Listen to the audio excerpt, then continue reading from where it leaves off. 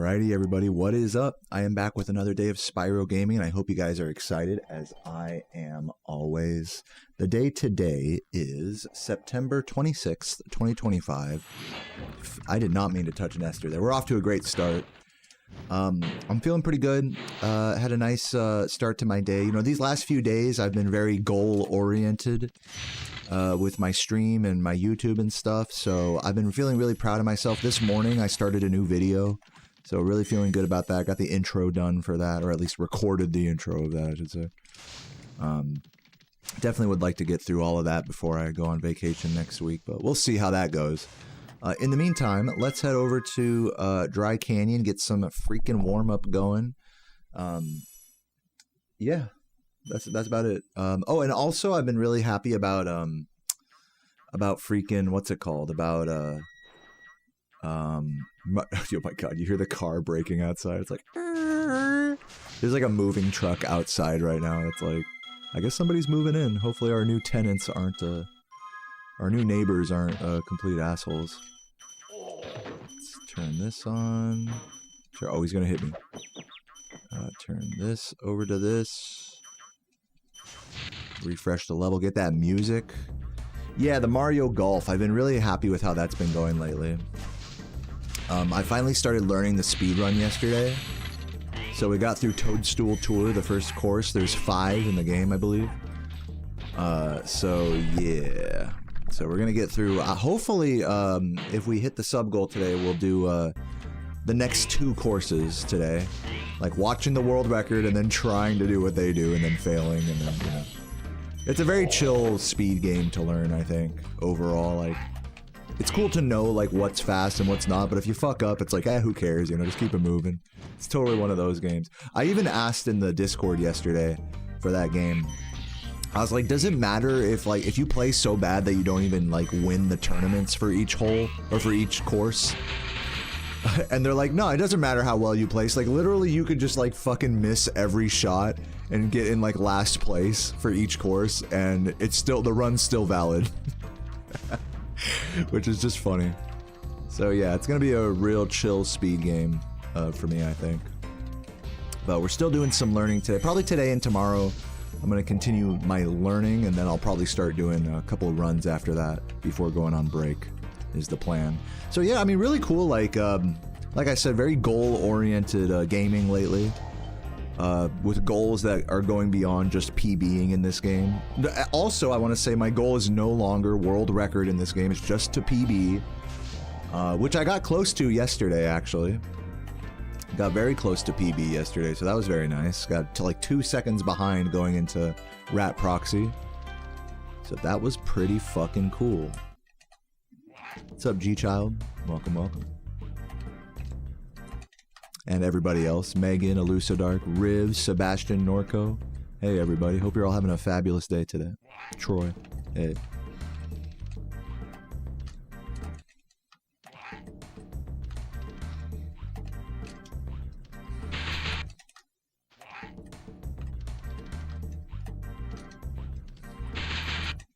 What's up, Vane? Good to see you, bud.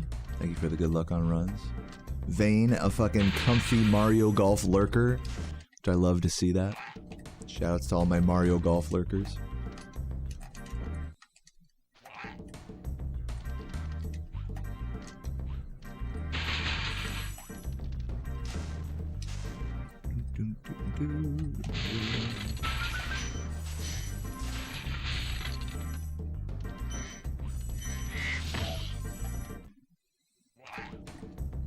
You're feeling good this morning, Megan? I love to hear that. Hope everyone else have a nice day. Is it the weekend yet? What day is today? Thursday? Friday. It's Friday. Dude, happy Friday. No wonder the vibes are high today. Happy Friday, everyone. Hope everyone's week has been good up to this point. If not, or if so, feel free to share how your week has been in the chat. If you got anything you're looking forward to this weekend. Or if you're just stoned and got nothing going on. Type of fucking emote, dude. What's up, Crazy Comics? Yeah, weekend in sight. Get drunk or die. Z.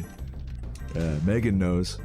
It was stressful for you, dude. Respect, respect. What's up, Crazy Comics?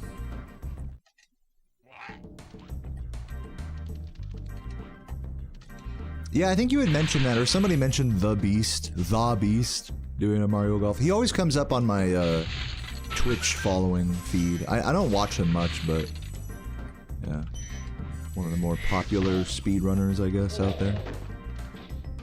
Any weekend offenders? Hopefully you don't mean sex offenders. I'm a weekend beer offender. If you're a beer, you'd be offended. Beers quiver at the sight of me on the weekend.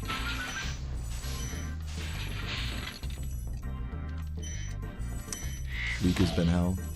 What's up, Raed? Welcome, welcome.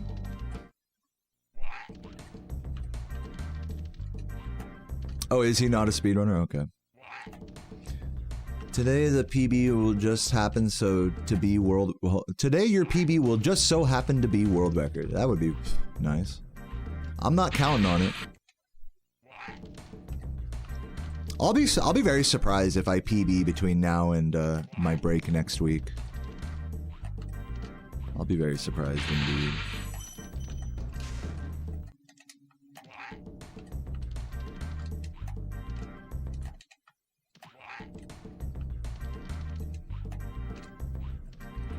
But if I do, that would be nice, because then I could just, like, comfortably move on to 120 at that point. But yeah. I definitely feel in my heart that I want that, just that 1 second PB or something before moving on. Just that last little hurrah before calling it quits on this category for now. A 2x would be even better. Yeah, my plan is to go back to 120. You can type exclamation point plans in the chat. They're kind of slowly evolving right now over the course of this last week. I'm actually making an update video that I'm going to release when I'm on break next week to kind of get everyone up to speed. But yeah. Yeah, I could probably improve the 120 record, but that's not really... If I do come back to 120%, that's not going to be my goal right away.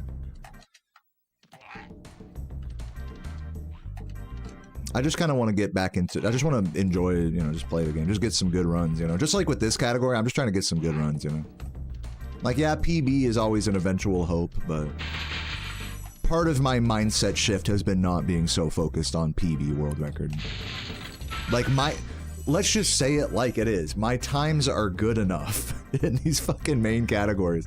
Like, is there a world where I can play these main categories and not be stressing about PB every day? Having to explain myself for not being, like, PB, you know, any given day? Will I find that groove to where I'm okay just playing the game and not stressing that? That's, like, what I'm trying to figure out here. And that's the headspace I'm trying to get to.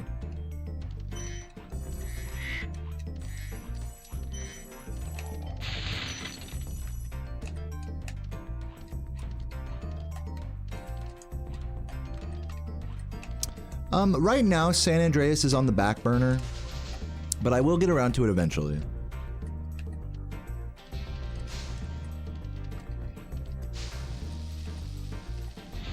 A car was caught or set on fire on the street. Let me turn on my phone here. What's up, Noodle? You've been trying to spend less time on your phone, aside from this stream. You know, watching this stream counts as, like, being on your phone, right? Like, you don't have to... Just because you're a mod in my stream doesn't mean you have to be here all the time, Megan. Like, I want to make that super clear. Like, you have no responsibility to watch me. Reading a book with your coffee. Yeah, that's pretty cool. I mean, I respect that. That sounds like a comfy vibe. A car was caught or set on fire. It was parked directly behind your car, and it's all cosmetic. Well, that's really lucky. But that's also really annoying as well. Sorry to hear that, G-Child. Hopefully it's not too expensive to fix. Noodle with the Prime. Thank you for the first sub of the day. Let me turn up my audio so I can hear you a little better. Thank you, Noodle. Okay, let's go to Clifftown and do some push-ups, shall we? What's up, Sark?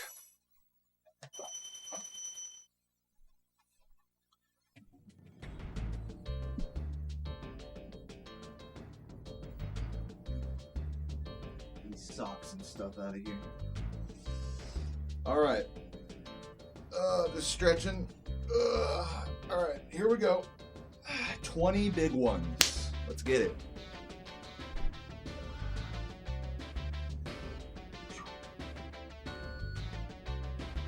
All right. Actually, I'm gonna do a couple Hollywoods first. Crack my back. Oh yeah.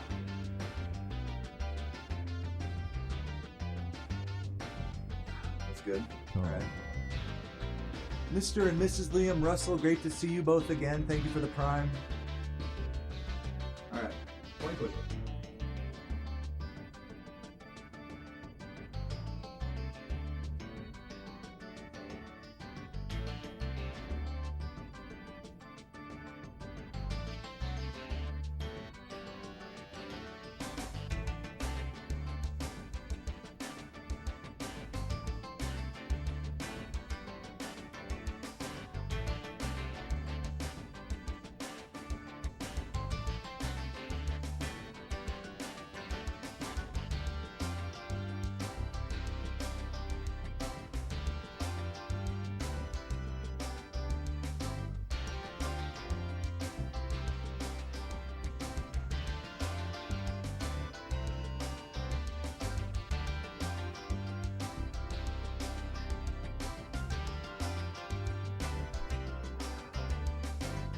All right. That was 20. Those were good ones. Those were nice, slow ones for me. Woo! Not too bad.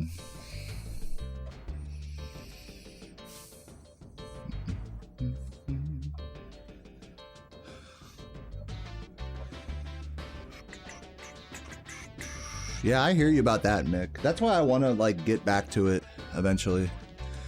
Not to improve the record, but just to like get back into that cozy vibe.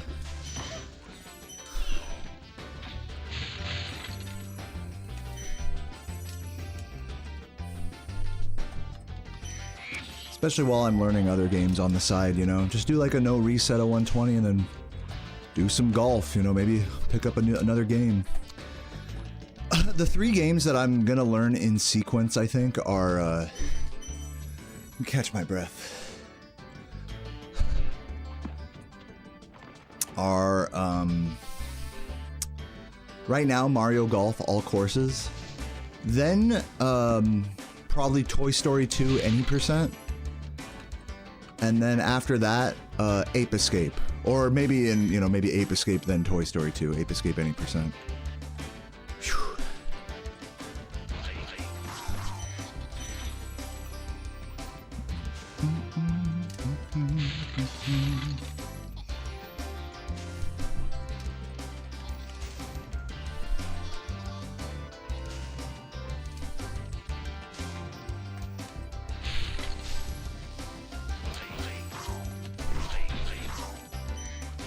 What's up, Narwhal? Thank you for the good luck. Welcome, welcome.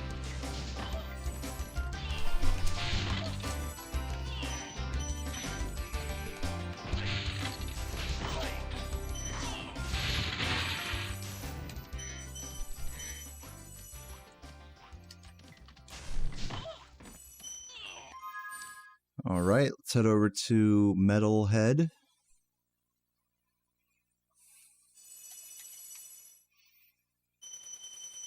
You know, happy Friday to you as well, Thorntrap, and everyone else just getting here right now. Welcome, welcome.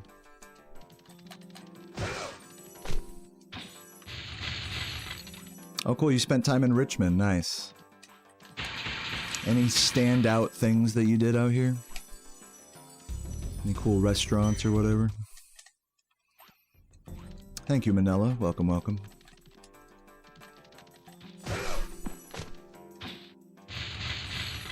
A few more of those.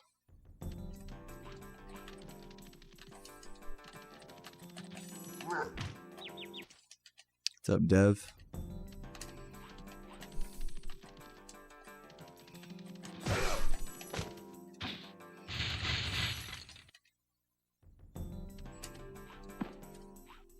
Couple of music festivals. Cool. I haven't really been to any like music stuff out here. Well, I'm sure there is plenty of that.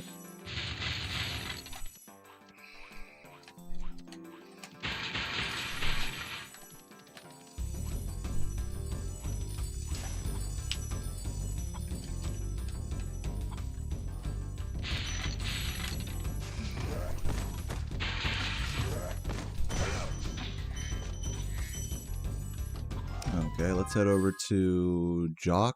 Yeah, I'll do a little Jock. Why not? Jock attack. Oh, you know what? I should go to. Actually, I'm not going to do Jock. I'm going to go to Icy Flight. Icy Flight. Discipline from learning instruments helped me with speedrunning? No, because I was not as disciplined with learning instruments as I was with speedrunning. If anything, speedrunning, it was the other way around. Speedrunning taught me what it meant to be disciplined in something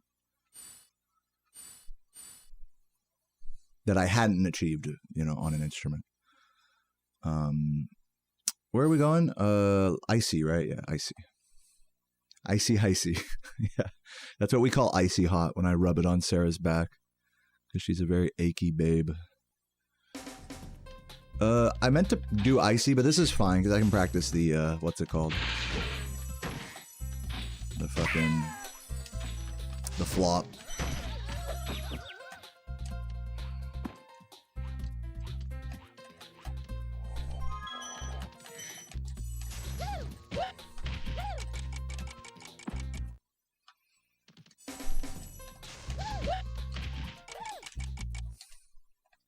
I'm gonna do it from like back here.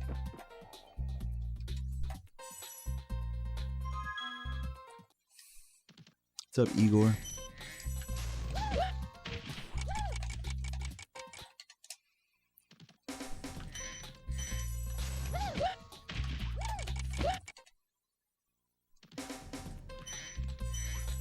It's half a second? What, this strat? This strat's more like a second. I would say this strat is 1 to 2 seconds, unless Composer timed it to be otherwise.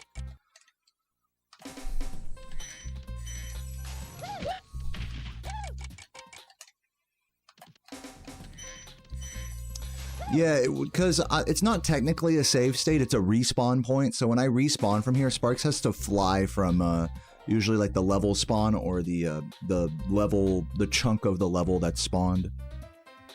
So Sparks will have a different spawn point a lot of times with these save states, or these respawn points rather.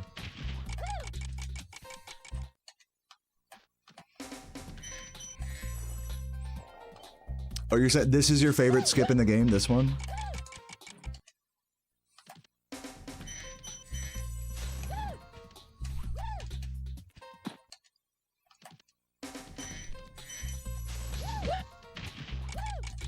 There we go.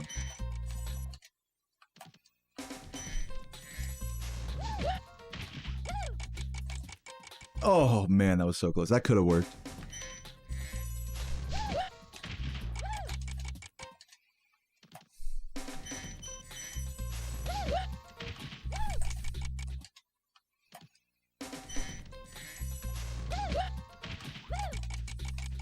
Oh man, I'm getting so close.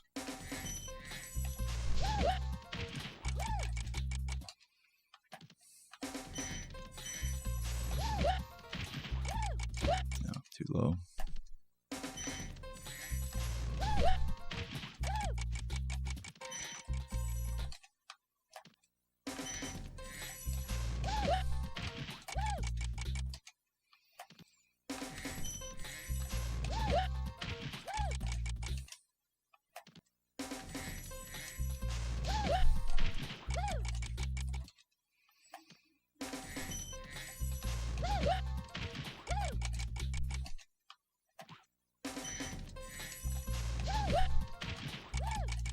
There we go. Excuse me. There we go. Now we're getting it.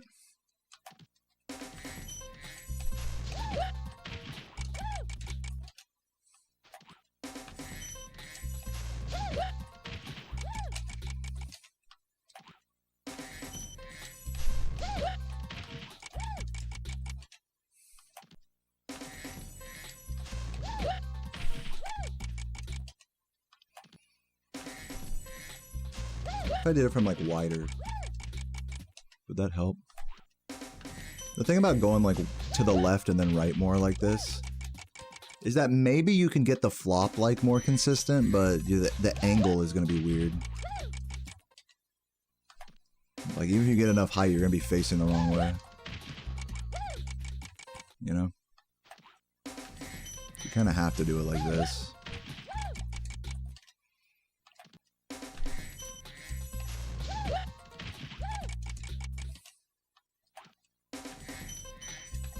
if I just did it from a charge jump? No, that doesn't work. What if I flamed, like, as I hit him? Like...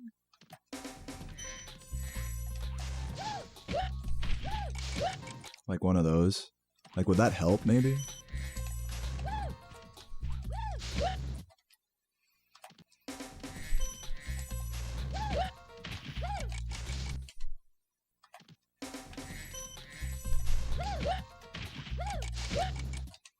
That looks like it could help, you know?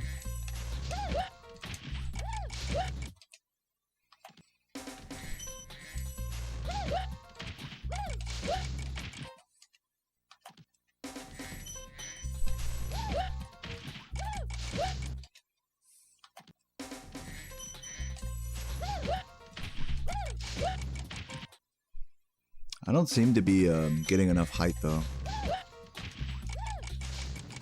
Whereas if you just do the normal flop, you get more height like that.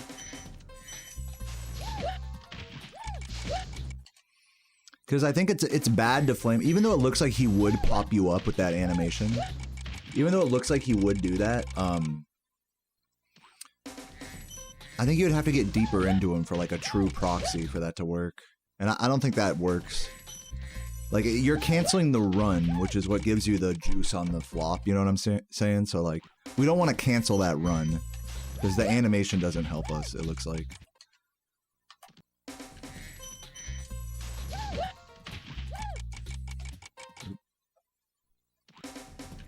But I'm willing for someone else to prove me wrong about that. Maybe I just am doing it the wrong way.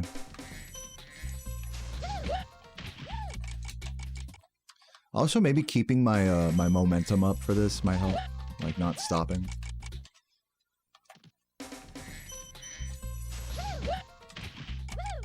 Prayer is medically good. Yeah, I mean, hey, it's kind of like that same like discussion as like the health implications of happiness.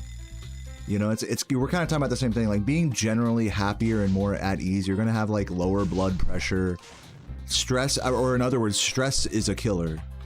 And, you know, you mentioned prayer specifically. You know, prayer I think can lead to those health implications of like, you know, you're more at ease, you're more like accepting of things, your blood pressure is lower, less stress when you pray a lot, for example, if you're really like religious or whatever. I think it's like kind of that same kind of thing. It may not be literally that God is like helping you more or not, but I think the actual like implications for like being spiritually active and having it lead you to a place of solidarity and solitude can have definitely positive health implications, you know, for sure. So like I agree, you know, just for the sake of it making you happier, you know, happier and then healthier as a result.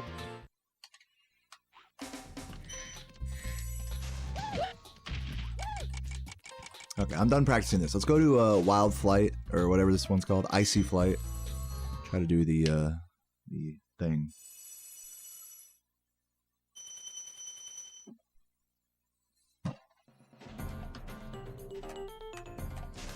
Yeah, no, I totally agree on Emax. Like, I think people like kind of scoff at the effect of placebos, but placebos are very powerful. They have very real effects on you. If you think something is helping you, you know, it can very well be the case, you know, versus not, you know. What's up, Jamie? Thanks for the good luck. And you know, of course there's a limit to that as well. It's not like just because you believe hard enough or if you pray hard enough it's gonna cure your cancer or something, but yeah. For more minor things, I think it's definitely true, like placebo having a real effect. Placebo is real, you know? Like, it's not just like a joke. Alright, let's try this. Did that work? Yes, that did work. I got it. Nice. I'm the best. Unfortunately, I can't, like, keep practicing it over and over because I'm not on time. You know, I won't be on I'll be on a different mode. I'll be on time attack mode. So we'll just do the one. We'll just do the one attempt at it every day until we start getting it more. Let's do some rats. I'm not gonna do Jock. Let's do some rats and then do a run.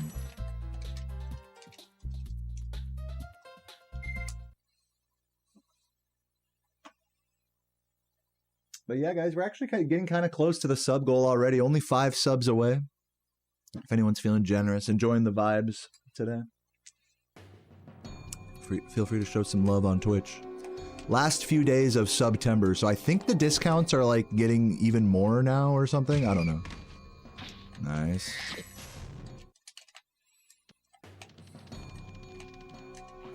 Yeah, if you're watching on YouTube, link to my Twitch stream is down below if you want to show some love. Or if you're too lazy, you know, feel free to drop a super chat or membership as well.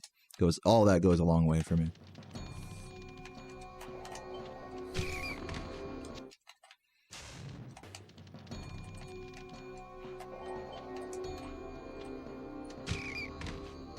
Nice. Dude, my left to right side rats are so good. It's a shame that it took me so many tries yesterday on my near PB pace. Because, like, in general, like, look at these rats, man. Like, goddamn. God motherfucking damn.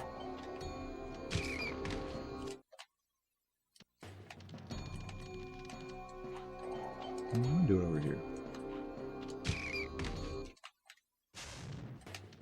What's up, Turtle? Yeah, these are new backup glasses.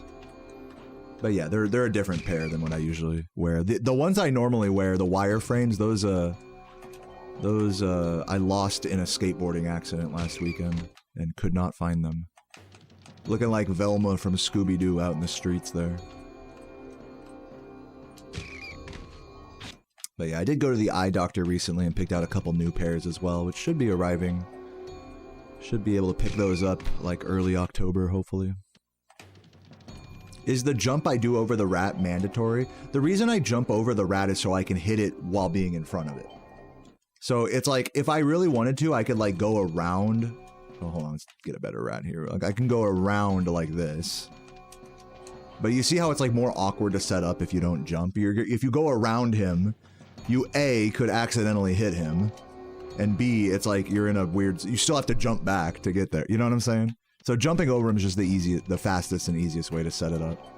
Because now we're in like the correct spot just that quick. It's not that the jump itself is important, but it's just that it's the easiest way to set up.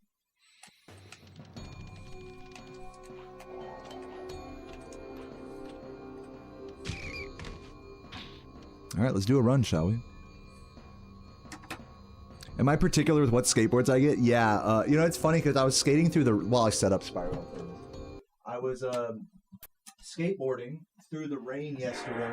Or not yesterday, but last weekend when I lost my glasses. I was skating in the rain. I remember thinking, I was like, damn it, dude, these fucking bearings are going to get all fucked now. But whatever, I bought a new pair on Amazon. I'm too lazy to clean them. Thank you for the bits, Michael, and the Ham Check Productions reference. I hope you're doing well today, bud. But yeah, I am pretty particular about what skateboard parts I use. I always use Bones Reds bearings. I always use 73A durometer 54 millimeter wheels, which are small and soft. I always use independent 149 millimeters trucks, just the normal style. And I always ride at least a 9-inch wide double tail, ideally double tail. Usually 9-inch boards, they can vary. A lot of them will be fish shaped, but I'll usually go for at least a 9 to 10-inch width board with at least like some kind of concave tail or nose. And it doesn't even stop there. It's ideally it has a long wheelbase as well. So like the distance from truck to truck, I like it when it's longer instead of shorter. All right, 3, 2, 1, go. So yeah, those are all my like little skateboard specific things.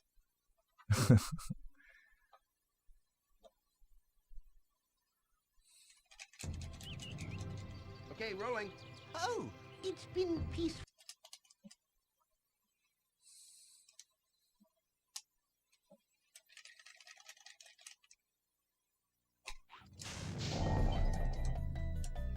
Do reds make that much of a difference? It's because they're the best for the price. You know, you can get them for like about 25 bucks shipped on Amazon, which is gonna be like way cheaper than any higher end bearing, which are gonna be closer to $40 to $100.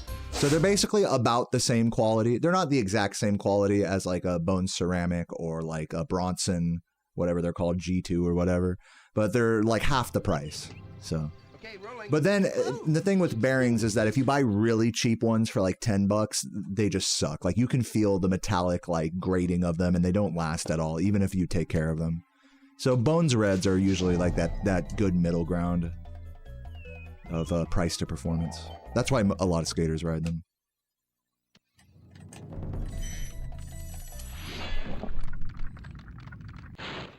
All right, second try, or what was that, first try, Nestor? I don't even know. Let's go.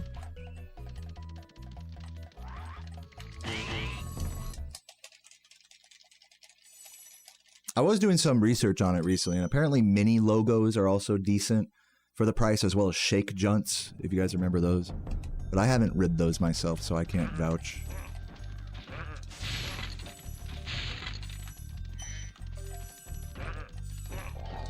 What you shouldn't do when buying skate bearings is just go off the ABEC rating for them, because it doesn't really give an indication of how good they're going to be for skateboarding. That's more of like an industrial rating for bearing tolerance.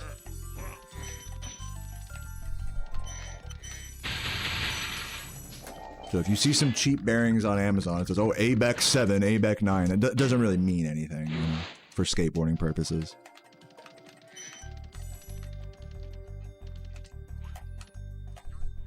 Anyways, just riffing about bearings. Yeah, when I was a little kid, my first skateboard was a World Industries board. The, what's his name, Wet Willie versus the other guy, like shooting each other. Good times, good times.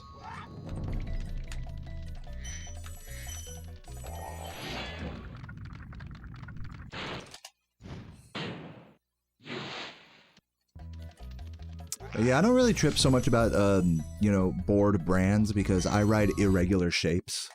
So, like, I can't just get, like, an Enjoy or an Element deck because, you know, rarely... They're starting to more, but, like, the max width they'll make for their standard deck size is gonna be, like, 8.5, maybe 8.75. And since I ride 9 and preferably closer to 10-inch, I have to usually go with the more, like, with, kind of whatever I can find, basically.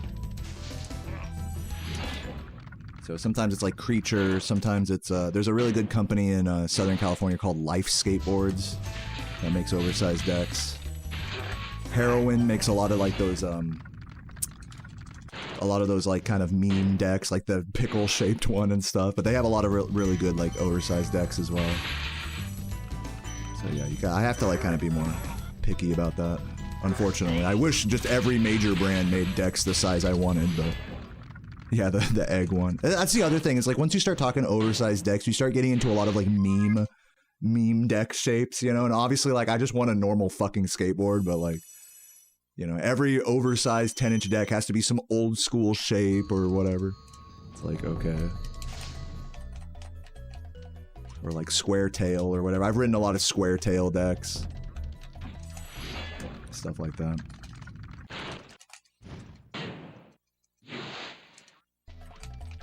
No, I'm sure the egg is fun. No, I believe it. I would definitely ride one. Just not like, you know, if I had the choice, I would pick something that isn't so rotund.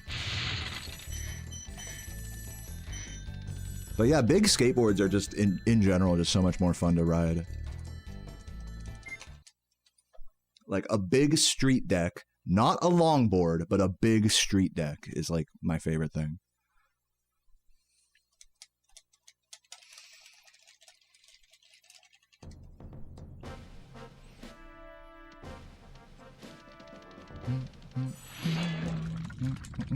You tried a penny board and ate shit? Yeah. Everybody in high school has done it once. I remember when penny boards were so big in high school. Everybody, I'd see like my homie, dude, I'll never forget seeing my friend Jesse.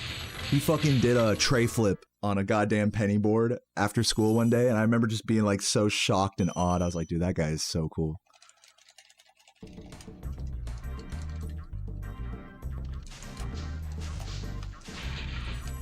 Yeah, you love longboarding. I love to hear that. Longboards are fun too. I mean, hey. The only reason I gravitate towards non-longboards is because there's more versatility when it comes to ollieing up, like actual like city riding, like ollieing up and down curbs and whatnot. Yeah, if you ride a longboard, you just kind of have to pick it up for certain things.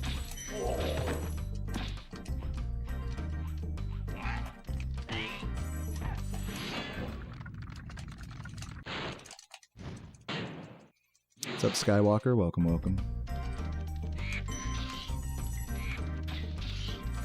Ooh, barely got that.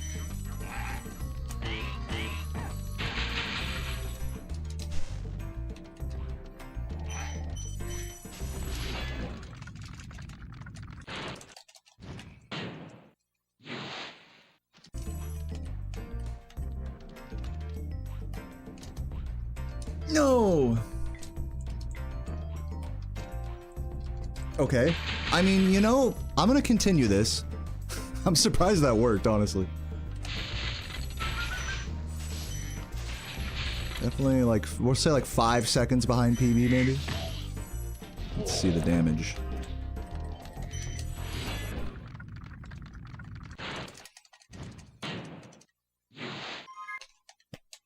Not even that bad. +2 on PB. I'll take it. But yeah, losing like 5 seconds overall from that. Could have been worse, I'll say that much. I'm still very much in this. Yeah, happy Friday, Cam, and welcome everyone else getting here right now. Hope you guys had a chill week and hopefully an even better weekend. Feel free to lay it on me, whatever you've been going through at work or what have you. I love reading about y'all's lives and stuff. Please be enough. I think it is. Ooh, and the extra blue. Let's go. Okay. A little slow on that, but that's cool. What's up, Eastment? Inventory week at work. Oh my god. Say no more. Sounds like pure pain.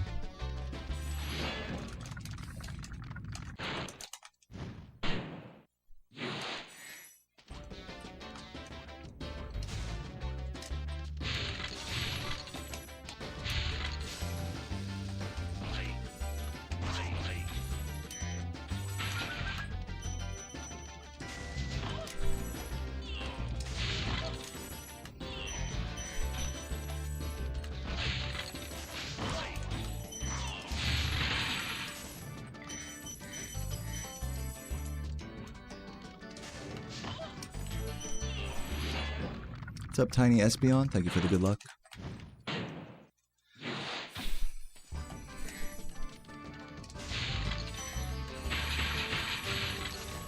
Oh, I missed the split button. I do think I saved a second or so there.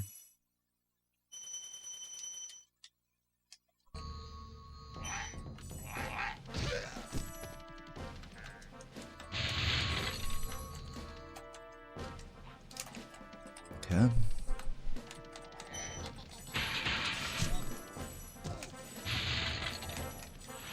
Very nice.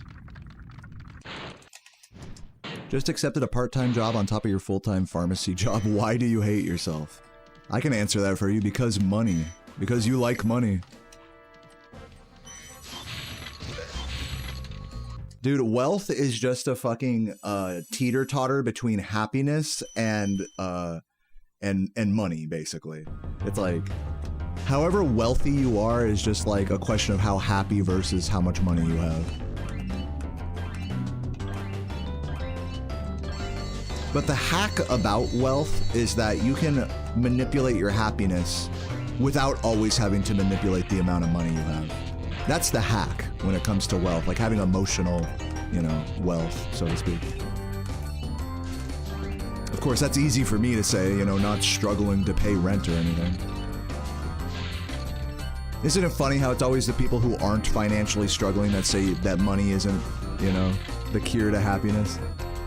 It's like, funny you should say that because it's causing me a lot of pain right now, you know?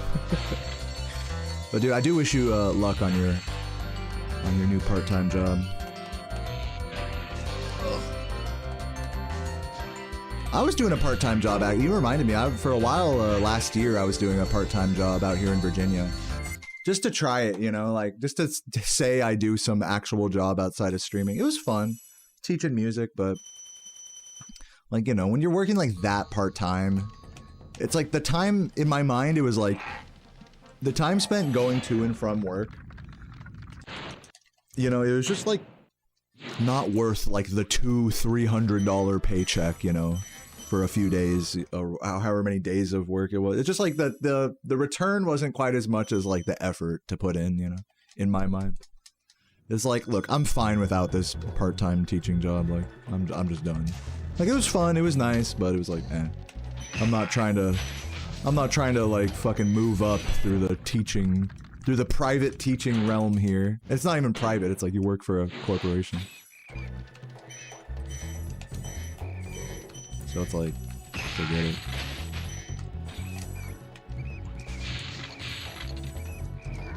And the other thing I kind of realized doing that job was that, like, if I'm gonna have a part-time job, I want it to be, this is gonna sound kind of weird, but I want it to be as, like, dumb as possible. I want it to be just, like, some shitty, like, fast food, like, receptionist or something like that.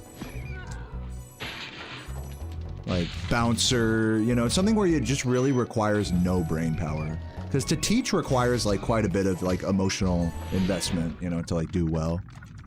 Like, if I'm gonna have a shitty job just to make a couple extra bucks, I don't want to, like, use my brain, you know? I'd rather just be, like, some menial task that's gonna be replaced by a robot in, like, 20 years. If I'm gonna do that, you know? This is, like, where I use my brain and, like, put my whole self into it, you know?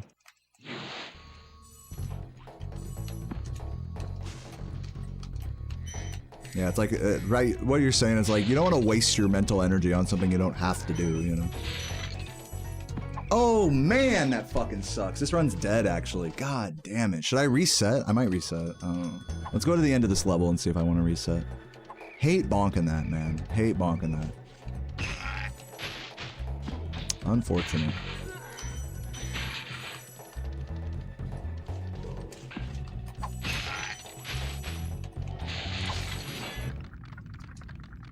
See how bad the damage is. Like 15 seconds? What are we saying? Continue it? What are we saying? PB's dead. But should I continue? Should I go no reset vibes for this one? I might. I am gonna do another run after this anyways. Yeah, it's not bad either way you shake it. Like, I could reset this and that'd be fine, but I'm gonna continue for now. If it this is one of those runs where, like, I'll give it one more big mistake. If it gets, like, super fucking ugly in Magic Crafters, then I'll just reset it. But I'll give it a chance. Yeah, fuck it.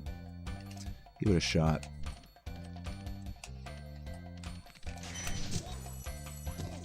Still 36 pace. Never forget the cope.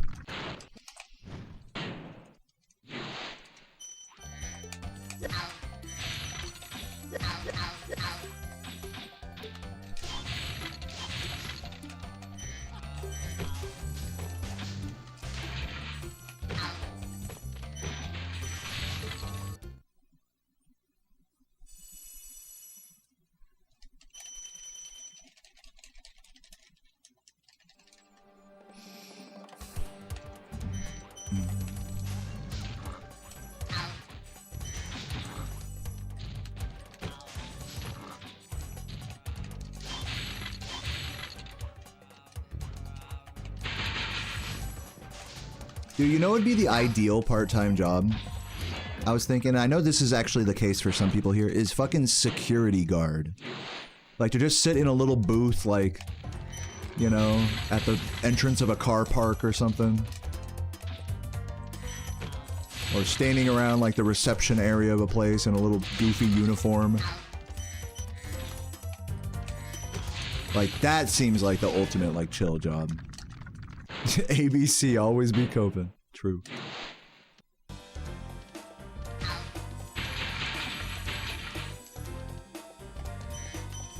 Any security guards in the chat that can confirm? Lay it on me, what's it like? Do I have the right read on it, or is it actually, like, a serious responsibility and a lot of effort, more than I'm giving it credit for?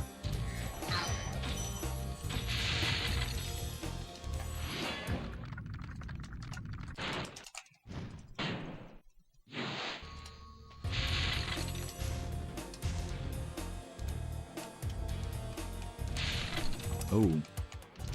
Surprised that missed. Gotta get the backup thief in Wizard Peak. Thief fucking Wizard Peak. Exit, please.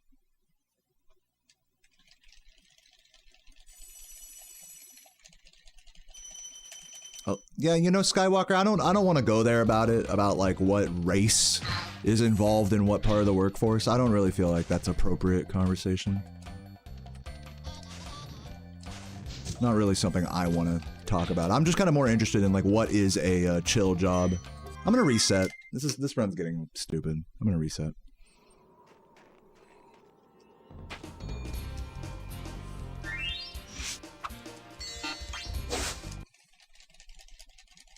What's up, M4?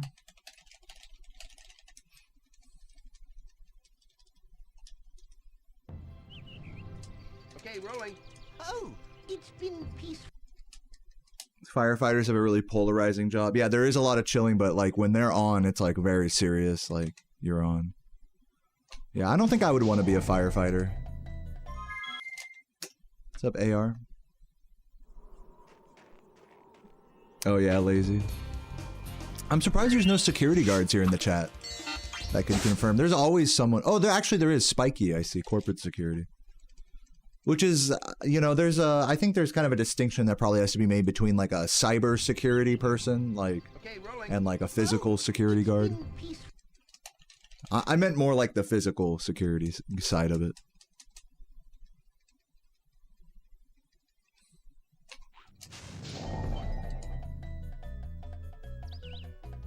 You think being an armed security guard is bad because it's like, you know, you're putting yourself in danger? I think that's fair, but also I think it's also fair to acknowledge that security guards in most jobs are not supposed to engage they're not supposed to physically engage with people. Like the job is like they're supposed to de-escalate and get, you know, problem people out. Like if you have to be physical with someone, then okay, but like, you know, it's not like you're encouraged to shoot people. In fact, most security guards don't have, even in America, don't have access to a firearm. At best, you'll have non-lethal stuff like a taser. Which, you know, granted, I mean, your point still stands that it's like, it could be like you could be in a scary situation. But I think it's more of like a question of de-escalation than it is, like actual, like, brawn and like fight, you know, ability to fight and whatnot. Yeah, minimum necessary force. Like, as far as I understand, most security guards in America, if they did come to like a level of resistance that, like, you know, force was necessary, at that point you're calling the police and getting them involved too. It's not just you, you know. That's how I understand it.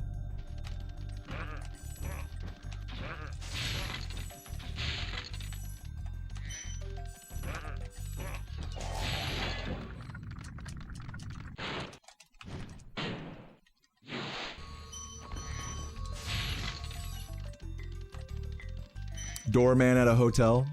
That's a vibe. A lot of standing up, though. I guess that's true for most jobs, though. I would want to, like, sit on a stool or something if I was a doorman.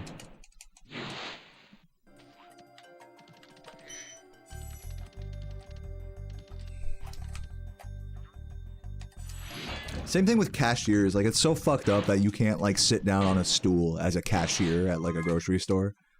That's just evil. Gem the Fawn with 6 months, cranking the 6-month hog, getting the brand new badge in the chat. Thank you so much, Gem. Looking beautiful today. I hope you're having a fabulous Friday.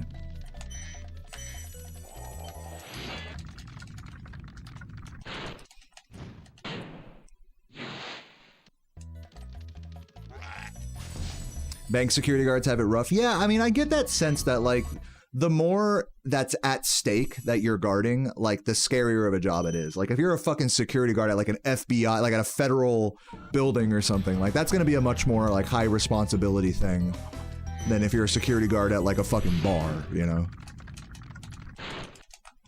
And, like, banks would be, like, one of those higher security type security guard jobs.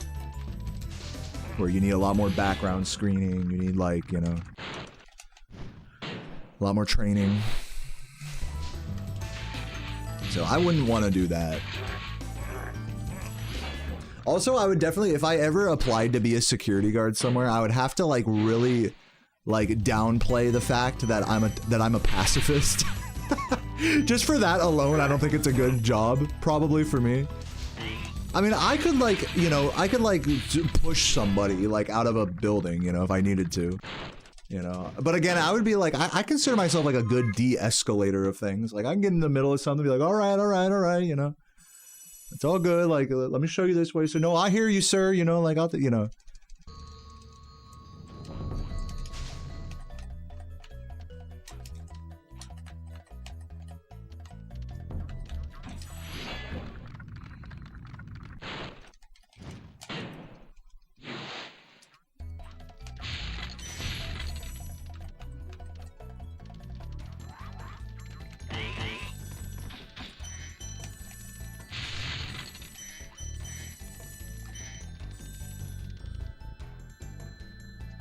Frozen Water Agency? What is that? Oh, ICE? That immigration and... Yeah, I would not want to be an immigration security officer. That's just basically being a SWAT team member, basically, at that point. No, that's not the kind of security. You guys are like way overblowing like the type of security I'm talking about here. I'm talking about like at a bar or at like an office or something. That's the kind of security I'm talking about.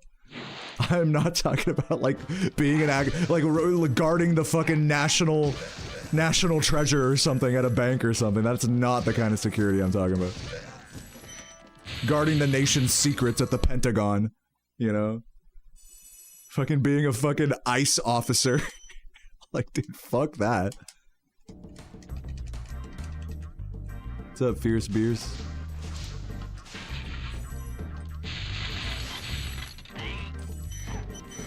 Yeah, just fucking, I'm not trying to guard the Holy Grail here for King Arthur or nothing. Yeah, so I guess Bouncer is kind of more like the job I'm talking about. And really, I feel like for Bouncer, and again, please correct me if I have the wrong read on this, but it feels like it's more like you gotta look tough more than you actually have to be tough. Does that make sense? Correct me if I'm wrong about that. And you just have to be good at de-escalating stuff. Like, yes, you may have to physically confront people, but, like, rarely are you gonna actually get into a full-on, like, you know, fist fight with someone, you know? That's just the sense I get. It's just dealing with dumb, drunk people all night, basically, which is, like, emotionally tiring in its own way. To be fair.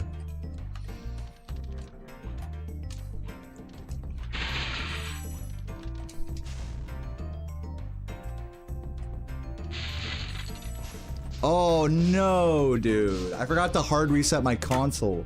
Yep, because I reset in Magic Crafters. Key glitch. Idiot. That was a good run, too. Fucking classic.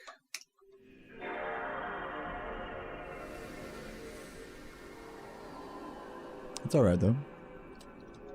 Let's just get that same run again. Surely we'll get that same exact run again. Surely.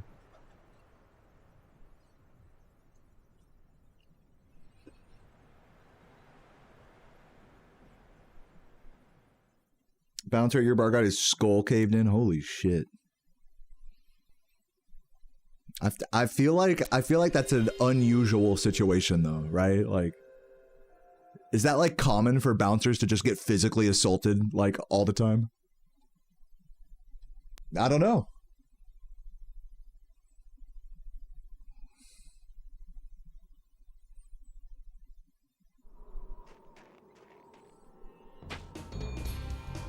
Try picking up the key in Peacekeepers and transferring it over to Dry Canyon. Just pick up the key here and move it over there. We'll just take Bikini Bottom and push it. Is that what you're saying? No, you can't do that. Enjoy the golf. And there's going to be more golf today, hopefully, if we can hit the sub goal. We're only 5 subs away. All it takes is one generous 5 sub gifter. But yeah, we're going to continue learning. I started learning the speedrun for Mario Golf yesterday. We're going to continue learning. My goal is to learn 2 more courses today. And then maybe try like a run of the first 3 courses.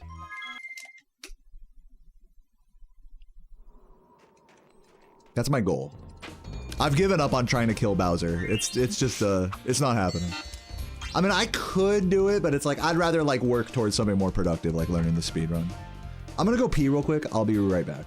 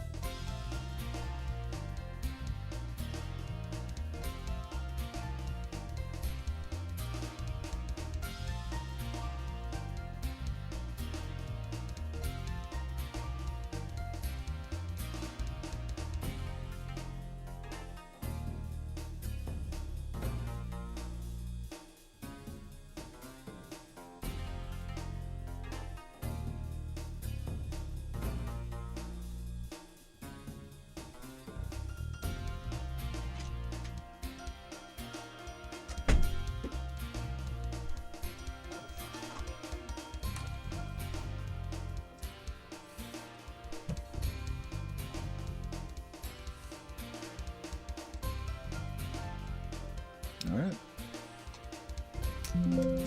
Oh, classic Windows noises. You love to hear them.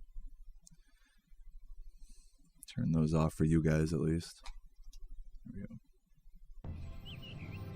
You had a friend that would regularly go to people in bars and always say, what are they gonna do, assault you? They go to jail. Then yeah, he got knocked out.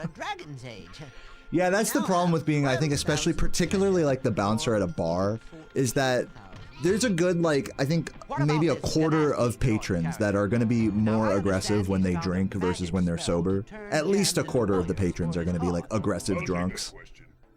Which is just one of those sad realities of alcohol, that it just makes some people like into really ugly, aggressive, mean folks. Confrontational. So yeah, I think you know, for a bar security person in particular, like you definitely need to have more of that physical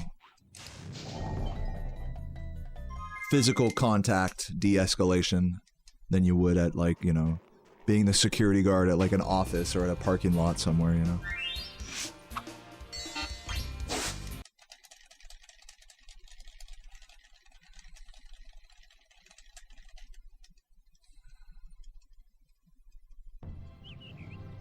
Okay, rolling. Oh, it's been peaceful. Damn, you have 1.5 gallons of beer on tap. Dude, can I have some? What, just at your house? That's like the dream, man, is to have the fucking kegerator set up. That's like the one thing I'm missing here at my apartment, is to have a fucking kegerator. They're like, I think they're about like $600. You know, not including the keg and the CO2.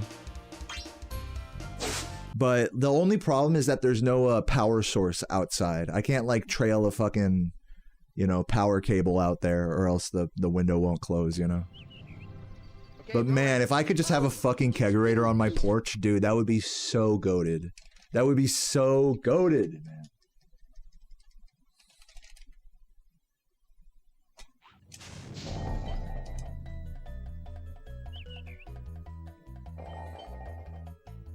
Here we go.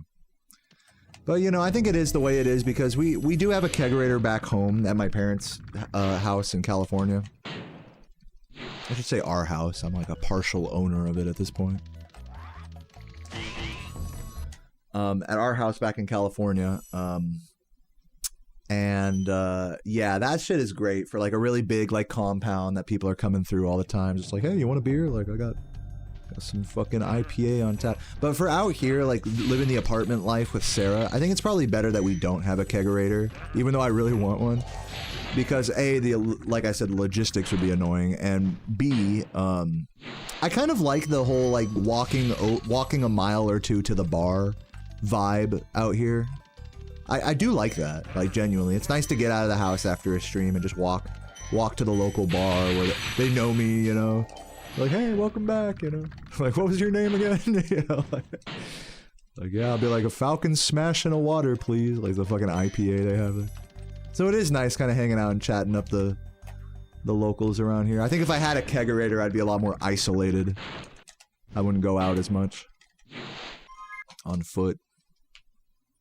So I think it all works out, you know, that it's for the best that I don't, you know, set one up out here. Even though I would want to. It's for the best. Used one on Facebook. Yeah, you probably get even cheaper for a used one. Yeah, I was just talking about like a new one. I remember just like glancing like Amazon or whatever. They're like $600. Get a man cave, dude. What does this room look like? This room is a man cave.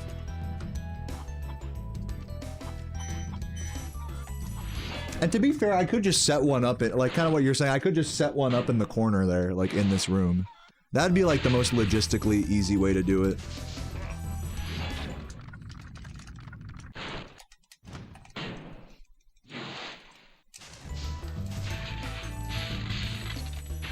Yeah, if I did, but I mean, just think about that. A fucking giant keg next to me when I'm streaming. Like, guys, like, let's just be honest. Like, I would get drunk, like, every fucking stream, if that was the case. Like, I don't think I have, just in all honesty, I don't think I have the willpower to, like, not fucking consume that keg like every stream. Even if I save it for like post Spyro, you know, like I don't know. It'd be definitely a huge temptation, that's for sure. I think I could like save it for after Spyro, but like I don't know. I don't know, dude. You know, it's a consideration. It's a temptation for sure. It's a temptation. And then I would never have to, you know, buy canned beer again, which would be nice.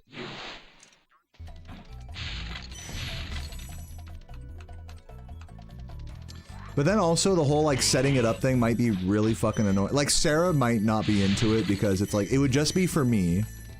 It would be like a step deeper into alcoholism if we're being totally honest. And like I'd be setting it up right here in this corner where like, imagine like there's a spill, I set up a new keg and it's just like spilling on the fucking carpet here. Like, again, logistically, it just seems like, you know, if I had a girlfriend that also was a huge beer drinker, then I think it would make more sense. But Sarah does not really like beer at all, so I don't know. I'd have to have her be on my side about it before I could do it, in all honesty. I wouldn't want to like get it and set it up and just have her be like unapproving of it the whole time. That would be like a bad vibe.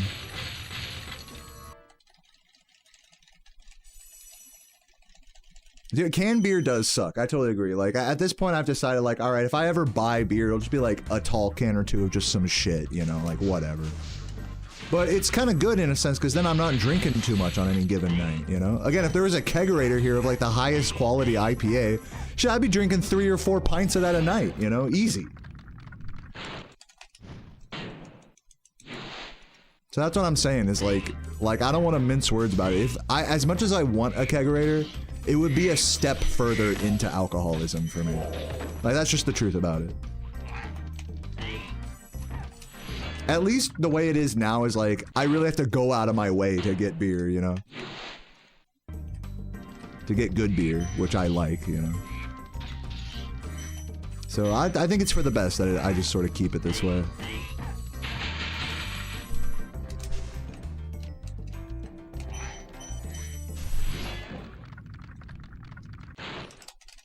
When does alcoholism stop being subjective? Well, I think it's always subjective, but for some people it's easier to diagnose as a problem than others.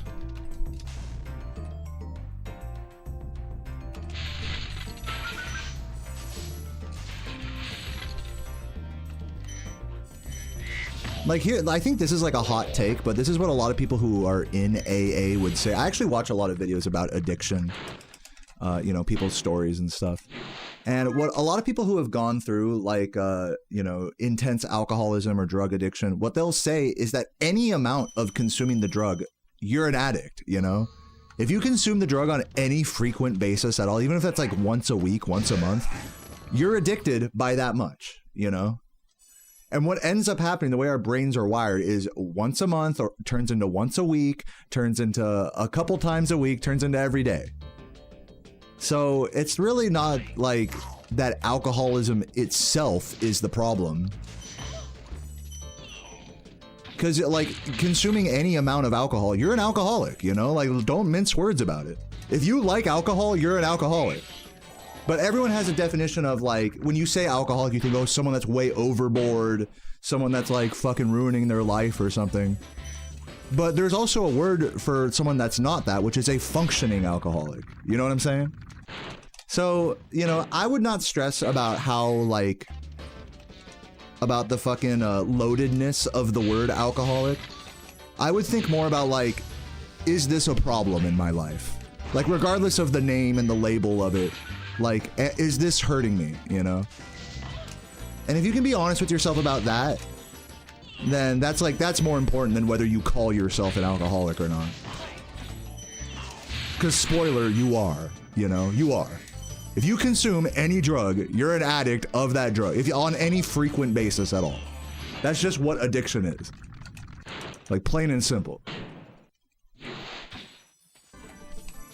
The question is like, is it a problem for you?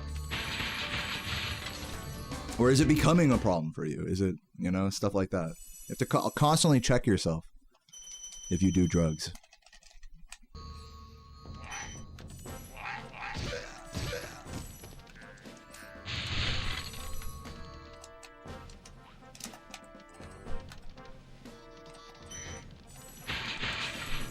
So that's what I'm saying, like, talking about this whole kegerator shit, like, I have to check myself with this, because, like, I know for a fact it will be a step deeper into alcoholism for me, if I got one.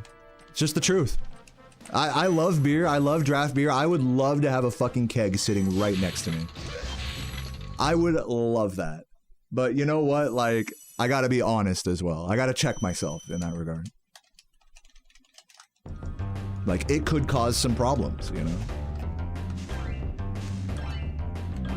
It's just the truth. I don't make the rules, you know?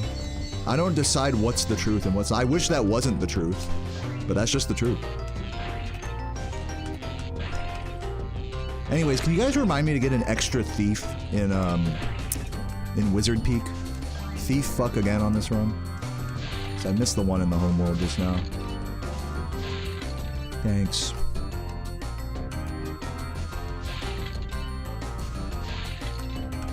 You don't get tempted by beer? Dude, you're the one that just says you have a fucking keg right next to you. Were you not just excited about having a keg like 2 seconds ago? Bro, be so real with yourself right now. It's okay to be tempted by... Dude, I'm not saying you're fucked up or anything. You're good. So you just have a giant keg there and you're not gonna drink it at all for the next... forever. Like, come on. What's up, Zale? Thank you for the 24 months. Appreciate that. Thank you for 2 years. Congratulations on the rainbow badge in the chat. You can own a keg and not feel the need to drink weekly. Yeah, I mean, I'm not, again, I'm not trying to say that you like can't own a, you can't like be healthy and own a keg. I'm not trying to say that. I think maybe that's what it's sounding like. But even if you don't drink weekly, like if you drink at all, I think most people would consider that, most former addicts would consider that a form of alcoholism, you know? Like if you drink at all, even if it's once a month. Okay, not once a week, once a month. That's the frequency that you drink at. Like you don't just have a keg there for no reason, even if you drink moderately. I totally believe in drinking moderately. That doesn't mean I'm not an alcoholic. Are you guys seeing the distinction here? It's not the label that matters, it's whether it's a problem. You know? So, you know. Anyways, I didn't mean to push back against you, Skywalker. Like, I'm sure you're good. Like, everything's fine. I'm just saying, like, you gotta be honest with yourself, too. It's like, we don't have a keg there for no fucking reason. You know, you're gonna drink it eventually, even if it's within moderation. Like, I respect it, you know? I'm on your side here. I get it. I'm not saying you're gonna go off the deep end and drink like 10 beers tonight and fucking be fucked up or anything. That's the idea when you get a keg or something like that, is that you can drink it moderately. It's just that you're testing yourself, you know? You're just making it like, you know. You gotta know yourself. In my case, I know I would drink more if I had a keg sitting right next to me. I can only speak for myself in this regard. I'm not gonna speak for you in this regard. Sorry if it sounded like I was trying to speak for you there. Okay?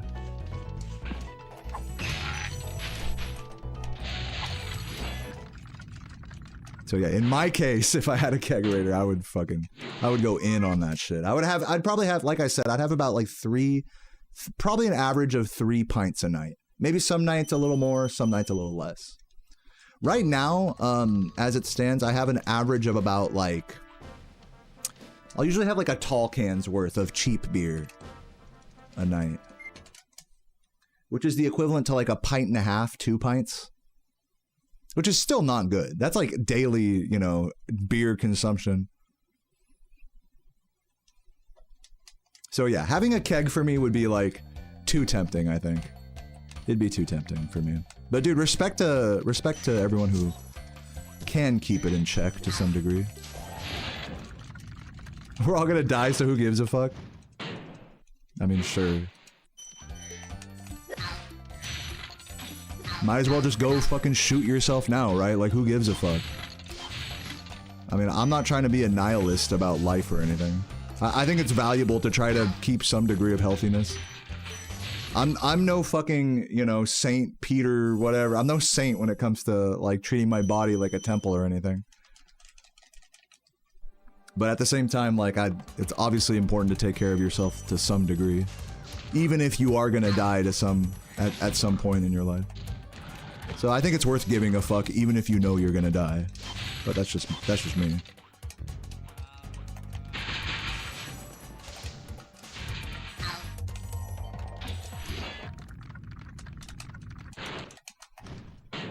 You quit drinking by doing other drugs. I mean, that's again, that's like the common thing with addicts is that it's like, okay, I quit this drug that I was addicted to, but now I've replaced it with something else, basically. Just how our minds work, you know? Something that's like less bad, but still like not good, you know? Soda, cigarettes, stuff like that. Yeah, I did my push-ups today. Anyways, I want to reiterate, I'm not trying to tell you guys how to feel about your own addiction or anything. I'm just kind of grappling with whether I wanted to, you know, the reality of if I actually got a keg or not. You know, you guys do you, you know, I'm really not one to judge you guys. I'm sorry if I was sounding judgy earlier. You guys are so good.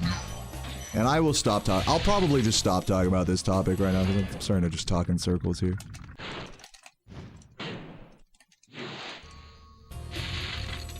But yeah, if you guys have any addiction stories or thoughts about it in general, feel free to share in the chat. I'm seeing a few.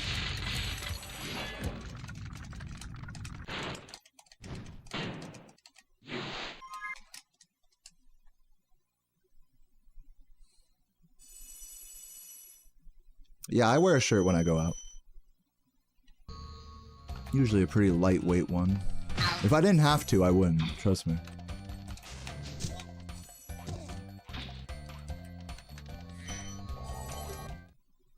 Remember, guys, thief fuck in Wizard Peak. Can't be addicted if you're poor? I don't know. I would go so far as to disagree with that. I think a better way to say, I do hear what you're saying, like a better way to say that is like, if you care more about getting your money up than you do about getting high, then that's actually a pretty healthy thing. That's like a healthy relationship to have with money, actually.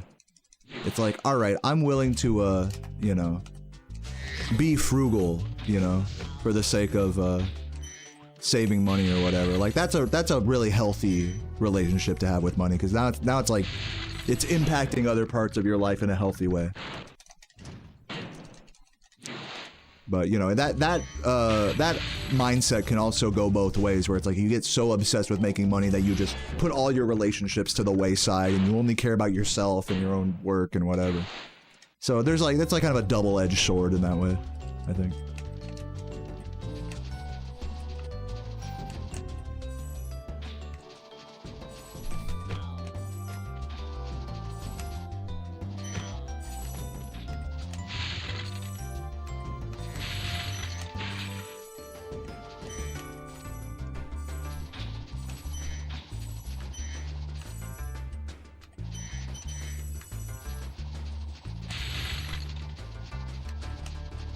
Oops.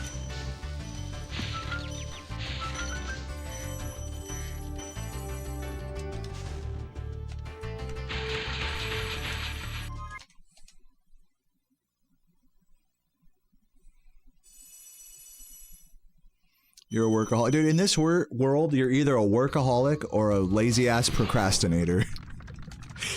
You know, it's so hard to be like to have like a perfect work-life balance. Some people actually, have you guys noticed this? Like, online, people will scoff at the concept of work-life balance. Like, it's something that's unachievable and like a fool's errand even to try to achieve that. You're just wasting your effort to try to have some balance between work and life. Have you ever noticed that? People online tend to have that like attitude. Especially when it comes to like successful people and stuff like you do. If you want to be successful, forget about work-life balance. You gotta be a workaholic, right? So it's like, in this world, you're either a workaholic or a lazy-ass bitch. It's like, imagine just being fucking normal, you know? Imagine having a healthy relationship with your job or career and then chilling out and having a relaxed evening, you know, after that. Imagine that. It's just so funny how we scoff at that concept. Yeah, thief fuck.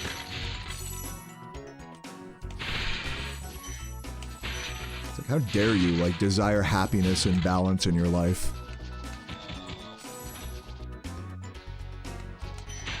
That just means you're lazy, you know? It's like, because I desire a work-life balance, that means I'm more on the lazy procrastinator side, which, you know, it's true, you know, like,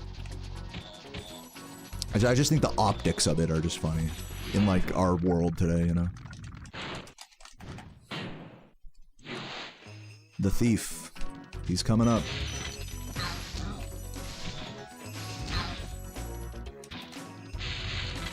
Boom.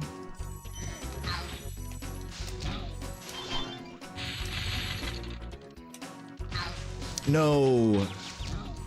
Because when you do that thief backup, the fucking metal guy goes right in front of you like that. Like, so you have to be ready for that. You have to go a little wider. That was my bad, losing some time. Not actually, still green though, somehow. I'll take it. What's up, Das Nasty? Welcome, welcome. Thank you for the good luck.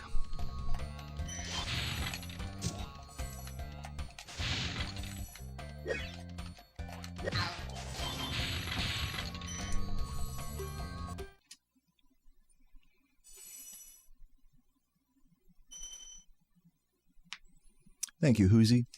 Sativa or indica? I think, I don't know if this is like a hot take, but I think like the actual sativa versus indica thing does not matter. Most strains are hybrids anyways. I think what's more important is the actual like THC percentage in any given flower. And whether it's been sprayed with pesticides or other bullshit. How well it's trimmed, the actual water content of the flower. Those things are more important to me than whether it's a sativa or indica, personally.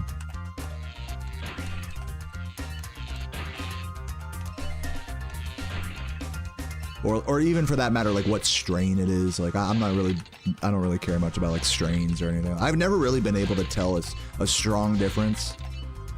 I've looked for it. Like as a young stoner, I've always been like, okay, Blue Dream or Skywalker, you know, these are sativa dominant. You know, so I'm supposed to feel more like head high or like more like less like you're still gonna feel tired an hour later, no matter whether you smoke a sativa or indica. You know what I mean? So I personally don't feel like strain or whatever it's called, genome differences really are that big of a thing. Now maybe for you guys they are. I'm not gonna say they aren't for everybody, but for me that it really is kind of irrelevant what the strain is. As long as it's decent quality, not too fucking like... I don't like weed that's too strong, actually.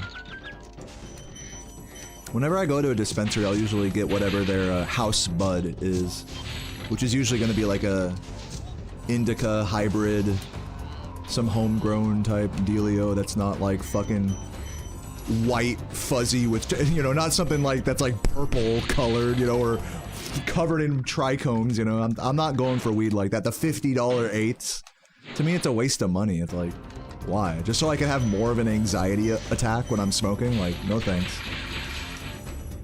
Yeah, fucking moon rocks and shit.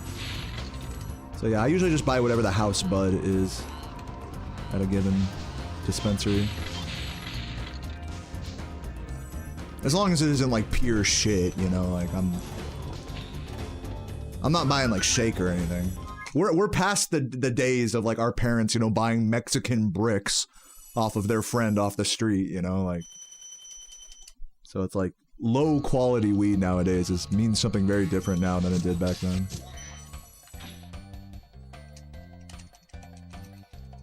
Or like mid-quality weed, rather. Mids means something a lot different now than it used to. And especially where you're from. I've noticed like where you're from, like mids means like a big range of weed. Mids to some people might mean like Mexican brick weed. But for where I'm from, having grown up in California, mids is like still really good quality weed. So...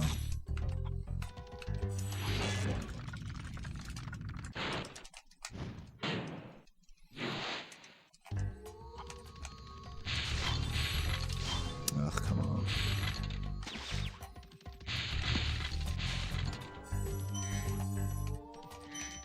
Dude, come on, man. What the fuck? Can you just like press the circle button? Like, what the fuck? This one's going downhill. Give me that. So bad. Well, there goes my green. Can't have a green run in Beastmakers, you know? Do I miss California? Not really, to be honest. I mean, it's where I grew up, but, you know, I do miss skating around there. I miss, like, hanging out with my family, you know, in our house. I do miss those aspects a little bit. I miss, like, what my stream used to be like out there when I would grind 120 runs and then play Morrowind for, like, 6 hours and then chug beers out of the kegerator. You can see how the lifestyle, you know, you can see that it was a somewhat different lifestyle. Not that different from how I am now, but... So I do miss those, like, times. I mean, but those aspects of my lifestyle were not, like, because I was in California specifically. It's just that, like, that's where I happened to grow up and have that, you know, those memories. So no, I don't really miss California as, like, a location or anything. But I do miss, like, some aspects of what my life used to be like out there.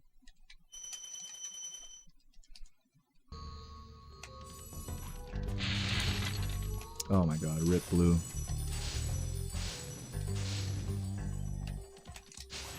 Yeah, I always prefer, like what Michael said, I always prefer living somewhere where it's more affordable.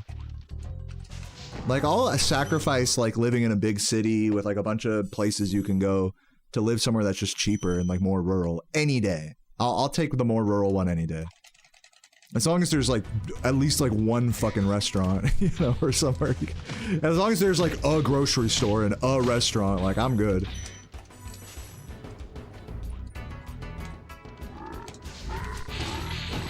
So I would say even, like, living here in Richmond is more metropolitan even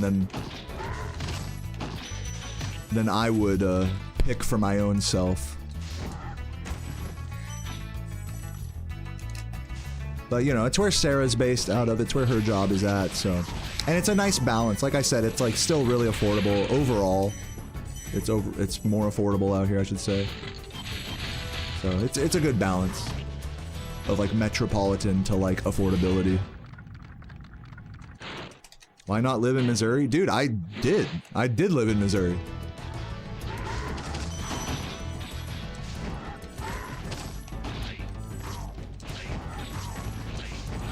Like I said, the reason I'm living out here is because this is where Sarah's job is based out of, you know. Obviously, like, I can move my stream anywhere that has good internet. I'm really only tethered by my girlfriend in that way. But it's, you know, like I said, I like it out here, so it's not really a... It's not like I'm being held, you know, hostage somewhere I don't want to be or anything. I like it here.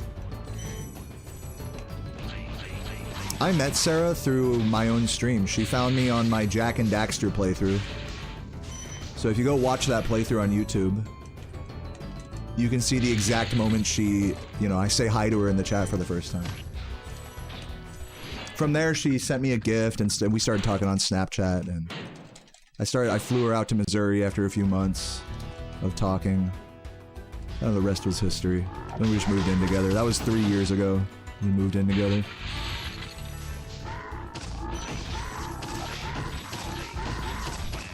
Dude, I can't believe he reached me. Give me this. This run's going to shit. I think PB's dead now. Make it a movie? I mean, I feel like our story is, like, pretty similar to, like, what a lot of, like, Gen Z, millennial, you know, people our age and younger, like, how they meet. Is like, I'm part of an online community. Somebody finds me through this, what I do, or what I'm interested in online. And we kind of bond over that, and then we just, you know, hook up. Like, I feel like that's not really a movie-worthy plot or anything. It's not like she fucking fell out of the sky and, like, I caught her, you know. Fell out of a burning building or something.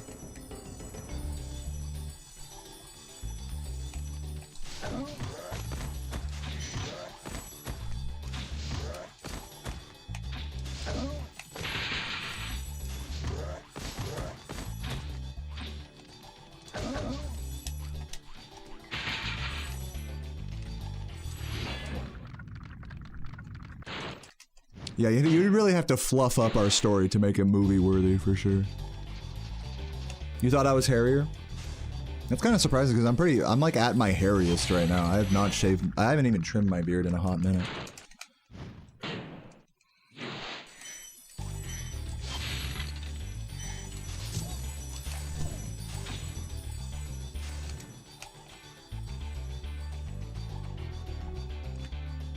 What was Missouri like? Yeah, you can, if you want to see like what the vibes were in my stream back then, go back to like 2022, 2023. And you'll see I'm in that room with like the portrait behind me. But like overall, since, you know, obviously that's, I'm not gonna make you click off the stream or anything. It was nice. I mean, I was staying in my,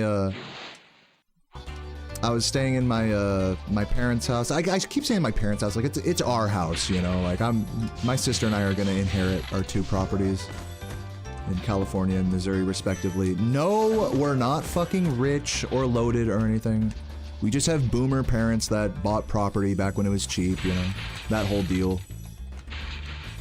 And are still paying off the mortgage today, you know, with a lot of help from me and my sister and their retirement and all that. So no, we're not fucking rich.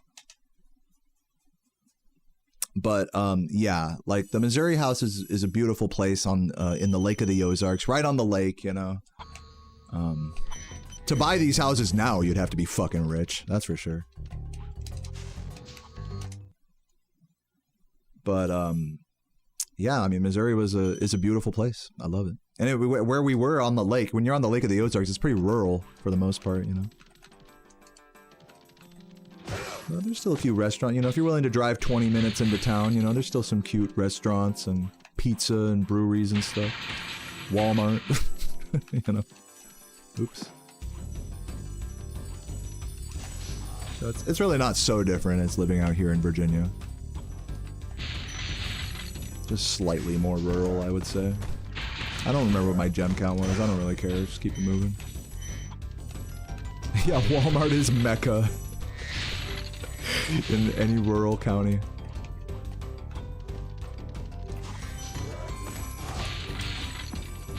It's our fucking religious meeting place. Do I watch Nakey Jakey? I'm not really big on, I've seen a Nakey Jakey video or 2, yes, but I wouldn't say I'm like, I particularly follow him. It's funny because like, I'm currently like today I started to work on a new video that's like, it's all about talking about old games and how, you know, games nowadays aren't like how they used to be and exploring some of these worlds and these feelings and the music and all this stuff. So I'm like trying to dip into that style of video a little bit more. You guys know I've made a couple videos like that in the past. But you know, people like Nakey Jakey, Any Austin, there's a few of these. It's like this kind of genre of YouTuber of like guy in front of a green screen, you know, giving like personality comic relief about like a nostalgic retro thing for Gen Z people. And I don't necessarily want to be like a carbon copy of that. I would rather just like give a voiceover instead of like getting the whole green screen, you know, out. Or just have my shirt off with my shitty webcam and talking about stuff. And make it more the content about the game and less about like, oh, here's a hip dude in front of a camera saying what we were all thinking about these old games, you know? So no, I don't really follow like Nakey Jakey or these guys too closely. But they are definitely like archetypes for the type of content I'm trying to make, if that makes sense.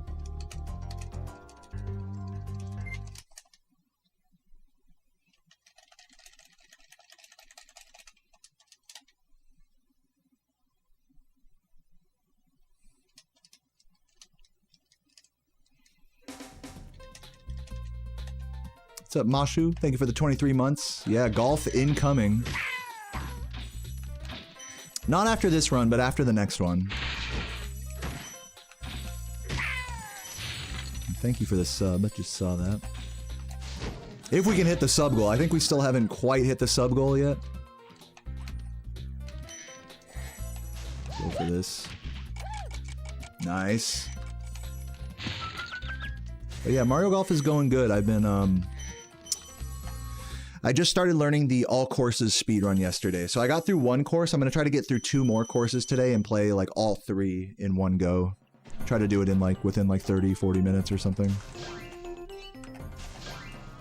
I decided, okay, so I tried to get Bowser and I got like 5 holes in and then I accidentally deleted my save. So I was like, like, do I want to retry Bowser all over again? I was like, you know what? Like, I want to learn to speedrun this game. Like, let's start that, you know? It felt like more purposeful. So yeah, I've given up on Bowser for now, but we can revisit him in the future, you know? Like, he's on the back burner for now. I'm happy with my dub against Mario, you know? I'm happy about it. I think I made the right call being like putting Bowser on the back burner and just learning the speedrun route, quote unquote, just the general strategies. Trying to do the general strategies and failing.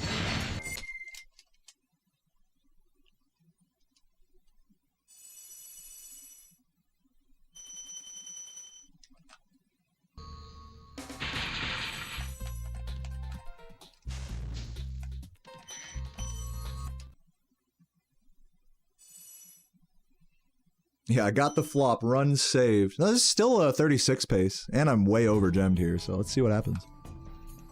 Good 14 gems over. I could skip that, and skip something else here. Skip these two. Boom.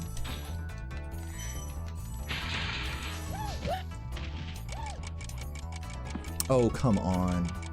Should have worked.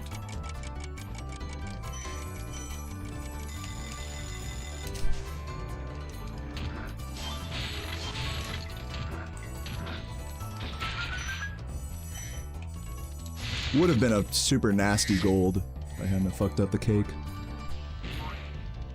No, there's no evidence there's never been any evidence that Spyro 4 is in development. It's just a meme. It's literally just a meme, because Canadian Guy A is always teasing it. You know, Spyro YouTubers, you know, are like always that's like the fucking meme in the fandom. It's like, oh, Spyro 4 confirmed. Toys for Bob posted a tweet with Spyro's butthole in the bottom corner of the frame, and the fucking lines of his anus are like in the shape of the number 4.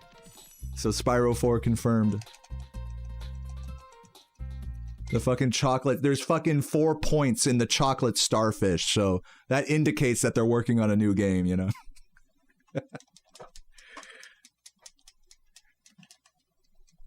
Thank you for the good luck, Reflecho.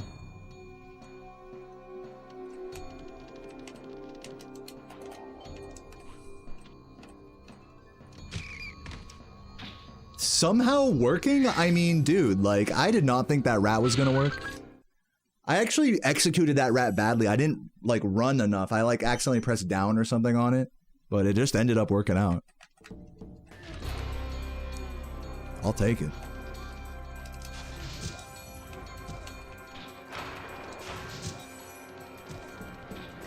No, this is what, if you're Canadian Guy A, this is like this is how it works, is like, things get quiet with a new Spyro game for a while. Then something like a tiny crumb of like a conspiracy theory comes out.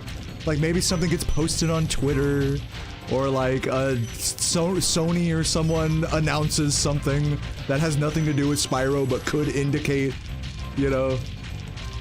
And then what he'll do is he'll run with that, and then whenever it's like, okay, well, what's the real evidence that the game's in development? When it gets to that point, he's like, well, I have some inside knowledge. Oh God! There goes my 36. He'll say, I have some inside knowledge that's like, that I can't share. I gotta hold my cards close to my chest. It's okay. Damn! That's what I get for talking shit on Canadian Guy A. But yeah, that's like the formula. It's fucking funny because like it just constantly pisses off Spyro fans. But I love the guy for it. He's so shameless about it. Like that's what I love about it. And by the way, you know, in defense of Canadian Guy A, he makes videos that aren't just about Spyro either. Like it's not like the only kind of video he makes. Like he's actually like a pretty interesting creator, I would say. It's just like, it's like, okay, breadcrumb leading to nowhere. Make a video saying that it leads somewhere, and then when asked for evidence, say that you have inside knowledge and that you can't reveal all of your information.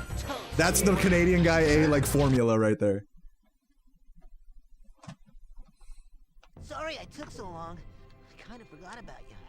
What about Dude, could be Megan, like what Megan's saying, like maybe there is some insider knowledge that he has that it's just like So now whispers and there's order rumors again or in the whatever Dragon inside the Kingdom? industry that just never end up panning out. Like I'm sure that's probably happened a couple times, if What will anything. you do next? It just ends up looking like that's just the formula, you know? It's just funny.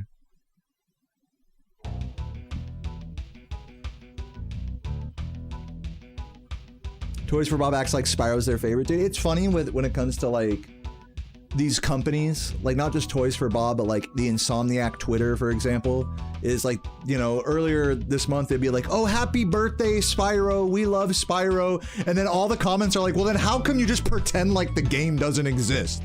Like for the whole rest of the year, you know? It's like always, it's like Ratchet and Clank this, fucking Jack and Daxter that, fucking this game, that game.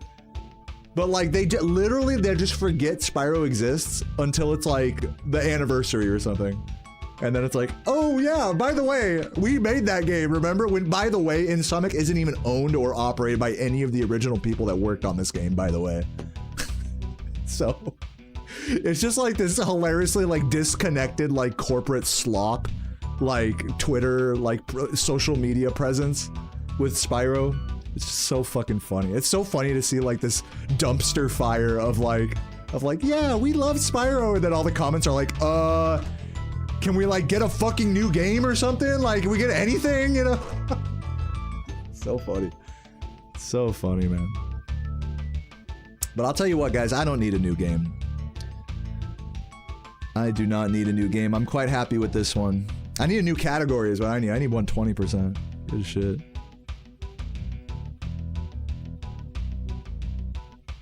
Yeah, I know. You know what? I agree, Onimax. Like, I don't personally like care if Spyro 4 ever comes out. Like, I'm a Spyro fan, right? But like, it seems like most Spyro fans like seem to care more about the Spyro games that don't exist yet than they do about the ones that already exist.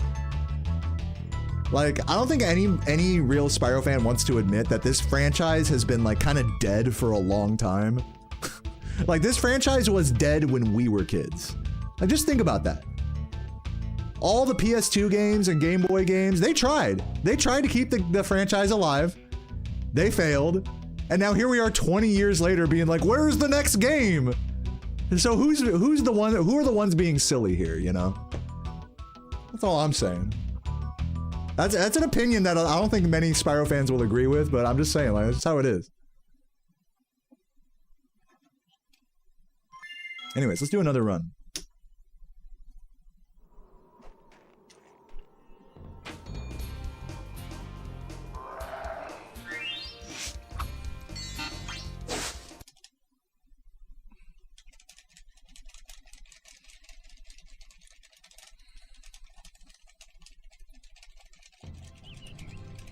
Okay, rolling.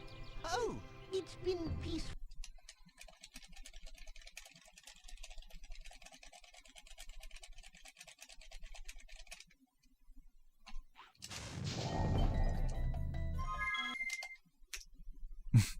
Why were the PS2 games bad? They weren't, let's just say, can we agree that they didn't hit the same as the PS1 games? Can we just say that? I think if I want to really give credit to the PS2, like the early 2000s Spyro enjoyer, people who played the Game Boy Advance games, played Legend of Spyro, maybe you like Skylanders, you know? To really give credit to you guys, like, these games are playable, you know? They're not like, I think it's fair to say these aren't like fucking changing the landscape of gaming. These aren't like instant iconic hits in the same way the original trilogy was. You know, they're not pushing the landscape of gaming or anything. They're just, but they're also not the worst games ever. They're not like comically bad most of the time. Some of the time. They're just okay. They're just mid. Like, you know? Now I understand. I think it's, in a way, I think it's almost worse that these games are just so forgettable, you know? Fucking just typical adventure game where you fight like 20 mobs of enemies over and over. That's Legend of Spyro. Beat 'em up. Legend of Spyro is just a beat 'em up with RPG mechanics with padded out enemy waves. I'm sorry if you don't like hearing that, but I played through the games. That's what they are. You know, it's cool if you like the lore and the fandom and all that. Cinder and all that. Ember. If they're your waifus or whatever, like, hey man, more power to you. Like, Hey, rolling. I would be nothing without people that like really enjoyed the series and the IP, you know, beyond the original games. But you know, let's call a spade a spade. Like, these games aren't like, these games are just mid, you know. But that's okay, because you can still like a mid game. Like, a mid game can still be something you grow up with and have nostalgia for and enjoy, you know? So it's not all bad. It's not like these games are just like complete garbage, dumpster fire, fuck these games, I hate them. It's not like that. It's not like there's any reason to be aggressive about it. It's just, you know, you just gotta call a spade at the same time.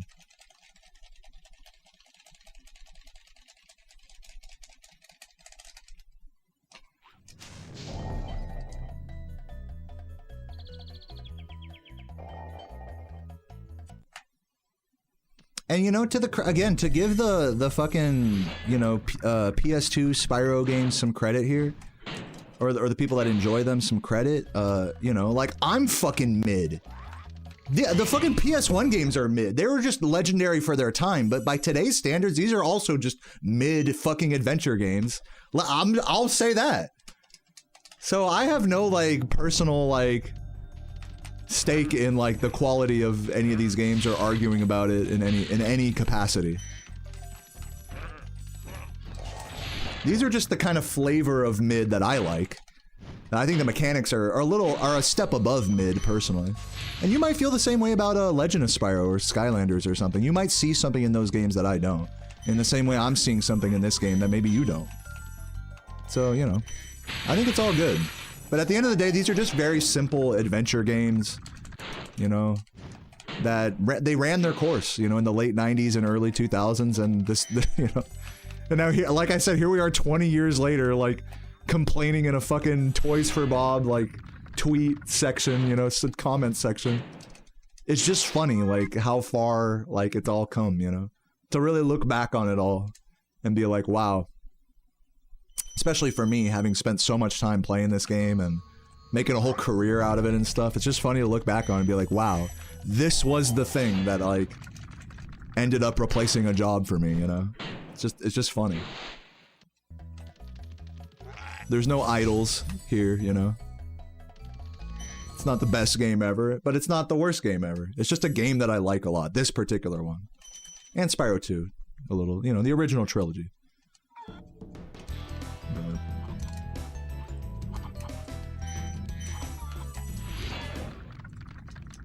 Yeah, fine mid. It's okay for stuff to be mid. That's like, I think, my point here. It's like, it's okay for games to be mid and forgettable. You know, you can still like them and have a special experience with them regardless. I can't believe that flame didn't count.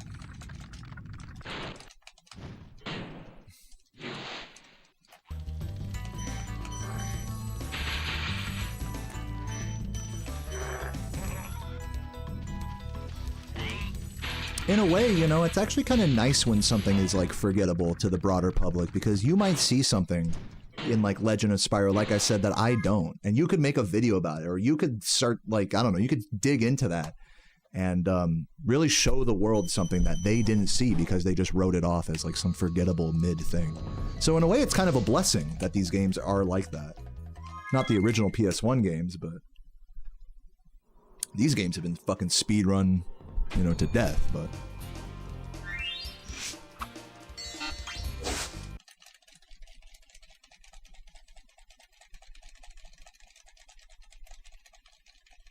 Gauntlet Dark Legacy, nice.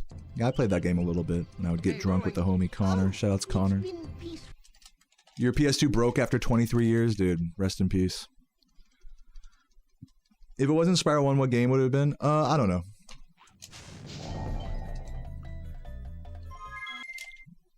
Back when I started learning this game, I was deciding between this and, like, Mario 64. But that's not to say that if I played Mario 64, I would have gotten as far as I have here or anything. You just can't really know. We're talking, like, 12 years ago. Like, if I'd have picked a different game 12 years ago, how different would my life be? I mean, that's a pretty intense butterfly effect you want me to ponder.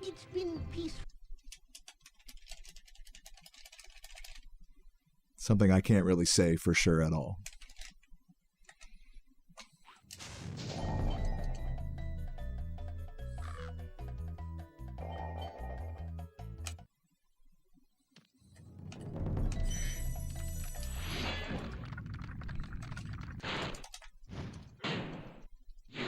Dude, I'm glad I chose Spyro as well, man. This game's great. The community's great.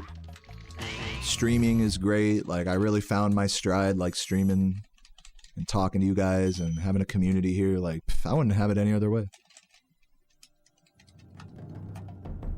I'd probably be a security... Dude, I still want to be a security guard. You guys heard me talk about that shit earlier.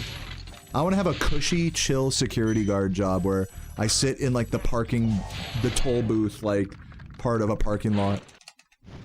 And just watch streams all day. That's like my ideal part-time job.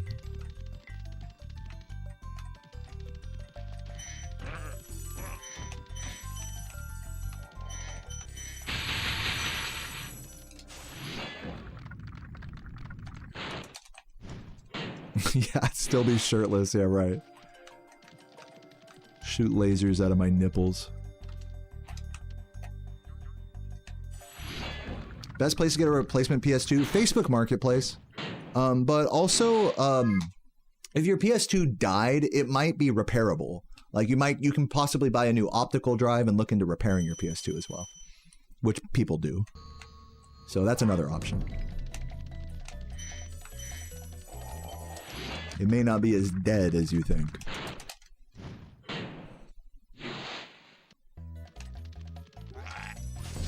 Like, if it still turns on but doesn't read discs, I would highly consider just trying to repair it.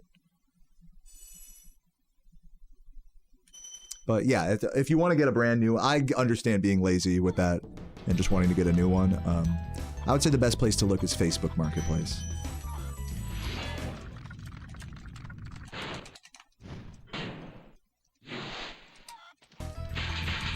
Oh my...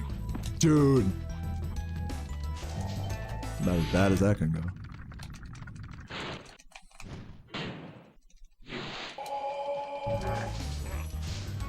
Thank you, Anonymous, for the gift to Obama. I'm just gonna reset that. I probably shouldn't have reset that. I'm getting to a point where I should probably just take, like, awkward no resets, but... Thank you for the gift to Obama. How close are we to the sub? We're only 3 subs away. We're getting there. Maybe once I get a run going, I'll see if we can squeeze them out.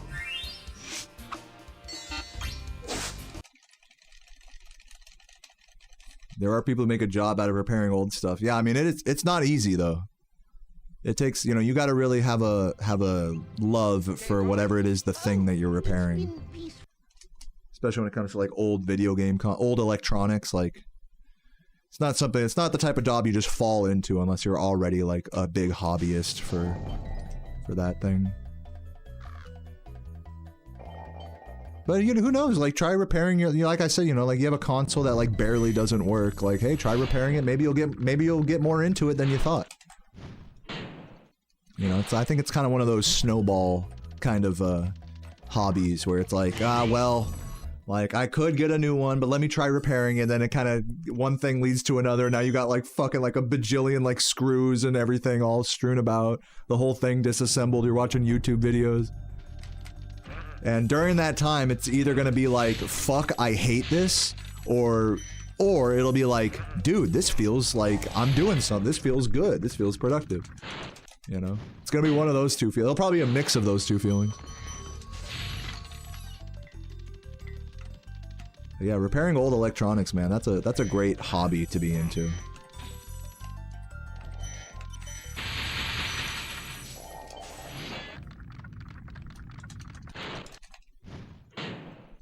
Since I've started streaming, have there been new exploits in this game? Yeah.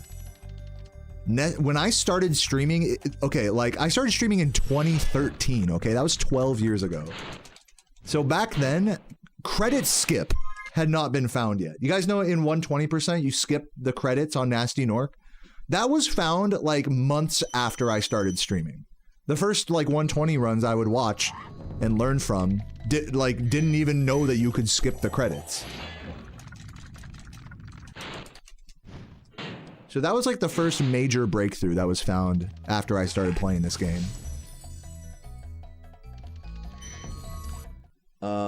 then, you know, with time, you know, more recently, you know, in the last few years, you know, there's been Nestor Skip that was found, Rat Proxy that's been optimized over the last, you know, 5 or so years. Oh god. Dude, why can't I just start this level correctly? What the fuck? What's up, Entropy? Thanks for the good luck. So yeah, there's been some pretty big stuff found in this game over the last 12 years. Which is basically this game's entire speedrun history.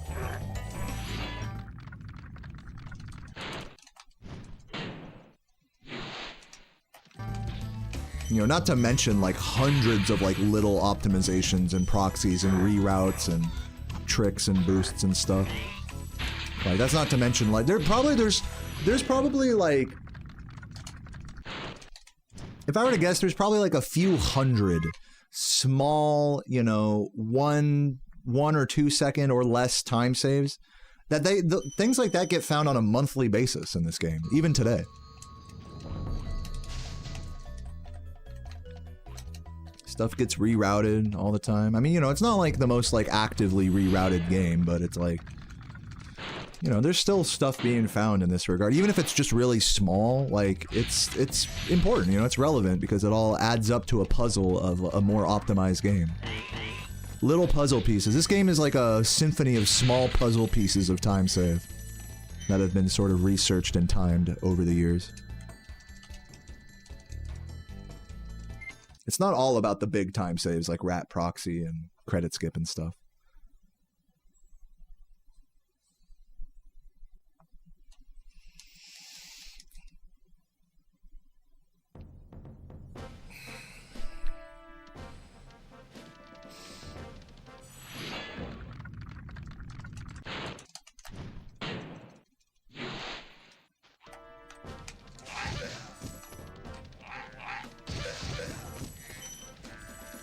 Yeah, I got into the game when Chris LBC started getting world records, but the funny thing is I learned this. I didn't even know that Chris existed until like 2014 because I wasn't really like watching, even though I had watched Twitch, like I wasn't like following Spyro streamers on Twitch.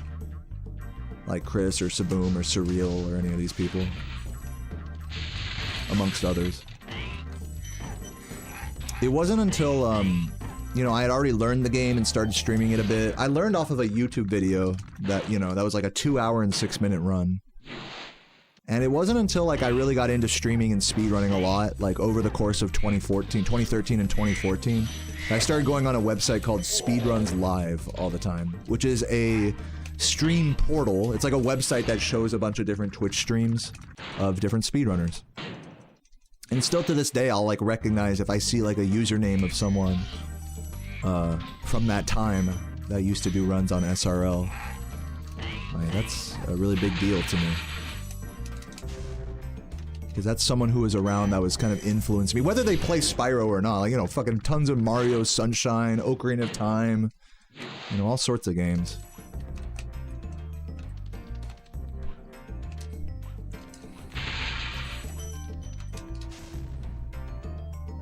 So yeah, I didn't really start watching Chris or any other Spyro, like, world record grinders until about 2014. Start hanging out in the chats a bit more. And you guys know me, I'm not like a big chatter. So it took like years after that until I even like popped up on the radar of some of these other runners. It wasn't until about like 2016, I would say, that anyone in the community really even knew who I was. To like any degree. And that's just like within the Spyro speedrun community, that is. As time went on, you know, those from 2016 to 2020, I was just like a niche player of Spyro. And then when Ricky made his video about me in 2020, that's when people started to learn who I was outside of Spyro speedrunning. So that's like the whole like timeline there with stuff. About like how I was really just like a niche, like tiny, like, I was just a very like humble speedrunner. I mean, you know, humble speedrunners are everywhere today. You know, I follow as many as I can that play Spyro. You know, 5, 10 viewer streams, not even 1 viewer streams. I'll be the only one in there. Say hi, good luck. Because that was me for so many years. So many years. Those are some of the best streams on Twitch. Just some splits. Maybe some shoddy game capture. Maybe a mic, maybe not. Shit, man, that's like, doesn't get much more comfy of a lurk than that. Going for a PB. That's the essence and soul of this hobby to me.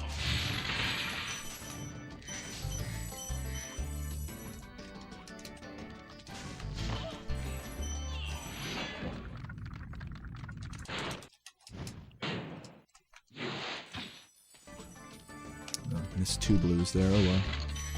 Twitch has been around since, I believe 2011 is when its parent site, which it used to be called Justin TV, was around from like 2009 to 2011. That got absorbed or bought out or something and turned into Twitch TV around 2011, 2012, I believe. I might have the exact years wrong on that, but it's somewhere around that time. So, Twitch used to be a different streaming website before it was Twitch in the early 2010s, before it became Twitch in the early 2010s.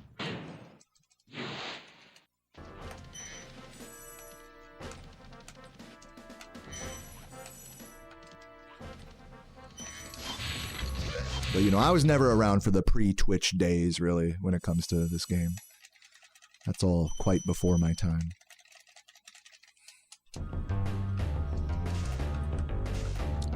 Is Composer a girl or a couple? I believe their pronouns are they, them. So try to refer to them as they. You know, try not to be all political about it. Oh, actually, you know, if you accidentally say he, him, I mean, I don't think they're upset by that as long as you're not like being a dick, you know.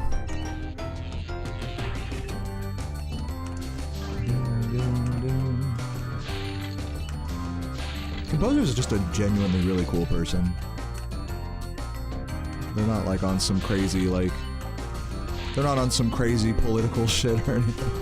So I hope you guys aren't either.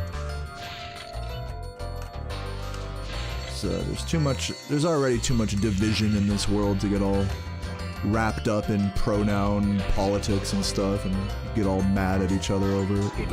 Just call people what they want. Try to call people what they want, you know. If you fail, like, hey, it's alright.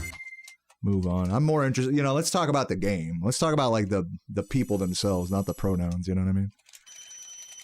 What's up, Upward Vertigo? Thank you for the 7 months. Appreciate that.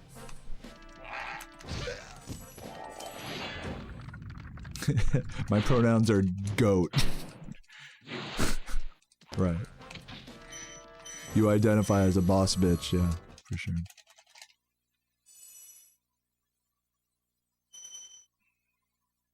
Yeah, Ash R-E-L, who's kind of, they've changed their username a few times over the years, but yeah, Ash, we just call them for short. They held the any percent record a couple years back for a short time. Yeah, early 23, early 2024 sounds right. At that time, I had gotten the first 37 in late 2022, something like that.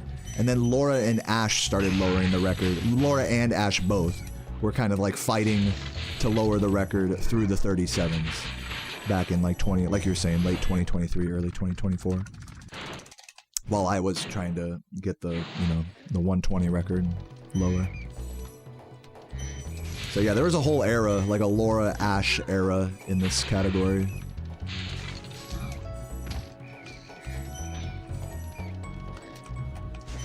Before I came back, and then Composer eventually came along.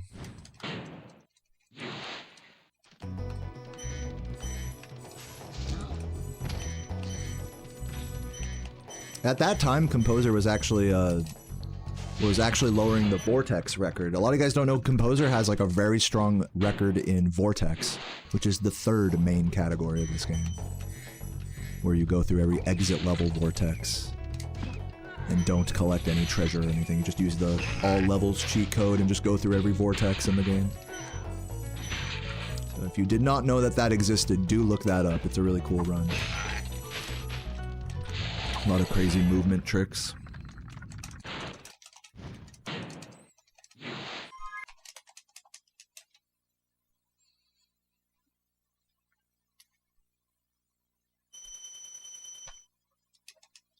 Laura's PB, I think, is a 37-0X. But lately she's been on a lot of 36 paces into rat proxy, so she's due for a 36 soon, I think. You hope Composer does 120? Yeah, that's what a lot of the pace pals are kind of sharing. I think every time I've talked to Composer about 120, it seems they're not interested in it. But my hunch, this is just my hunch, and I don't know if this is true or not.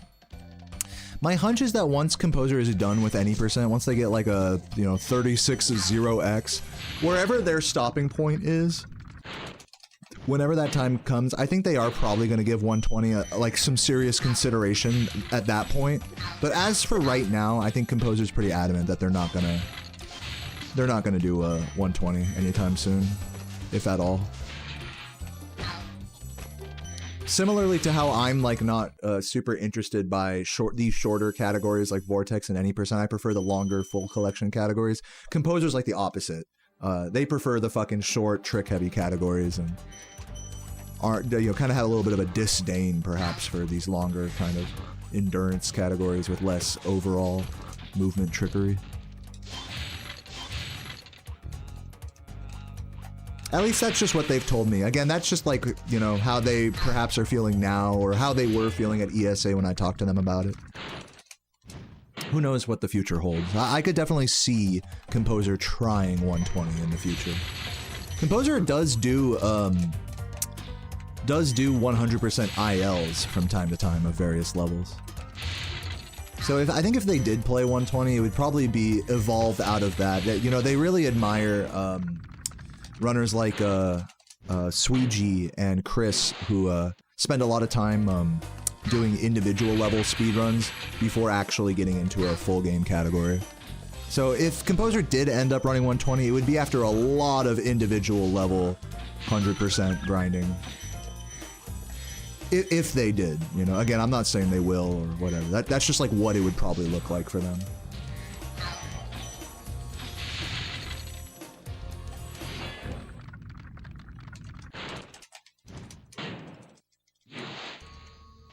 Damn, you don't give a fuck about Composer? You don't care about their record? Bro, you don't have to lie. It's cool. I'm just kidding. It's alright if you don't care about that. I care about them. Composer's cool. By the way, Upward Vertigo, thank you for the 7 months. Just saw that. Nice little spinner right there. 2 subs away. Or wait, no, hold on. We're not 2 subs. We're 12 subs away. I just noticed that. I thought we were 2 subs away from the goal. Actually, we're 12. Whatever, dude. After this run, I am going to play Mario Golf. But if we can get up to 750, then that would be sick. That would be justified.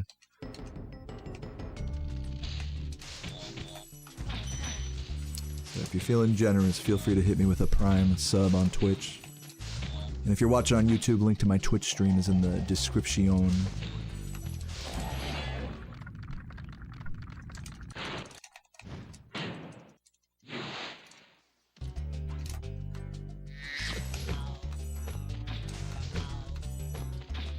I'm just a cool dude. I mean, thanks. You don't gotta glaze me. I mean, I appreciate it, but it's all good. Skywalker, your messages are just raw. Like you have a very unfiltered way of saying shit, which in a way I respect. But at the same time, like we don't gotta shit on. Oh, I don't care about Composer. It's like, dude, hey, like I do,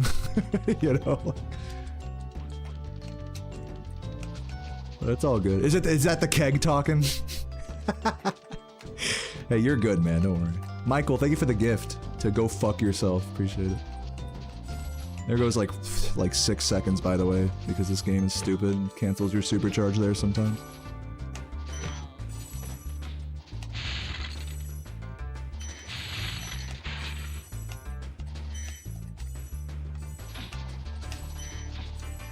Oh my god, fucking auto jumps.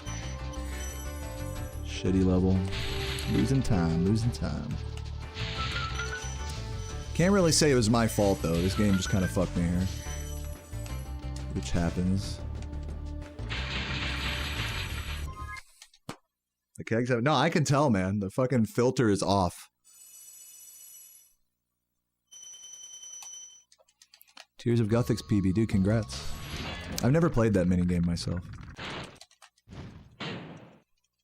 I got beers. I have a Mick Ultra in the fucking fridge. Tell you what, Skywalker, if you gift a YouTube membership, I'll crack open the Mick Ultra later today during Mario.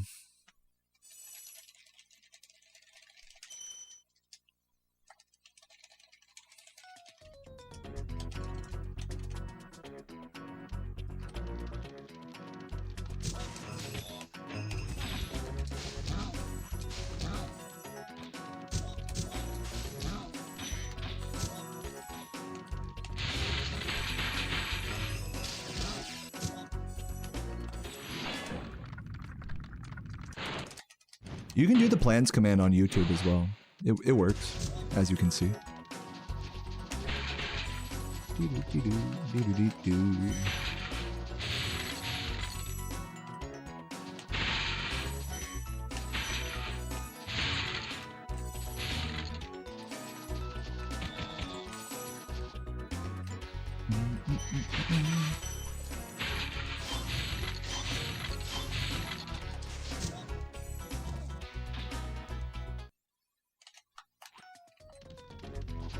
Mexican takeout and a Mick Ultra. Oh my god. That sounds so fucking good, Dragonbird. Michael, thank you for the gift to Shift. Maybe he'll finally notice me now. I'm just kidding. Thank you, though. Shouts to any Shift fans in the chat.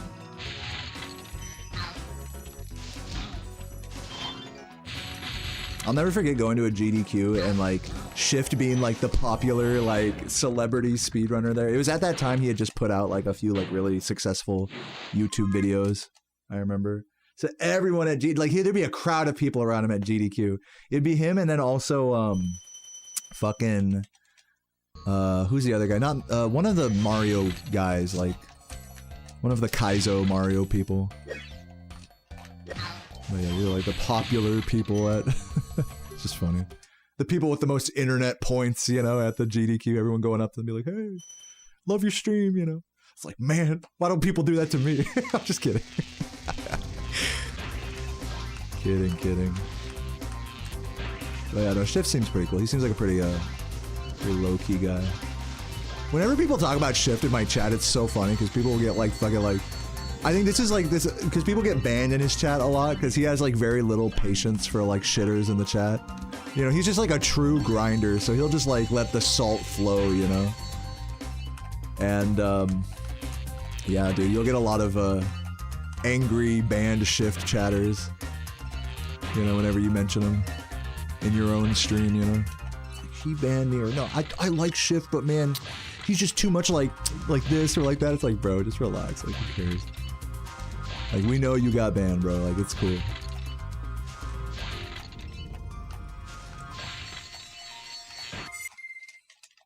Yeah, Pooh Bear, one of those people, yeah.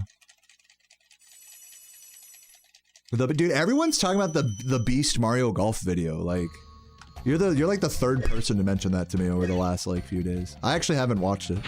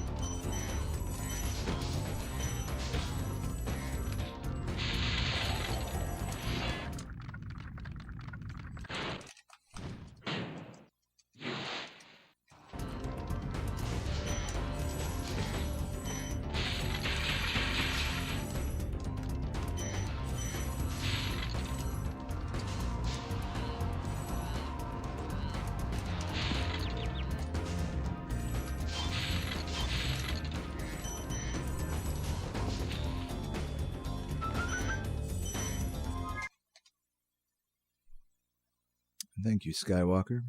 Yeah, it's a shame I lost a bunch of time in high caves. Otherwise, I'd be like even with PB right now, but it's all good.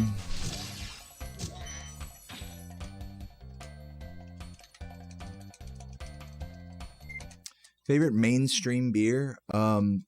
When you say like mainstream beer, I'm assuming like you mean like a beer that you could get like canned in any grocery store in America, basically. And my answer to that would probably be like Michelob Ultra, because you can just find it anywhere, and it's like it's about as chuggable as cheap beer gets for me personally.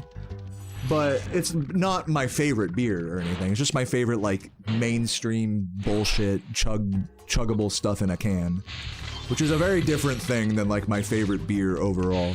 My favorite beers are from like, you know, craft breweries, you know, IPAs with Citra hops. I had a really nice double IPA at Strange Ways, local brewery, back before I fucking crashed on my skateboard. But yeah, usually I'll go for draft IPAs when I'm out and about. Those tend to be my favorite beers.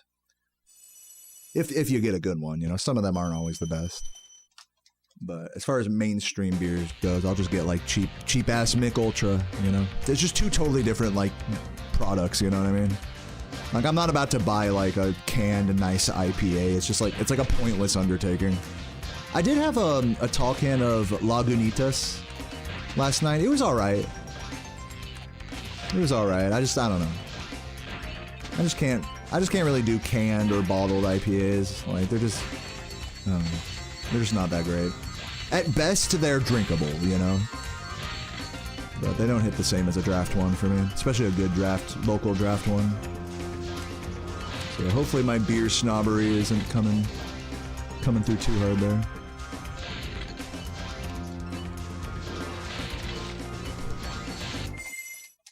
Please exit the level, thank you. More time lost there. Lagojitas? No, it's called Lagunitas. L-A-G-U. What's Lagojitas? What does that mean? Does beer make me feel bloated? I mean, yeah.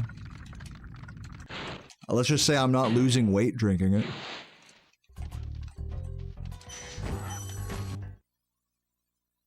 Anything from Belgium to Germany? I think if I went to Europe and tried, I mean, I've tried some beers in Sweden of different varieties, but I don't know. I have yet to like have a German beer, or just really for that matter, really any foreign beer in America that really blew me away. That didn't just taste like a normal ass fucking lager to me. And sometimes a normal ass lager is all you want with your meal, to be fair, you know.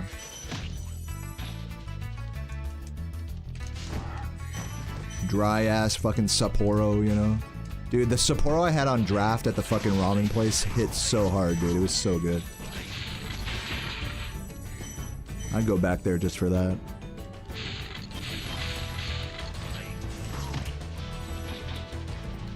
But yeah, I mean, I definitely, if I was ever in Germany or anywhere like in the Europe, yeah, a lot of people always, there's always one guy that brings up some European like import beer that's their favorite. I would love to like try that from the source, you know?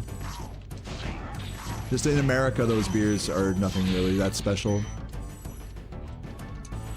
I do believe that the travel time involved with getting beers overseas does have an effect on their taste as well.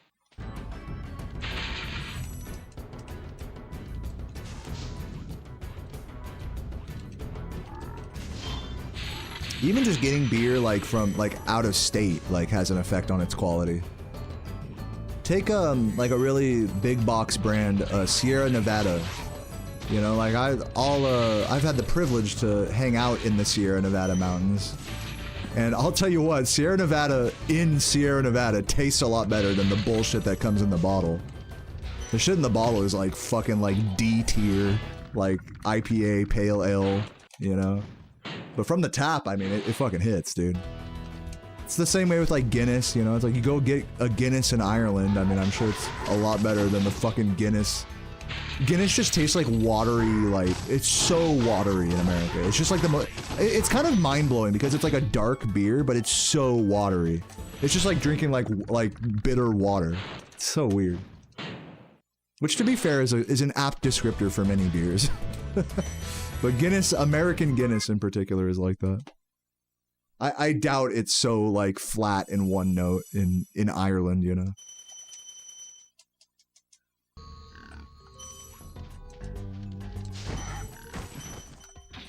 Yeah, so the beer Sierra Nevada isn't even made in the Sierras anymore, right? That's like what you're saying. Yeah, that would make sense. So maybe it's just that placebo getting me. Who knows?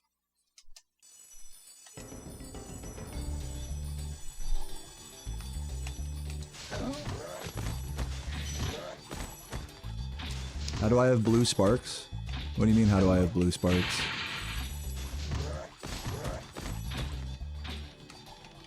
What am I supposed to have in your mind? Green? I'm usually green. Well, I didn't take damage in Bog, did I?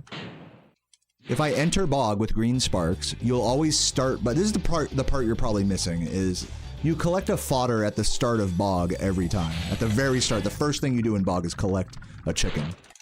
So, you know, usually you'll enter Bog with green sparks, and then you'll collect a fodder, and then likely you'll take 1 damage throughout the level, and so you'll usually exit green. But in this case, I don't think I took damage there, so in this case I'm exiting blue. Which is nice, actually, for post-metalhead stuff.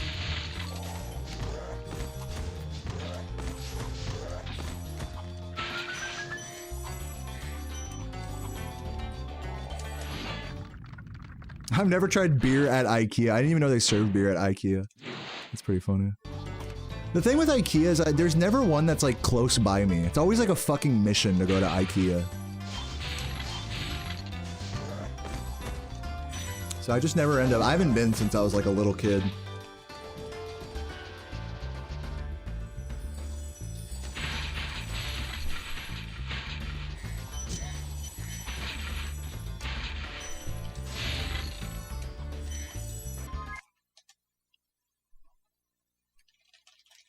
Asahi's your go-to?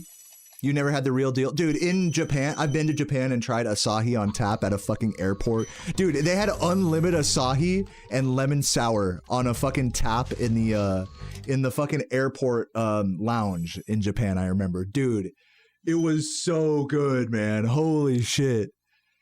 I would just fucking chug an Asahi and then chug a lemon sour. Oh man, that shit hit so hard. I must have had like 3 or 4 of each. I was so drunk. This shit was so good. That's how they get you in Japan, man, is they have all the really good, malt liquor alcohol there. Japan does malt liquor, like, the fucking, basically, they have, like, imagine Sprite, you know, but, like, a whole cabinet full of different alcoholic Sprite, you know, of different flavors, you know, different, like, peach, lychee, whatever. That's basically what the lemon sours are in Japan. It's like the way to get fucked up if you don't really like beer or like bitter tasting alcoholic beverages. Like, I don't know what they're putting in those fucking drinks, but they taste so fucking good. They taste just like soda, basically. They don't have that weird like malt liquor taste that like, you know, that fucking malt alcohol in America does. You know, you have like a fucking...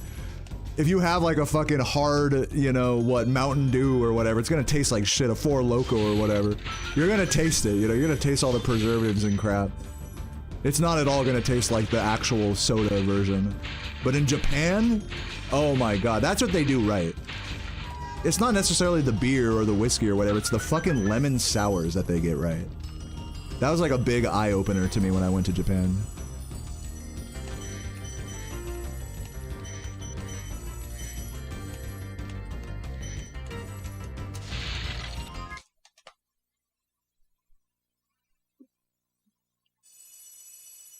Yeah, literally malt liquor, like sugary alcohol beverages in America are literally just like homeless person drinks, you know? The type of drink you only drink just to get fucked up. They're so bad. They only taste good if you've already been drinking a lot. Like that one time I had like 4 beers from the brewery and like walked home several miles. And like got a fucking Arizona hard sweet tea on the way home. And I was sipping that shit, walking through like neighborhoods and stuff. And man, in my mind, I was like, bro, this tastes exactly like Arizona sweet tea. They taste no alcohol, you know? And then I went back like a week later after, you know, just completely sober. And I was like, does it really taste that good? No, it doesn't. You definitely can taste the shitty alcohol in it. I was just, you know, after 4 beers, it's like, oh my god, the hard Arizona sweet tea tastes like the real thing. It's funny how insidious alcohol is on your taste buds like that, that the more you drink it, the less you taste it. That's probably another reason why I enjoyed the Sapporo at the ramen place so much. I had already drinking like 3 beers that day. So it just tasted like, oh man, you can't even taste the alcohol in this. It tastes like the best fucking Sapporo I've ever had. Dude, the Mad Dog 2020? Oh my god. I had that once. The one time I had Mad Dog, like the little glass bottle of Mad Dog, the blue drink, was when I was in like high school, I remember. And I had brought like a cooler up to go longboarding with some. It was the only time I ever went longboarding, like on a mountain, with some friends that were like hardcore longboarders. And bro, I ate so much shit. Like, I drank this Mad Dog and then I fucking skated, got way too much speed, got wobbles, and smashed my fucking face on the ground. Gave myself the ugliest black eye ever. Whole next week at school was just fucking super swollen black eye. It's crazy. Dude, and miraculously, this is what's so crazy about all the skateboarding incidents I've been in throughout my life, is I've never gotten a concussion. I don't know what it is. Like, I guess I was wearing a helmet that particular time. But like when you fall on your face, like a helmet doesn't really do a lot. If anything, it like cuts. The reason I had such a black eye is because the helmet, like it ends here. So like when you hit your face on the ground, the helmet cuts into your face.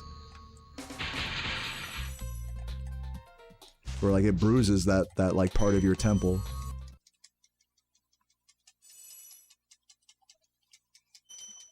I mean, helmets are still great, not to shit talk helmets or anything. Yeah, I guess I just have a fucking thick skull or something, I don't know. I won't keep testing my luck though, I'll tell you that much. Whenever I go skate now, it's always very mellow. And like within my limits. I'm not bombing any mountains anymore.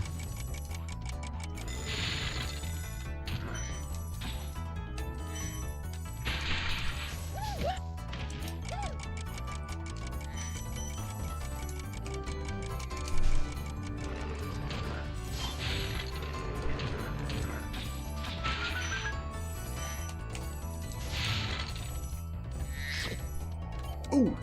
I almost touched the dragon. Yeah, dude, buzz balls are the Gen Z Mad Dog, dude. That's so true. Buzz balls are I've never actually drinking a buzz ball before because they just look so terrible. They look so ass.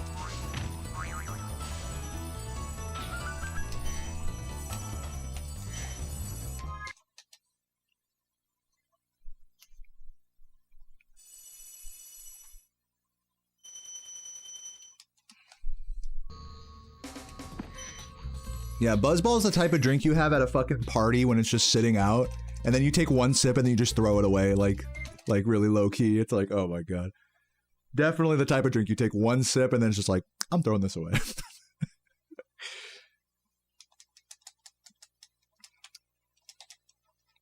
Alright, here we go. Rat proxy time. Give me the 36. Another shot at 36.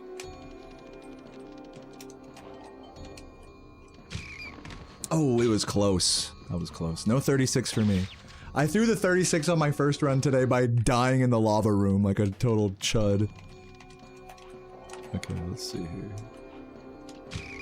There we go. Dude, my left side rats have been just so goated lately. Yeah, bringing the average down at least. That's good.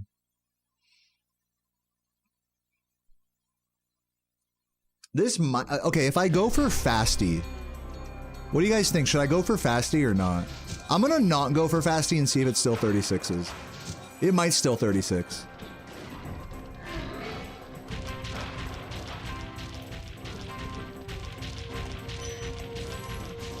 What's up, Smelly? Smelly on that devil's advocate. Devil on my shoulder, ass Smelly.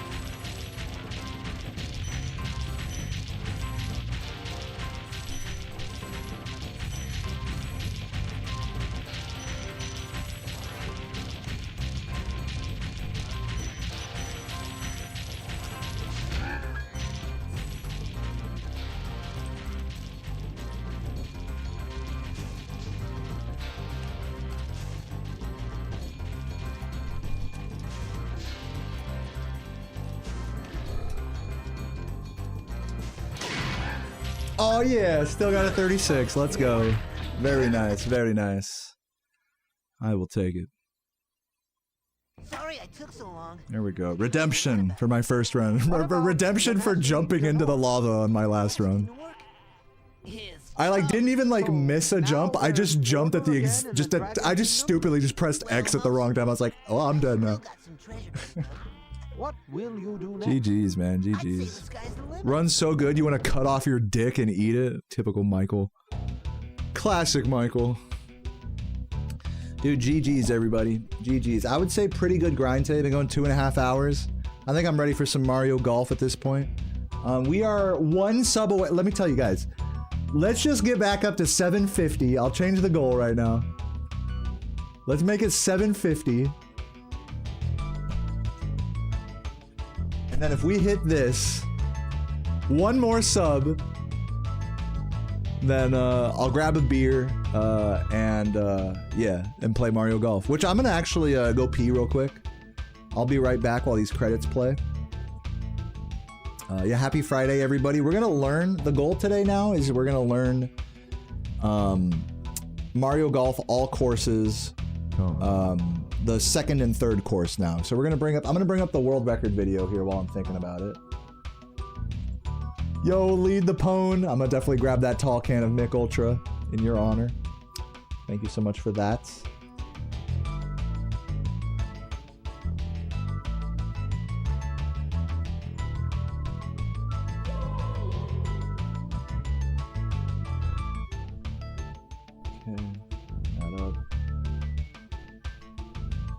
All right, Michael with the gift to fuck you. Thank you very much for that. All right, I'll be right back. Thank you for the GGs, composer, and everybody.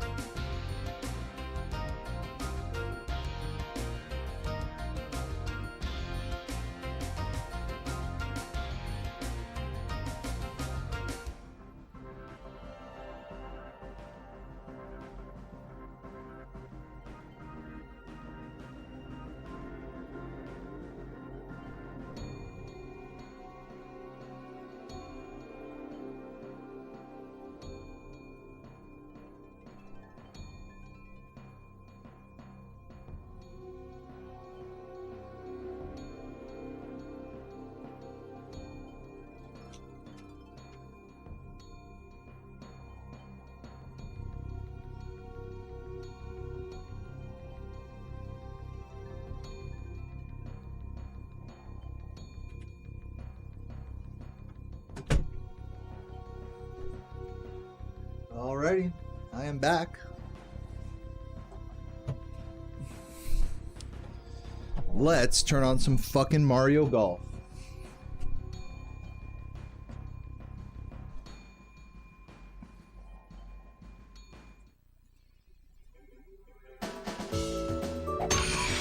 Good shot! That's so wonderful. Nice shot!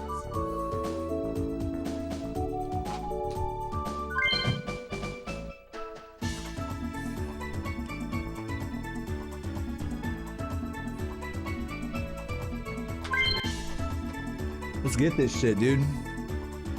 So, oh, and let me, like I said, let me update my title. The old Twitch.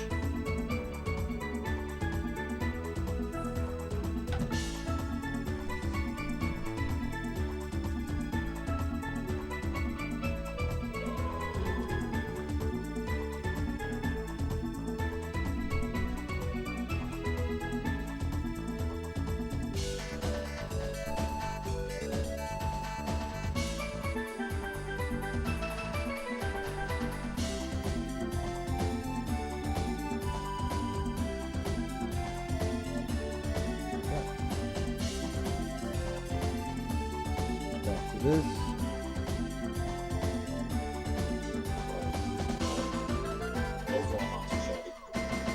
All right.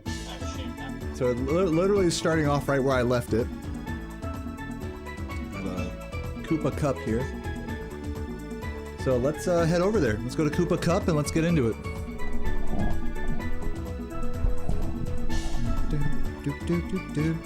Oh, let me turn off my PS2. Let me turn on this text right here so people know what the fuck I'm doing.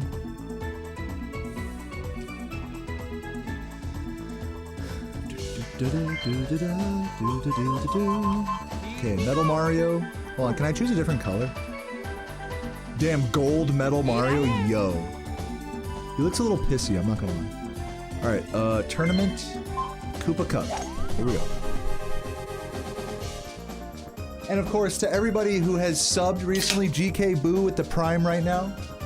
I got my fucking tall can of Michelob right here. We're gonna get into some good learning right now. Thank you for hanging out. This is the comfy golf learning hours. Cheers, everybody.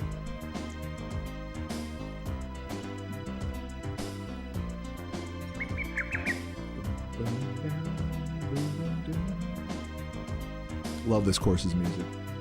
All right, let's watch the video. And then do a whole, we're gonna just watch the video and then do the hole, then repeat that for all 18 holes. Just take note if there's anything notable here.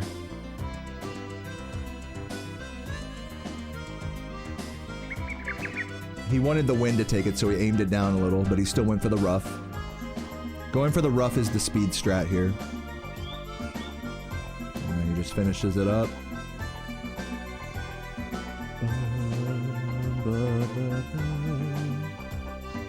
Alright, that's that hole. Let's get it.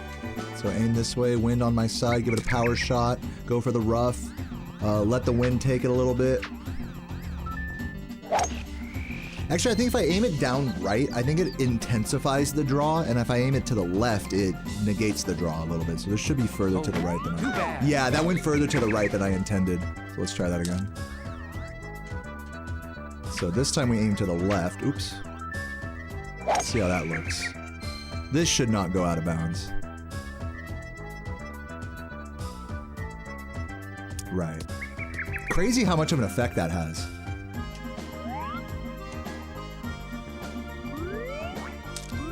I'm gonna give it the full approach. This might be bad, but let's just give it. Let's just give her, you know? I should have pointed it down a little. Yeah, that would have stopped it a little closer to the hole. And been faster as well. Let's give it a middle putt, like about there. Give it like about there. Yeah. Had a feeling it'd be a little much on the power. It's all good. Nice. Good start. Alright, next hole.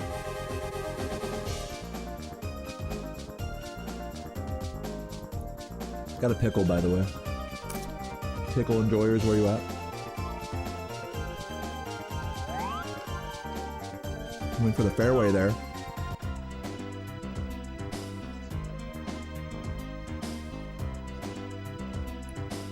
I'm listening to his voice in the background quietly. He looks not super happy about the way those shots went. Very nice putt.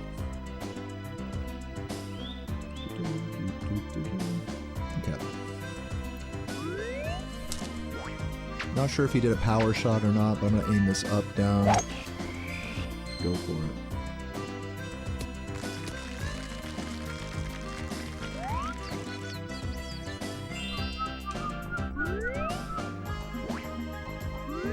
To not hit the tree there, but we do want to intensify the draw a little bit, so I'm gonna do that. Not quite. I could have aimed it a little bit more down right on the ball, but that's fine. It's not a sweet pickle, it's just a normal dill one. Clausen brand, the good stuff. I'm gonna go like about here.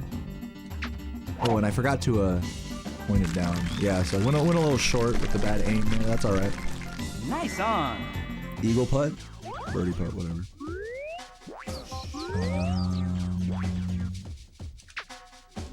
Is that enough? Nice. Nice birdie. Next hole. Cheers.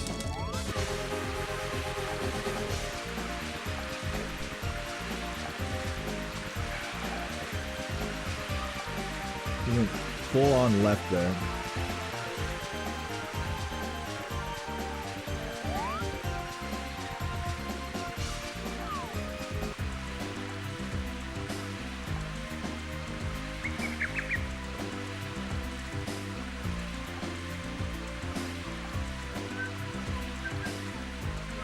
Pause. Please pause. Thank you. Alright. So power shot. Oh man, the wind is not looking good for me though. Let's see if this still let's give it a power shot like right there.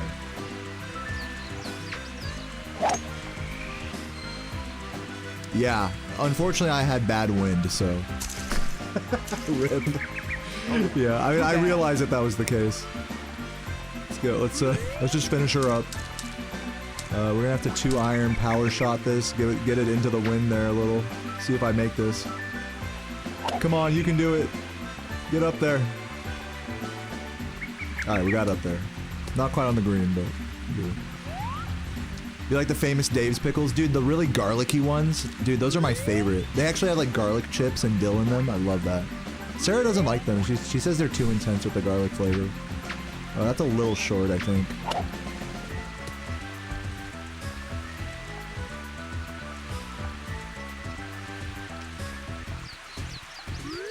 Let's go over here. Like that. It's down a little. Little short. Yeah, I should have given it more power. That makes sense.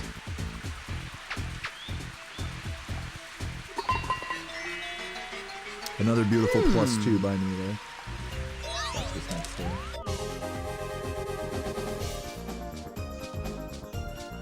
Oh, it hit the pin! Damn, what a shot by him there. Watch that, bro. Watch that shot with 3-iron. Wow, that was crazy. Crazy hole there.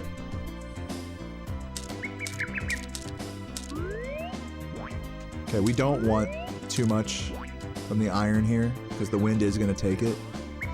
But we do want a little more than this, and to aim it down a bit. Not a lot.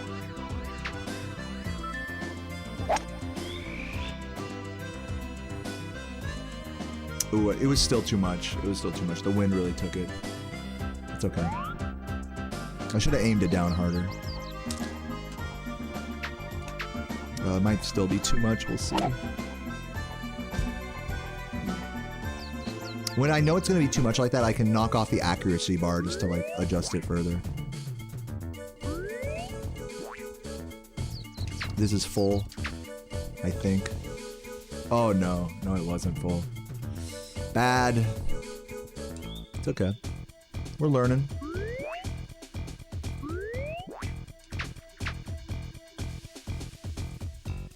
Bogey. Love it.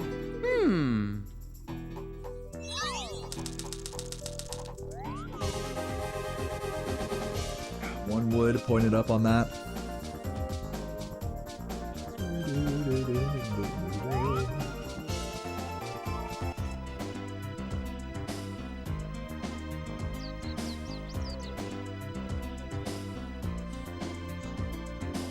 Pretty straightforward there.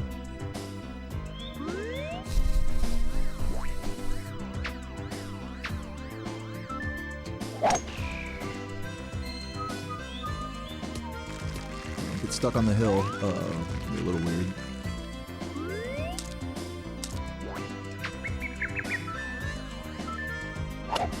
Nice shot.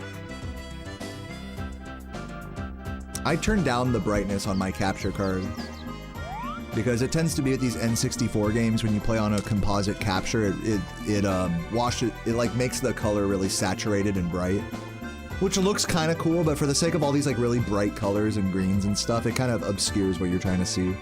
So I turned down the brightness on mine a bit.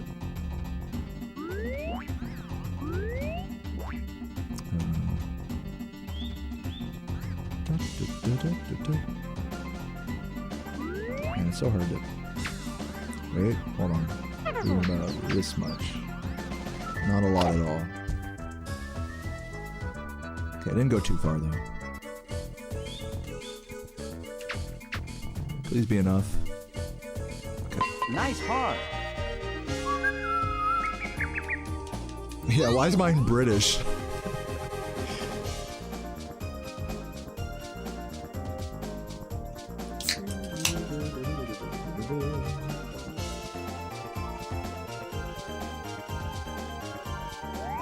Power shot on the driver there.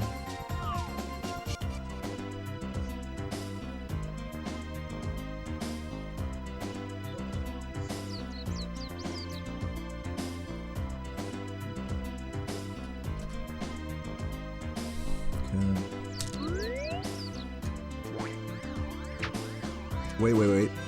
To negate the draw, I'm gonna aim like that. Top left.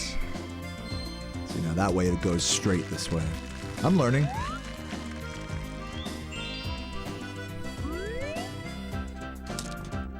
Three wood? Is this the play? And then, like he said, top it.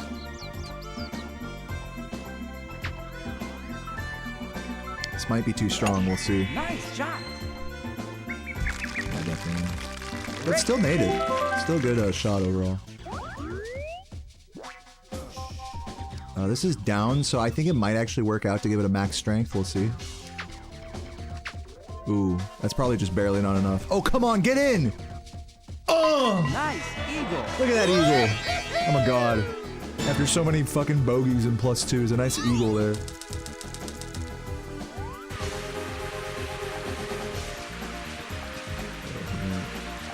Yeah, he went shorter than he intended. I think he went to go like over the hill or something.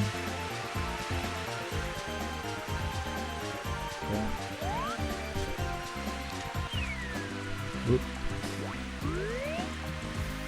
So if you press Z and R at the same time, it does the map view. Okay, crazy wind right now.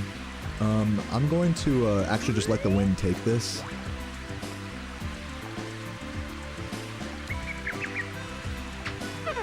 Give it a fucking power shot too. See if I get all the way up to the green with this. I doubt it. It might go off pretty far to the left. We'll see.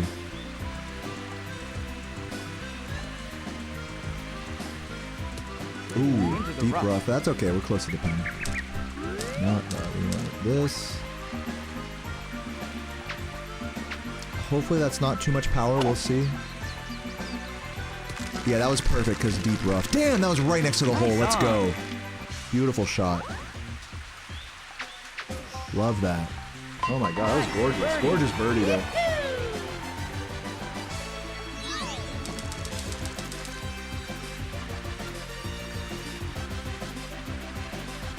Okay, pretty standard hole here.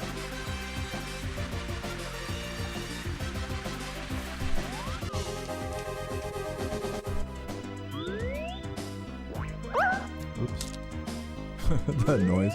I'm all out of power shots. I probably shouldn't have wasted them all.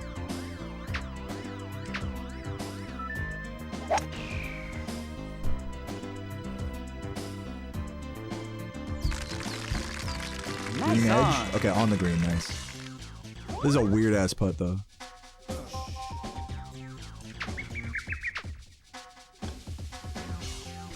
Make it. Let's go. Nicely calculated on that putt. Love that. Nice shot. Thank you, thank you.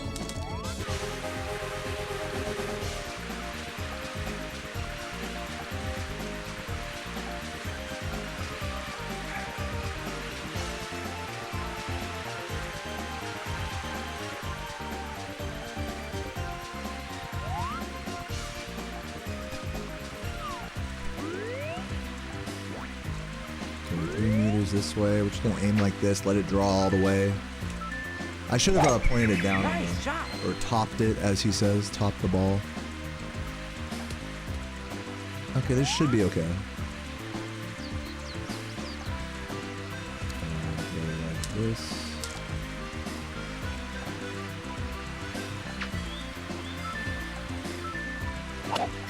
Nice shot. Because the rain and wind should negate this a little. It did end up going far. Yeah, I should have given it a little less power. I was just scared of hitting the bunker. Okay, this is gonna be a monstrous medium putt here. Right about there. A little bit past the middle point. It might be too much power. Oh, too little power. Yeah, maybe it's the rain affecting that. Why is Mario one solid color? This is Metal Mario. This is the best character in the game. But I changed his color from normal metal to PP gold. Just give this full power. It's up a bit. Come on, get in there! Oh, nice yeah! Oh my god, that feels so good hitting a nice putt like that. That feels so good. Alright, half turn here. Oh, he's going over the hill. I've already wasted all my power shots, which is kind of funny. I gotta remember to save my power shots on the Koopa Cup.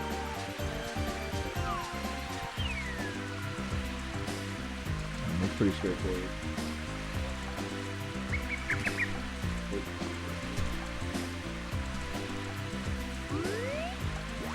Okay, so he goes over the fucking mountain. I don't have a power shot, so I'm gonna go like over here a little bit. And let the wind take it, maybe. Let's see how that works out. It's gonna go pretty hard left. So hopefully it goes towards the fairway. Yes, it did.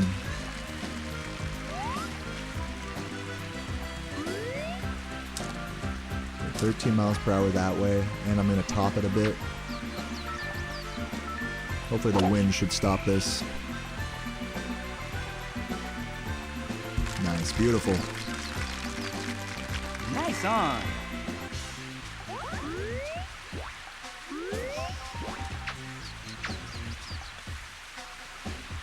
Oh, come on, yes! Nice birdie.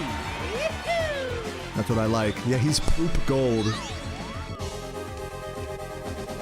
Alright, let's see this hole. The truth is I really don't have to watch this video for a lot of these holes. But it's good that I am, just so I can see, just in case there's anything tricky going on that I don't know.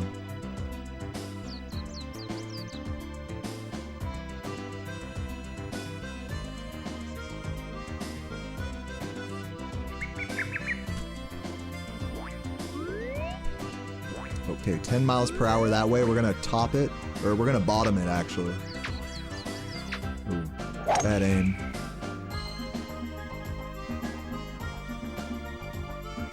I've gotten a hole-in-one in this game when I was a kid, but not on stream yet. You guys like holes? Yeah, I like holes too. Yeah, the wind is a random element of this game. So this one I'm gonna aim it, push it down, give it less than the normal fucking... It's probably gonna go far still. But yeah, nice. I'll take that. Nice. I want it to still land on the green, you know?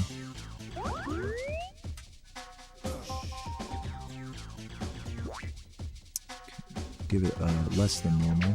Like that much. Please be good. That's so beautiful. Oh my god, that was so beautiful. That was the fucking middle putt that you want. Gorgeous.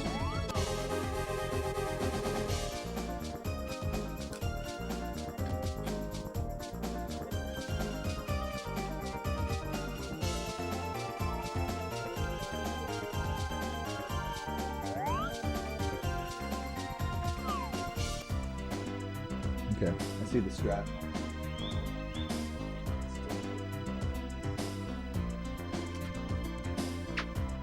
Oops. Yeah, we're 13 miles per hour this way, so we'll just do this.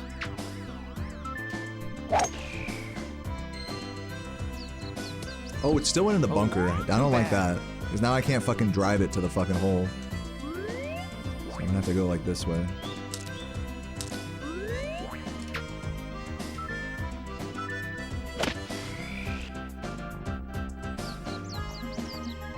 Watch it land in the other bunker. Yep. Perfect. Alright. Like this. Ooh, this is gonna be a tough shot. I'm gonna go for it though. Yes. Only had the fucking 1 dot of accuracy. It's still not enough though. Should have given it a stronger club. Not my finest hole.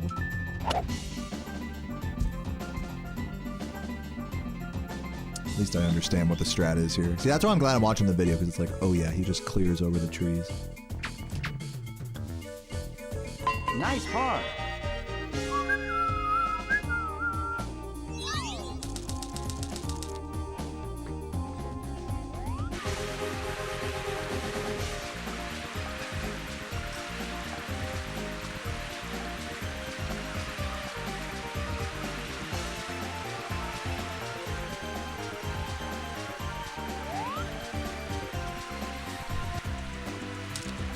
He's actually going, he went like for a wood, but I think his wind was different, so I'm gonna do it like this.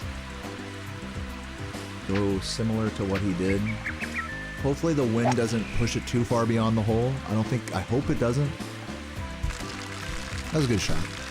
Nice on.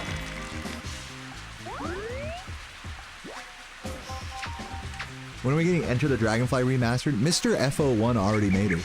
Look it up. On YouTube. Nice par.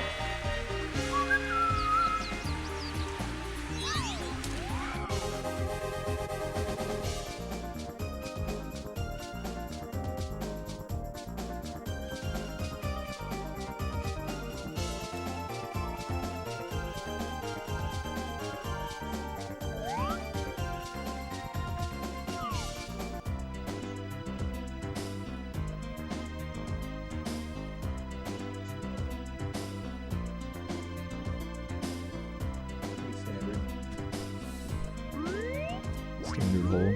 Yeah, push it down so it lands on the fucking thing. Hopefully this doesn't go all the, yeah, we'll see if this goes in the water. Hopefully not. Yeah, it should land there. Perfect. That's what we want. Definitely want to be careful not to, power shot that.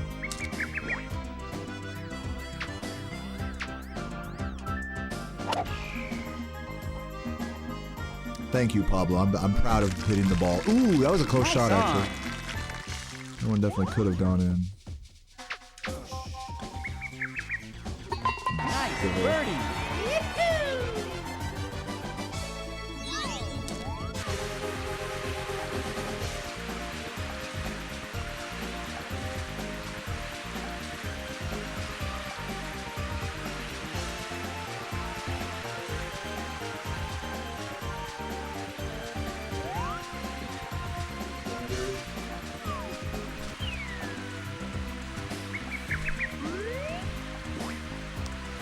This one I'm gonna do like this.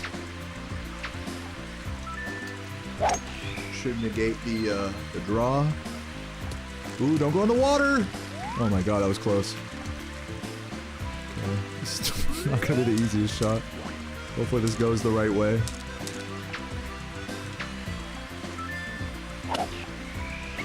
Hopefully this shot isn't totally fucked.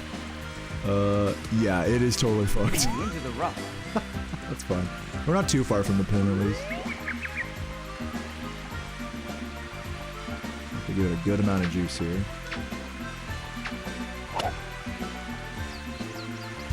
Nice.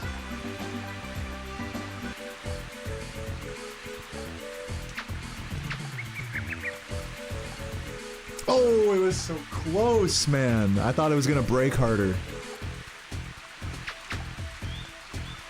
Bogey.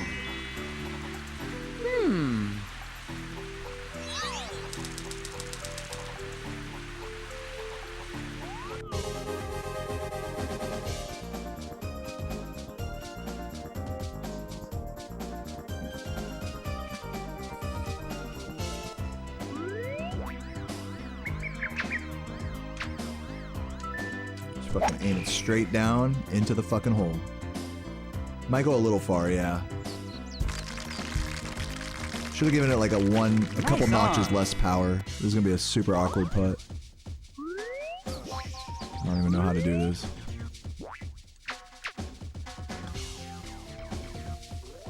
Little short, yeah. That makes sense. I was hoping you would like roll down into the hole. You can kind of see. Nice par.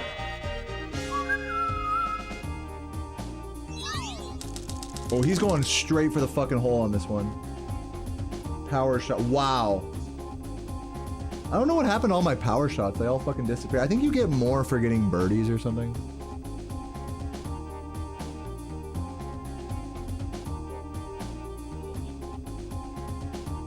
Oh, that's wild.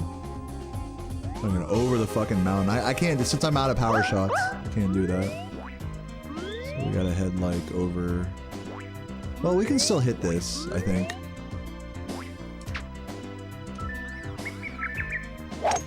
Nice Try to shot. negate the draw a little bit. Ooh, into the sand? That's okay, that's okay. You can approach that.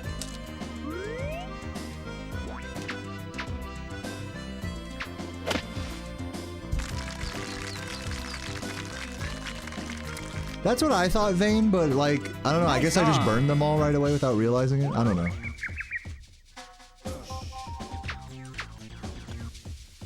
It's just X amount. Are you guys sure about that? Because I don't know. You might be right. I think rain does affect things, but only slightly.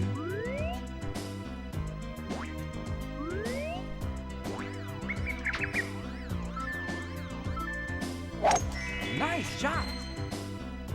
When am I gonna golf in real life? Not anytime soon because, and I know you're just joking with that question, but like, to be completely honest, I do like golfing in real life. It's just not, I don't have any clubs, there's no course like right next to me or anything. It's not really the type of thing I'd be doing. Hopefully this works out. It's gonna go left. Yeah, a little strong, a little heavy on that shot.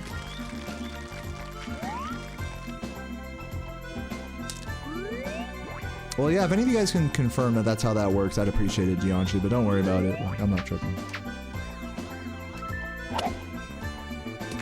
Look at this. Go in. Oh. So Excellent. close. So close. Nice birdie.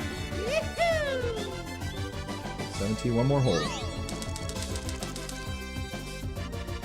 Great round of Oh, I golf. won. Alright. Wait, what? I didn't even watch him play this hole.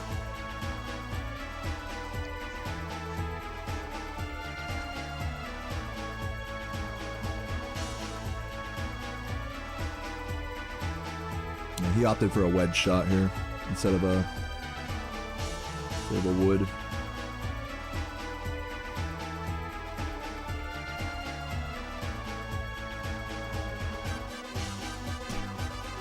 Alright, so here's what I'm gonna do. Mario is a top. I'm the best. So here's what I'm gonna do. I'm gonna do all of Toadstool Tour and all of Koopa Cup. Just like no video, no nothing, just going for it. Turn on the splits.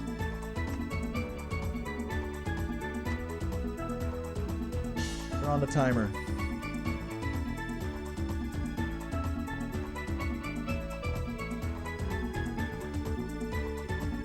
Who's ready? First two courses, let's fucking hit it. 3, 2. Well, actually, should I just do Koopa Cup? Because that's the one I just did. I'll do Koopa Cup and then start learning Shy Guy Desert, then I'll do all 3 back to back. Because I did Toadstool yesterday. So let me just do Koopa for now. Let me just do that whole course again, and then learn Shy Guy Desert, and then if I want to, I can try all 3 back to back. Let's get it.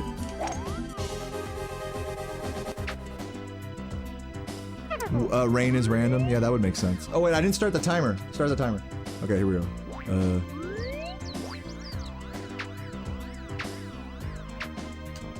I don't want to go in the bunker. I think I was supposed to aim for the rough there, actually. That's fine.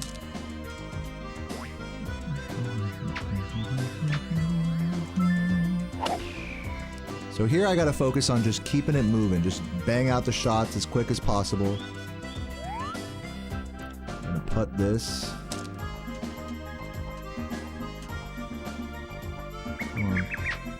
Is that enough?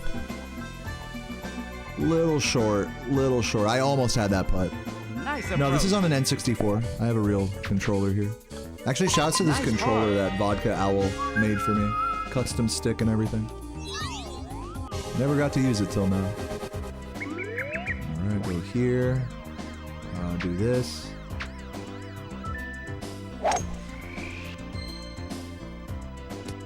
Do I enjoy Spyro or the other game part of my stream more? Well, I've enjoyed Spyro and I've enjoyed this in different ways. I mean, they're not like, it's not like it's a competition between the two, you know? I'm doing both because I like both, you know, not because I have to play Spyro, but I really want to play this instead. That's kind of like what the question insinuates, is like, oh, what do I really want to play? It's like, I like playing both. They're both very different, like, experiences. It's hard to compare. This is like much more chill, much more like low-key. You know, Spyro's a lot more hardcore, a lot more intense. So it's just nice. I enjoy both a lot, is the only way I can answer that. Nice I don't on. enjoy one more than the other because they're so different. This hole is going pretty badly, I would say. Oh, come on, dude! Just get in there!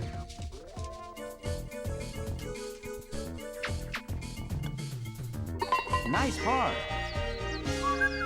I'm gonna try other games. Well, that's another question. Am I gonna do other games? Eventually, yes, but right now I'm focused on Mario Golf as my second game. I'm just gonna go like here with... Actually, I could power shot it up to here.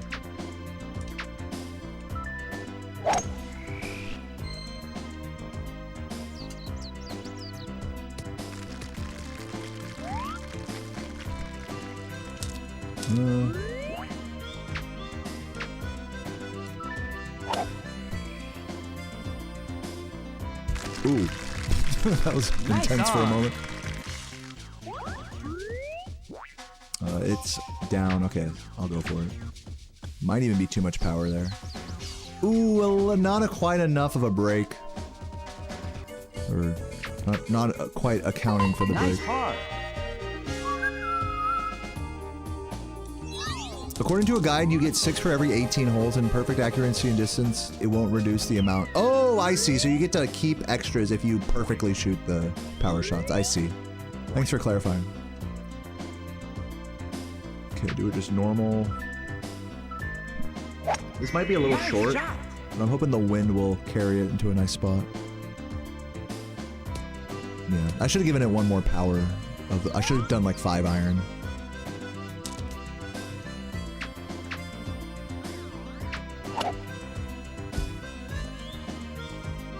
Nice approach.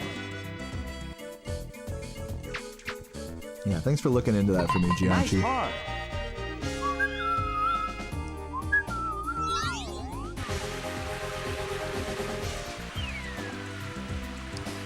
Which way is he facing? To the right?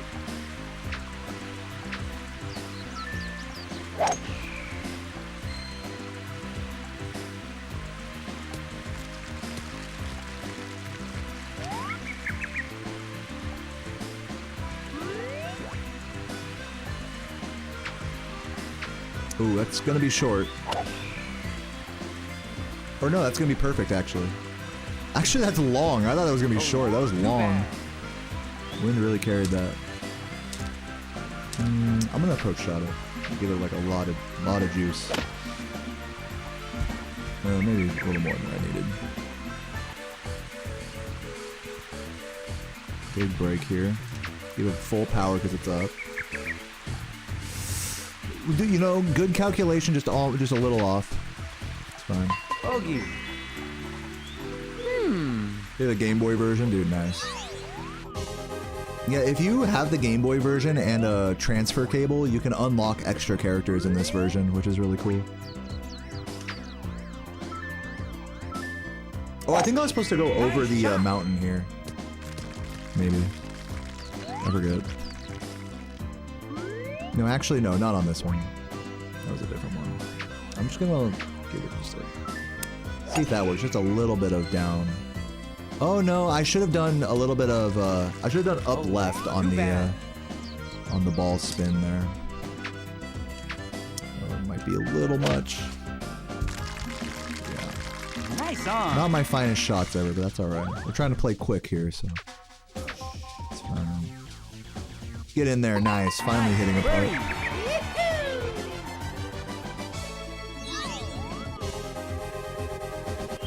Yeah, Michael. I feel it.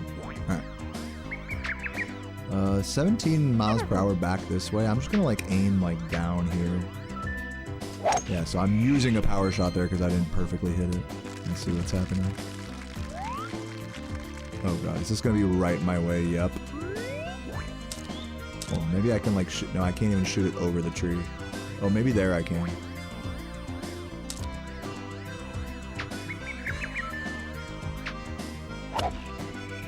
Nice, that went over the tree. But the wind is going to push it back so far. I should have done like an 8 or 7 iron.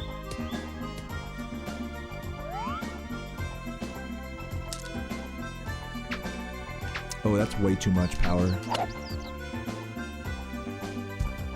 Yeah, good thing I did the accuracy so off so it didn't go as far.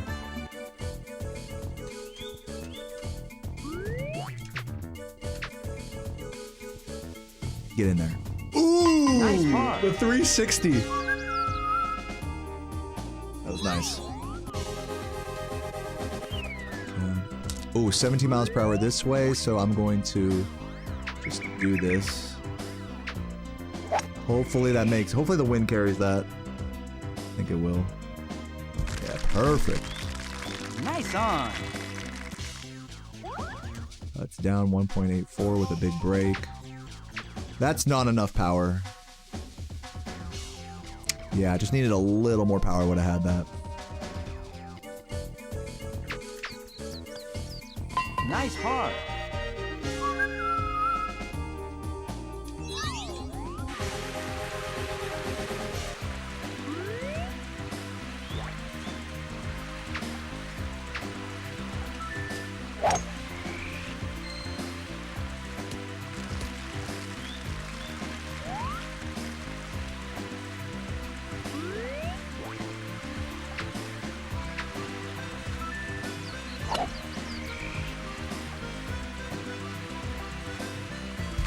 Beautiful shot. Nice on. Hopefully that was way too much. Come on. But it was up and raining, so it was all good. Nice. Worked out nicely.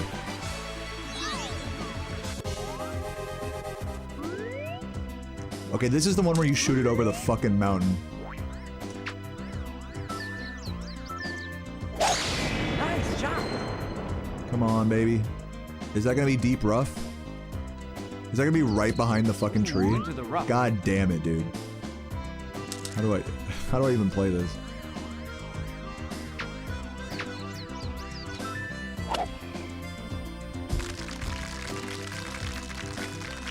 Nice on. That was about as good as I could play that.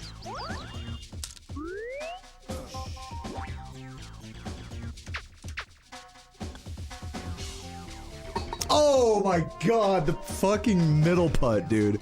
Always trolling. Middle putt, my arch nemesis. Nice par.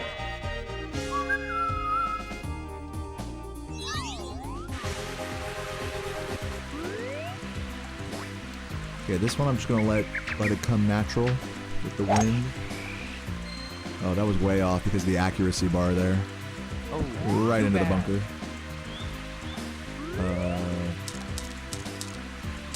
I'm just gonna send this one.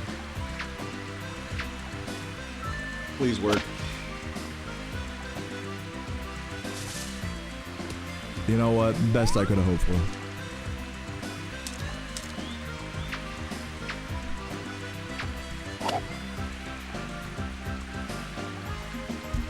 Oh, nice. Actually, really nice shot there. Better than I was expecting. Nice par.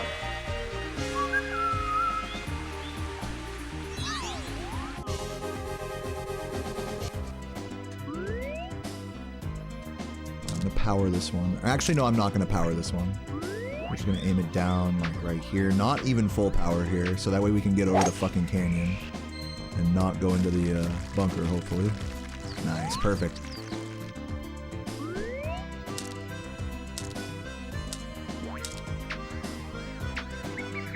Nice, beautiful accuracy on that power shot. That should make it to the green. Oh, just kidding. That's fine though. Maybe I can putt it from here actually. I'm gonna try putting this.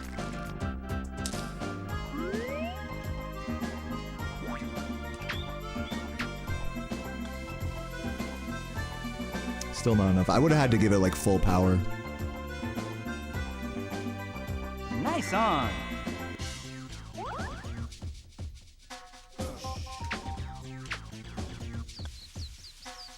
Yeah, I fucking way overcompensated.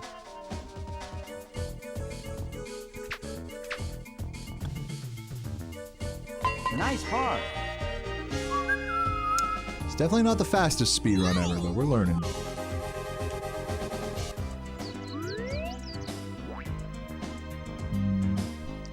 Even despite the wind, I'm gonna aim this down like that a little.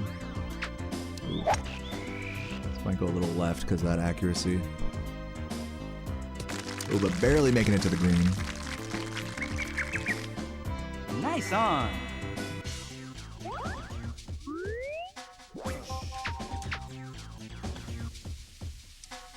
Yep, classic. I saw that coming a mile away. It doesn't even surprise me anymore when I get trolled by the middle Nice part on. now. Doesn't even surprise me. What's custom about the stick? Dude, this stick is fucking sick as fuck. But I'm in the middle of a run right now, so I can't show you. Sorry. This is very important. I'm just kidding. Give me a sec. Hold on. Oh, this is not gonna clear the water. Oh, actually, that was perfect. That was so bad, it was good. Okay. Do this. Aim it straight down that way. It's still probably gonna be a bit short. Nice.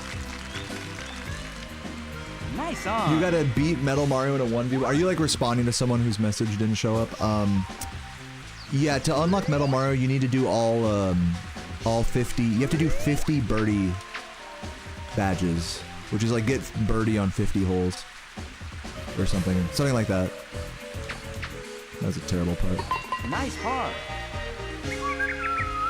Oh, you're responding to Miles there. Yo, Mr. Migi, thank you for the 12 months, dude. Chuggers in the chat, man. Cheers.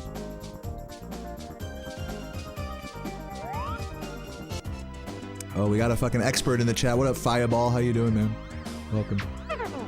Dare I power shot this just for the fuck of it? Nice shot.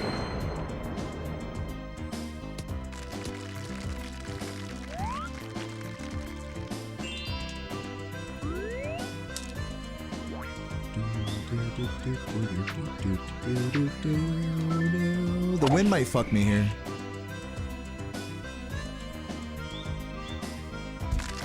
No, that was perfect. Love that. Nice on. Please be enough.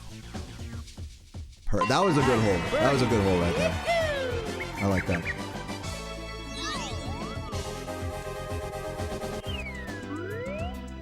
Miles per hour that way.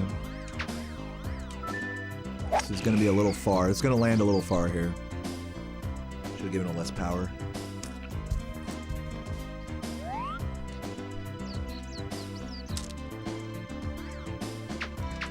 Uh-oh. That's not going far enough. At least it cleared the hill there, but it's not saying much. I should have putted that.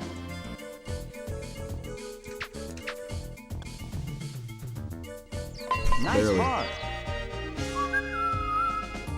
You might just try that. Yeah, dude, it's a good way to unlock the best character in the game. It's just birdie every hole. Go for as many birdie badges as you can.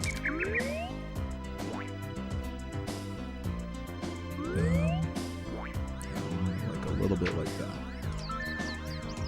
Just to negate some, but not all of the draw. Is this gonna make it to the green? No. I definitely negated all of the draw there.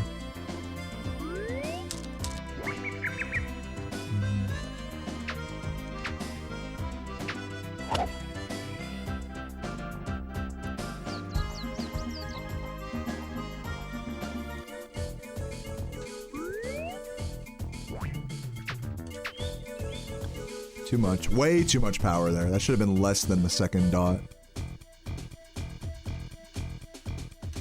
Come on. Oh my, just shoot me now, dude. Come on. Get in there. +2, epic. See you later, crows. Thanks for hanging out.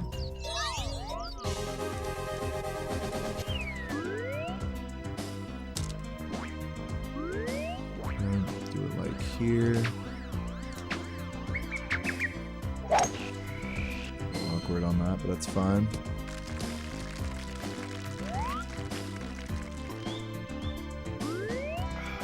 Okay, +15 up this way. We're gonna do this to negate the draw.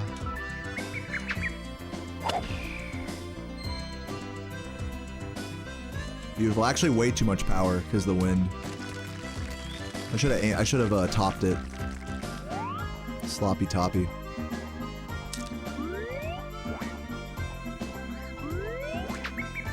That might be way too much power. Oh no, that actually worked out nicely. Oh, what are you editing, Pablo? Is it top secret? Come on, get in there!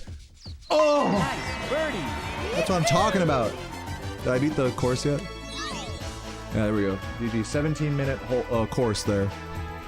In general, each course, like at a world record level, is closer to 10 minutes. So if I'm like a sub 20 minutes, I feel like that's pretty good. I'm gonna go pee real quick, and I think let's start learning Shy Guy Desert.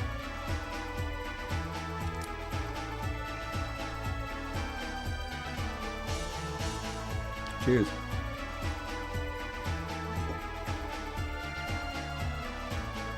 BRB, one second.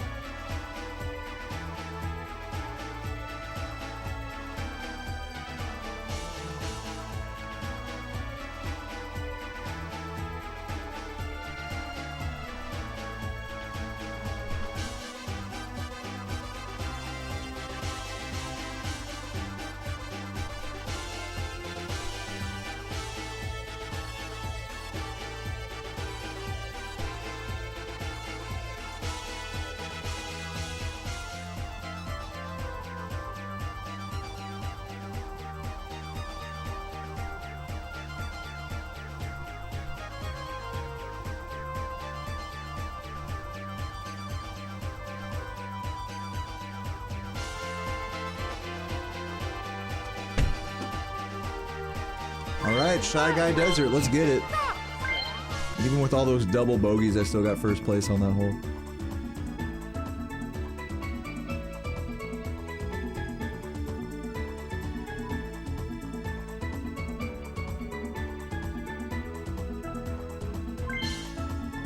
Here I am.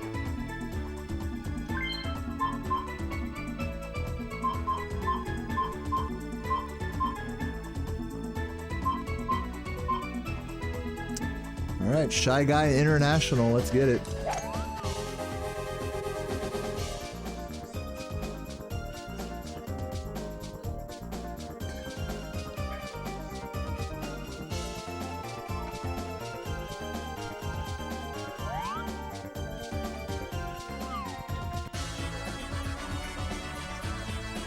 for the pin.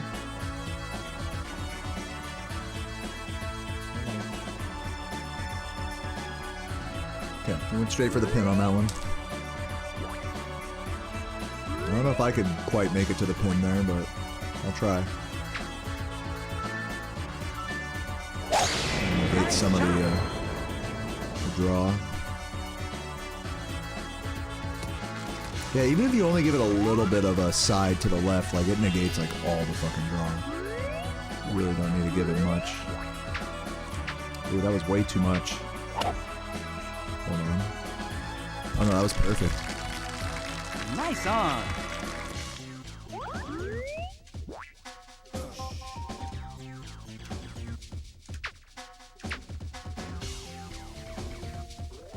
Nice birdie. He's actually, well, but the other color I had him on was more like pee-pee poo-poo color. Yeah, now he's made out of metal. Now he's actually Metal Mario.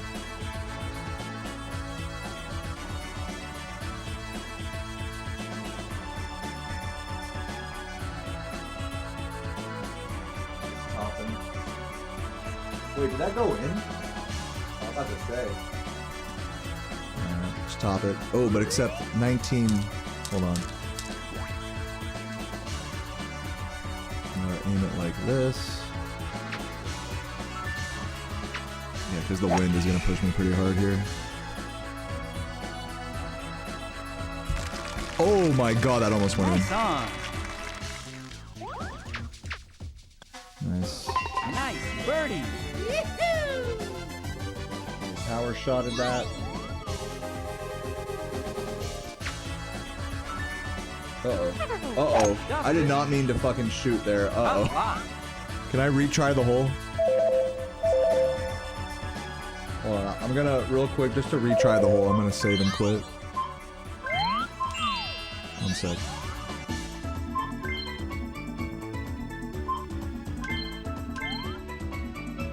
There we go. Power shot.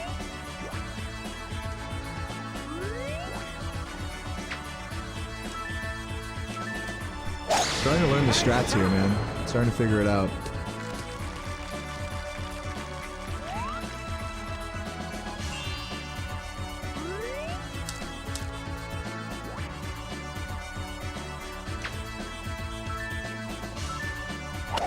Nice shot.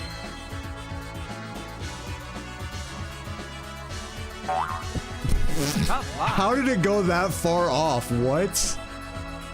What even? The draw was crazy. What the fuck was that? Excellent. That was funny. Nice birdie. I was thinking to myself, I was like, oh, this will be fine. No, the draw, I did not consider the draw there. I should have undrawed it. It's so funny.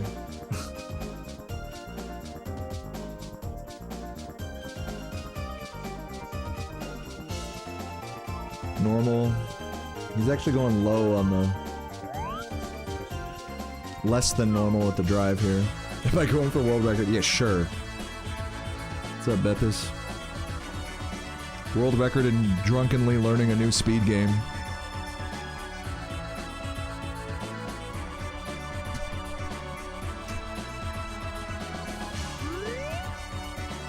Yeah, I see why he went like not full power here. Because you don't want to go in that little ravine down there.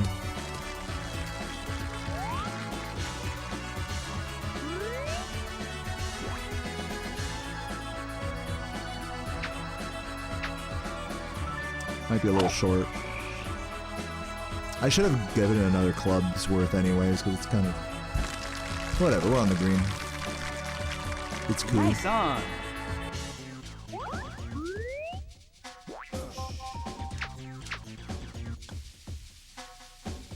Ooh, classic middle putt moment. Nice par. Oh, this is the rock jump one. On the ring shot for this course, you can like hit it off the rock. But he just drives it straight to the green, it looks like. Yeah.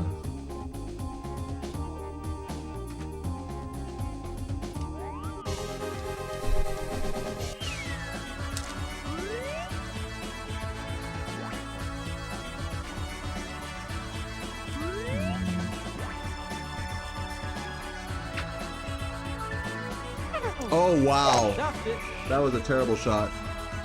I'm gonna save and quit that just to get another shot at that. Oh, too bad.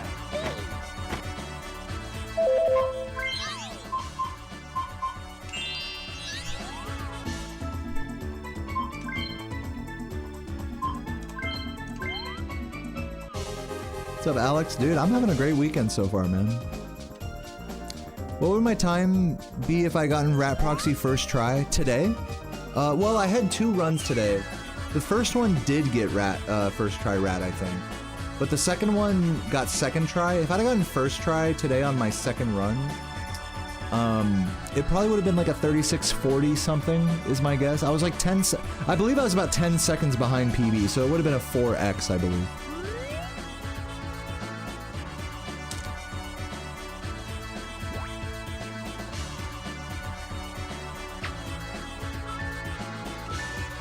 Probably still gonna hit me left a bit.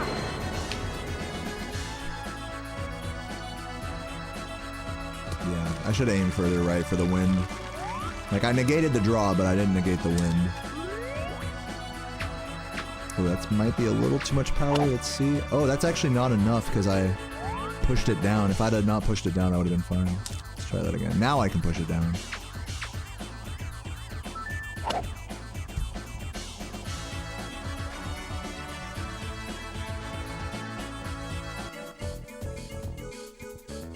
Yeah, Wonder Girl, I mean, I'm not really thinking too hard about it, to be honest. Like, you're really, like, saying, like, oh, well, this run could have PB'd.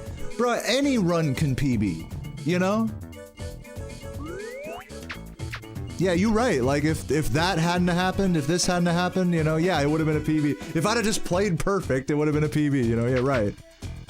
Bogey. Like, what use is it pondering, you know? But yeah, but to your point, like, it was a good run today, you know? Good runs overall. Both my runs were 36, but actually my first run would have been a 36 if not for me dying in the lava room. So overall, great runs today. And thanks for watching and caring about them, Wonder Girl.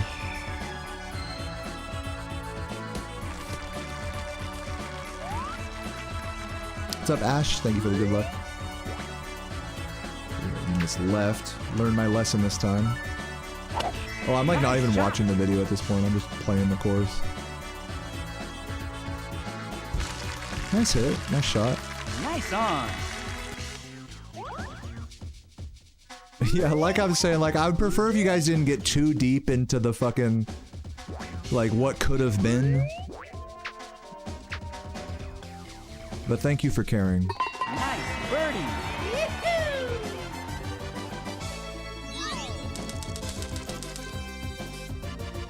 You know, I should have just been perfect. You know, if we're gonna go there, like, I should have just played perfect and then I would have PB'd, right? You know, like, oh, if this hadn't happened, if that hadn't happened, like something's gonna happen. Like, even when I do PB, something's gonna happen.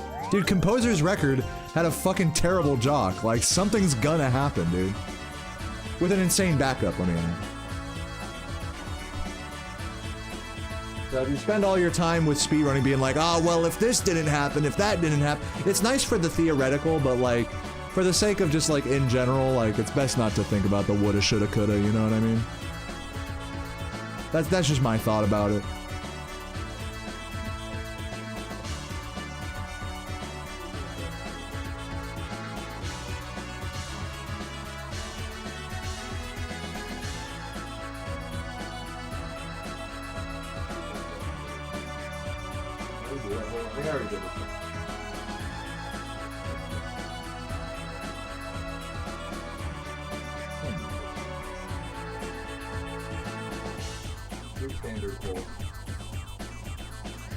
Oh, pause, please, pause. Hello. Thank you.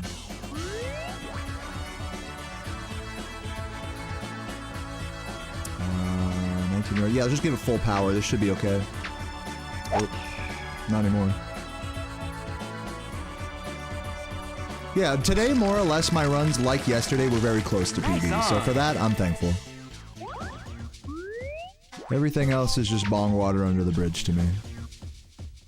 Nice birdie. Do I see myself being a millionaire by 50? You know what? Genuinely, if I keep saving them, on average, I save about $1,000 a month. Thanks to you guys.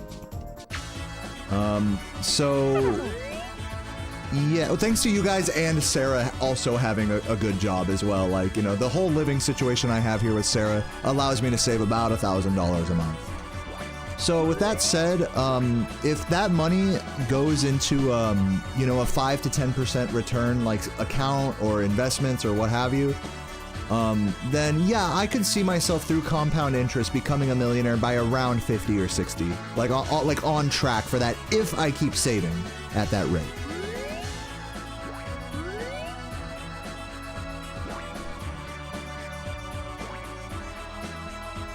But, you know, I'm not gonna say it's like, you know, who knows the future, obviously. Anything could happen. I should have power shotted that. What happened on the last run that was weird? Nothing really. I think Wander Girl was pointing out that High Caves lost 5 seconds because it like cut off the supercharge early, which is just kind of one of those like unlucky things that happens sometimes.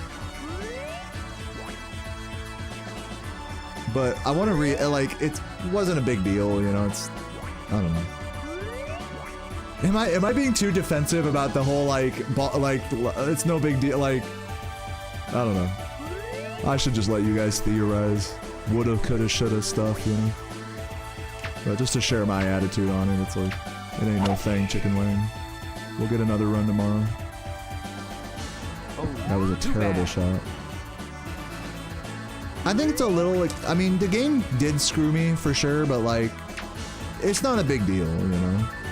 I could have still PB'd that run, you know.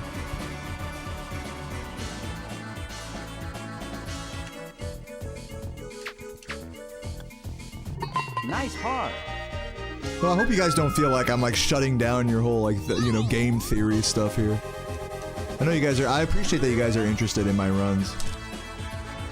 I hope you guys understand that I don't like to dwell too hard on that sort of stuff, though. I hope that's cool.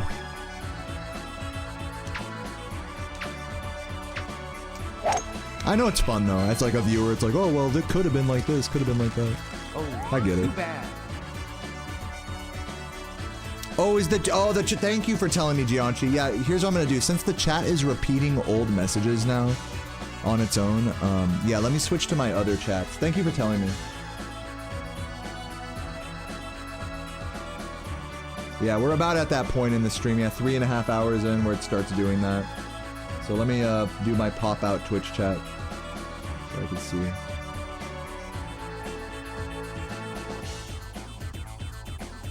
Pop out Twitch chat and pop out YouTube chat. Yeah, my chat devs for the on-screen chat are working on fixing it. Thank you for letting me know. Usually it happens around the 4-hour mark. This time it happened around the 3.5 hour mark, so I'll have to let Hayden know that.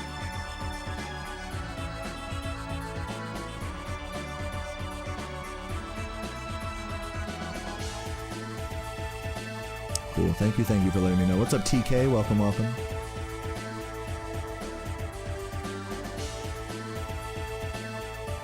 Yeah, that's what it feels like, Nap Jacob, to me, talking about like, oh, if this hadn't happened in your run today. It's really easy in like as a speedrunner to get caught up in that, to be like, oh man, like I was so close to PBing today and yesterday as well. Dude, yesterday I was +2 going into rat. If I hadn't have gone for full flop on my run yesterday, I would have been dead even with PB going into rat. And then if I would have got first try rat, do you guys see the woulda, coulda, shouldas like lining up here? It's very easy to get like caught up in those, you know? That's all I'm saying.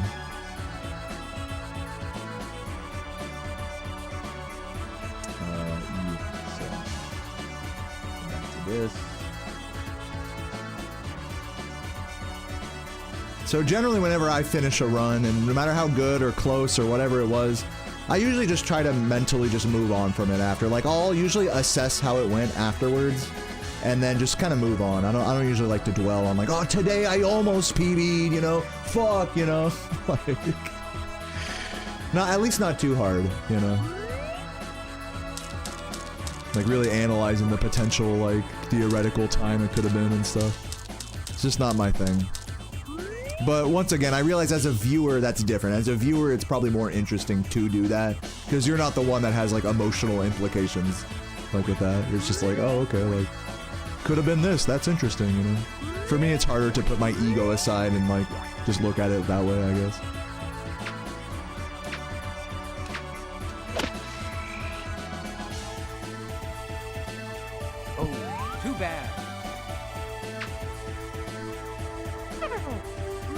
Dude, this hole is going terribly. Let me see how A Standard played it.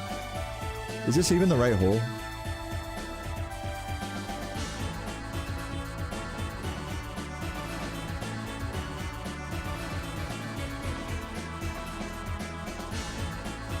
What hole are they on? 8? I'm on 9. I'm on the wrong hole. Let's see how they play this one.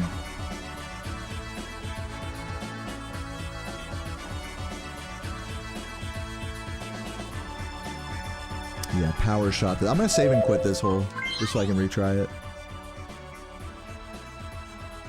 Damn, the double power shot, actually. Wow, interesting.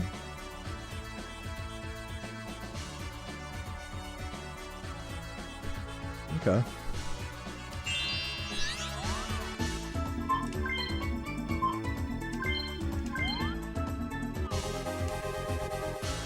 Okay, so here we're gonna go power shot. I'm gonna try to aim it for like this little spot right here. See if that works out. It might not. Okay, I like that. That's good. Probably not gonna quite hit the hole here.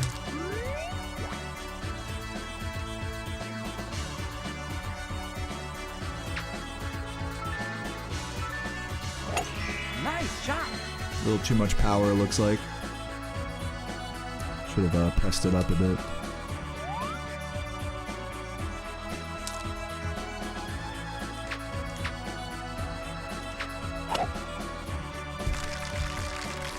Alright, that was much better. Excellent. Much cleaner. Nice birdie. Cheers, everybody. Hey, anyone still hanging out, lurking? Chuggers in the chat to you.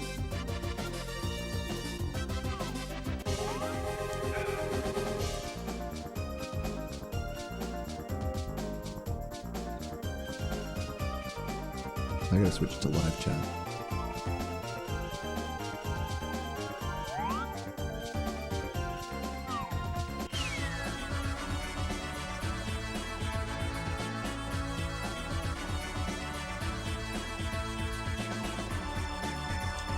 Okay.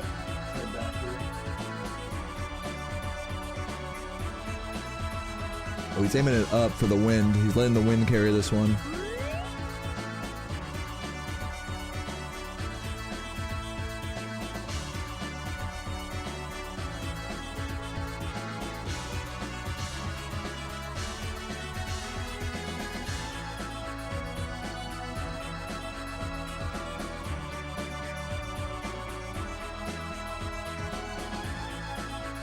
I'm seeing all the lurkers in the chat, all the chuggers. Love to see it.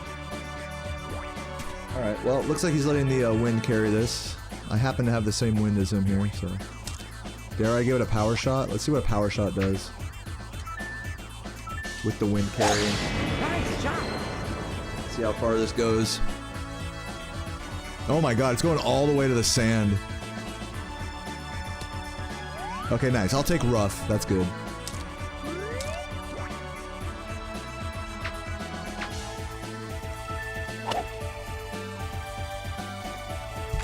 Nice, good shot. Nice on. Shit, I played that hole better than world record. Birdie.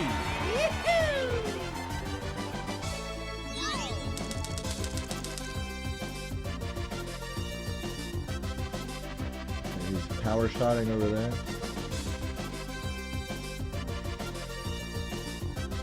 Damn, going for that fucking fairway little patch right there. I see. I see you. Yeah, going for that little peninsula.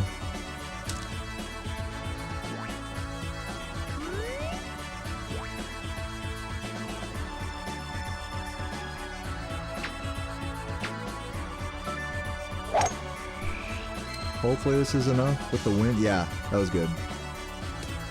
Good.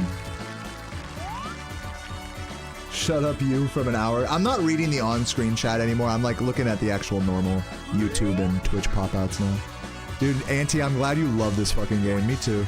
It's so good. I'm really excited to start doing all courses in the next few days. I'm just kind of keeping it mellow for now. Hopefully those off. Yeah, the off accuracy and stuff should have helped there. That was nice. Nice on. I'm glad we have some people of culture in this chat that love Mario Golf N64. Let's see how what record does the next hole. 4 iron. Not opting for a driver here. Oh, because the fucking hole's right there. Hello. Just go forward.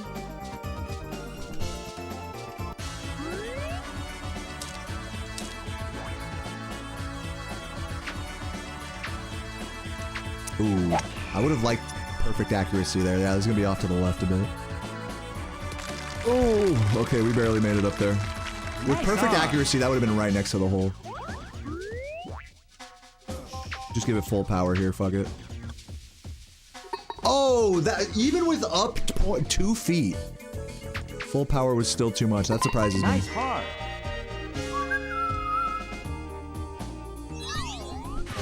Okay. Power shot the pyramid hole.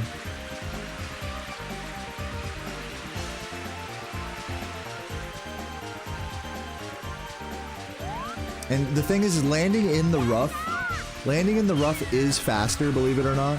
Except in that case, he would have liked to land on the green, I think. But generally speaking, landing in the rough makes the ball rolling animation stop quicker, so when you see a speed run of this game, like land in the rough, it's usually actually fast.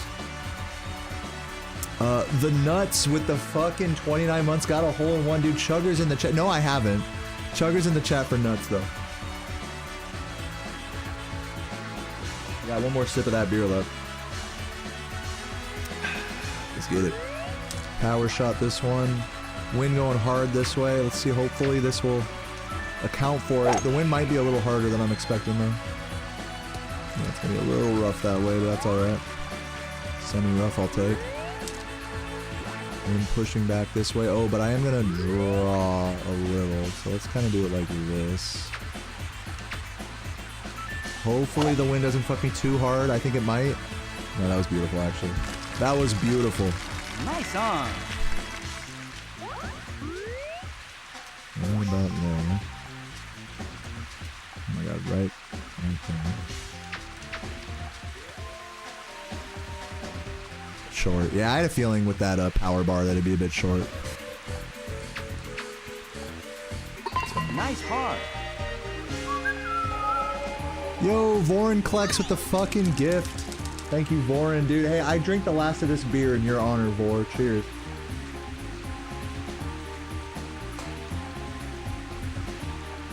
Cheers to you, Voren. You know, I do have one more tall can of Michelob in the fridge. To any other gifters that want to, you know, peer pressure me.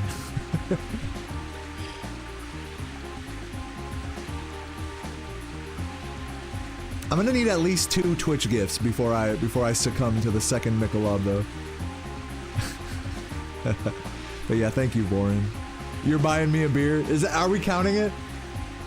I'm gonna wait. Let's let someone else back you up, and then we'll count it. All right? Keep it slow. A slow ride on this one.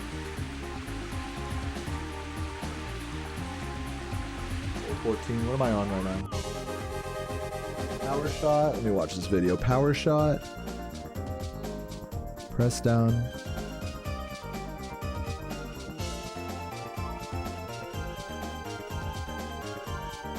Just gorgeous shots here. Another power shot again, I'm seeing. Hey, Standard is so liberal with the power shot.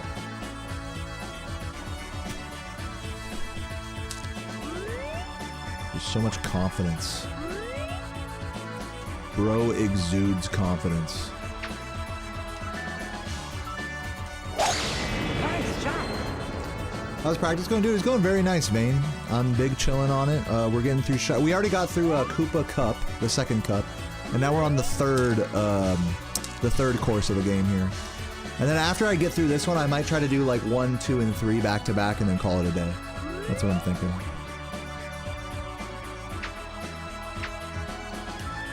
Ooh, it's gonna draw a little bit is the thing. Yeah, the draw is fighting the wind. So, worked out nicely. Thankfully the wind was against the draw. Great. Eagle putt. Give me full power on this one. Oh my god, I just wanted it so bad. It didn't break at all. Left an eagle. Nice birdie. Oh well.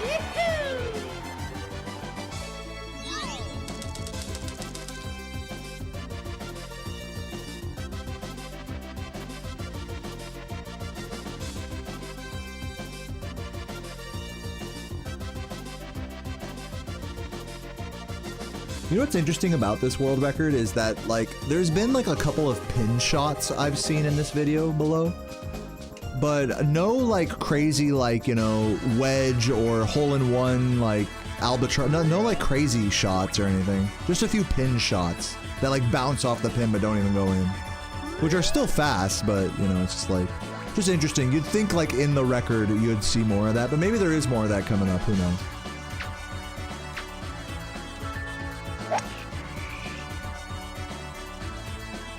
Don't go too far. Okay, good.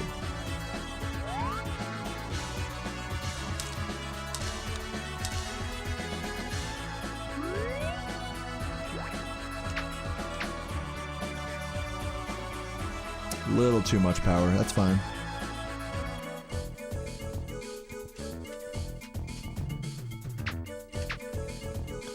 What's up, stud Nico? Taking a break from world record goal? Yeah, you must have not been here for a while. Yeah, I've decided to just focus on getting PB in Spyro, not world record. Bogey. Because Composer's really good, basically. Composer's really good, so it would behoove me to just focus on myself and my own grind, rather than being so caught up in record, you know? Well, hopefully that makes sense to you. I know you're like a turbo pace pal, Nico. Like all you want is to see like world record and stuff. So hopefully I'm not making you cry or too disappointed or anything. Composers dedicated their life to Spyro. Yeah, I mean, you know, me too, to be fair. Like, both of us have.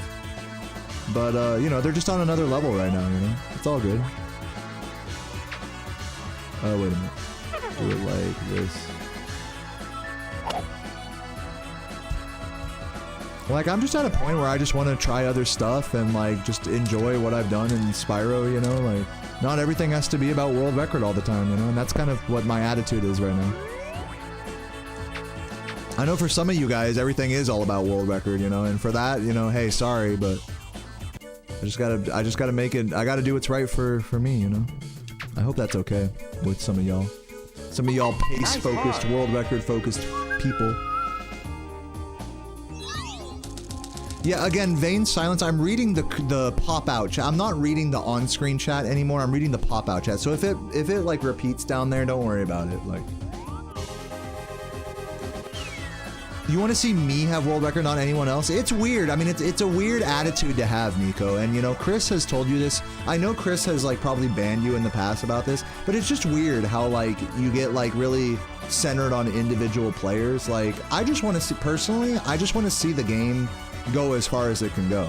And I want to be the best I can be. If that results in record, that's great. If not, I'm really proud and happy for Composer that they're doing as well as they are, so. It's not all about me, you know what I mean? Okay, let me go watch this hole, because I'm pretty sure he does some strats here.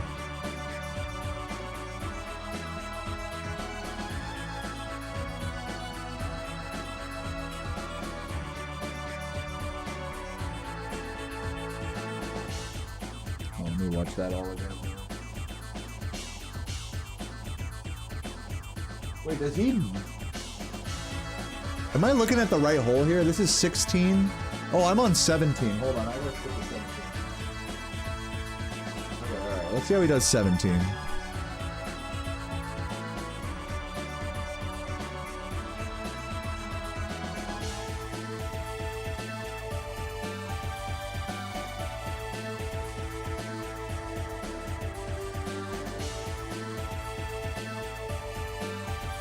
Yeah, the second shot goes to the hole here, is the idea.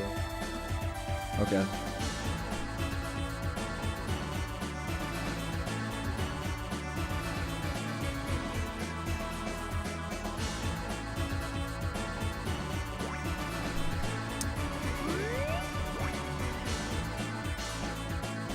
Yeah, Nico, like, let me say this straight up, like, you know, I've already said it's not all about world record. I know it's like you're used to seeing me. I get it, you know, you're used to seeing me, like, be super, like, oh, it's all about world record. It's all, like, let me get a PB world record.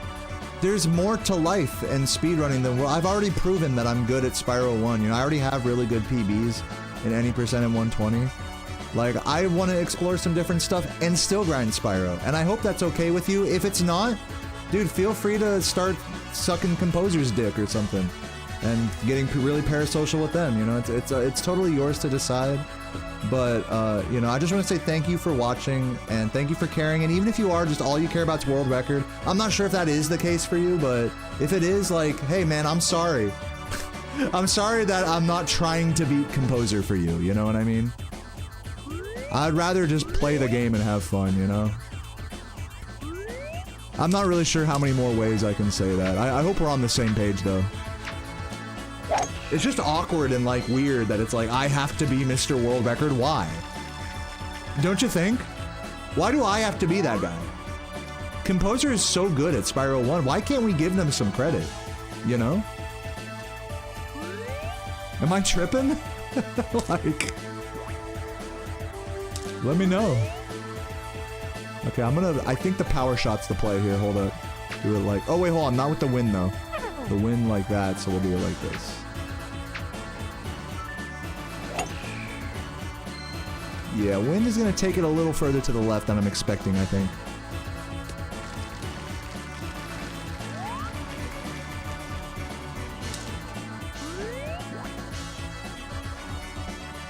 You don't watch any runner, just me? Well, you got banned from Chris's chat, I know that. Right? Or am I wrong? Unless that was a different Nico.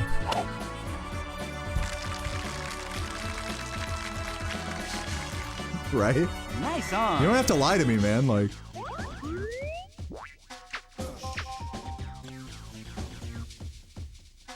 Nice birdie.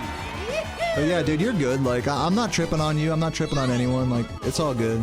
I just want to be on the same page with you guys, that's all. Like, I just want to, like, not feel like I have to be a certain way for you guys. I have to be Mr. World Record. Because that sucks, dude. That sucks when I force myself to play the game for you, Nico, you know? Like, you don't want that. I don't want that. No one wants that. Know what I mean? So, thanks for sticking around if you do. Nice shot. And to everyone else who's still watching. I think I'll stop talking about it at this point. I think you get the point. Alright, let's head over here. Do it like, this-ish, I think. That might be too much power, we'll see. The off accuracy should help, actually. Nice on. I probably did, can't remember. Right. That's one way to say it. Okay, let's head over to this. Oh man, that was such a close putt, dude. I would have nutted if I hit that putt. Oh my god, I actually hit the B button, idiot.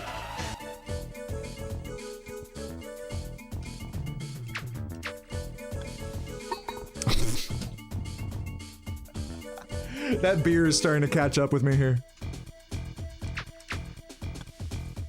Bogey. Alright, that was hole 18 there. Bogey. Bogey. The replay. Bogey. Bogey. Bogey. Bogey. Bogey. Bogey.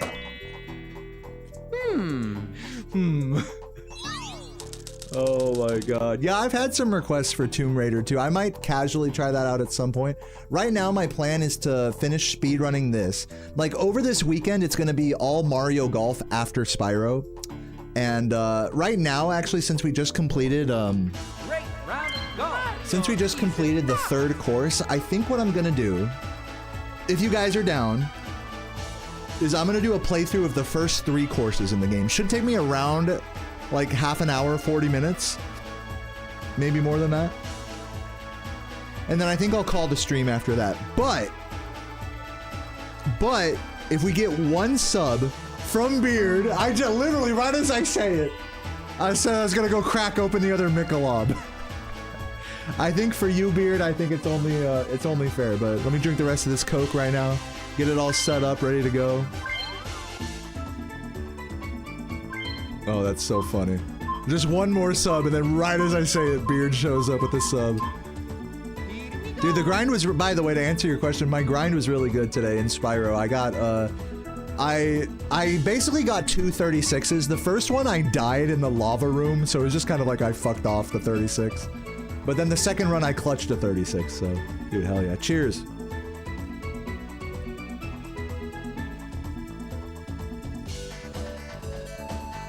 So I think I'm gonna grab one more beer. I might even smoke a little weed. You know what I'm saying? Smoke a little weed, and then we're gonna try the first 3 holes back to back.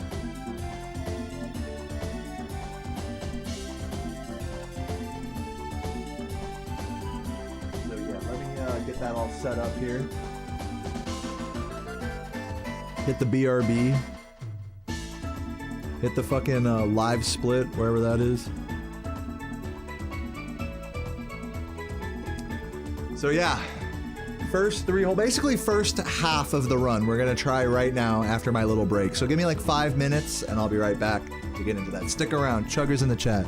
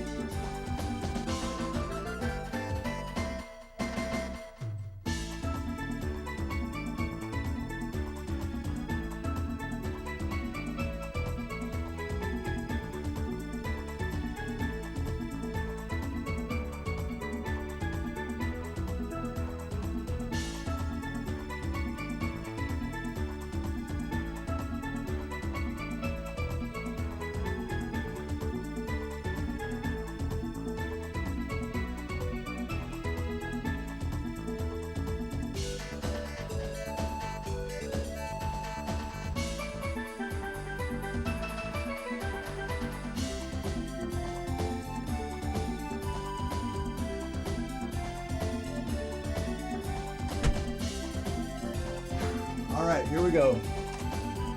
Turn off the video. We don't need that anymore. Or even is it? Turn off the video. Expand the chat. You know? The chat repeats a shit ton, don't worry about it.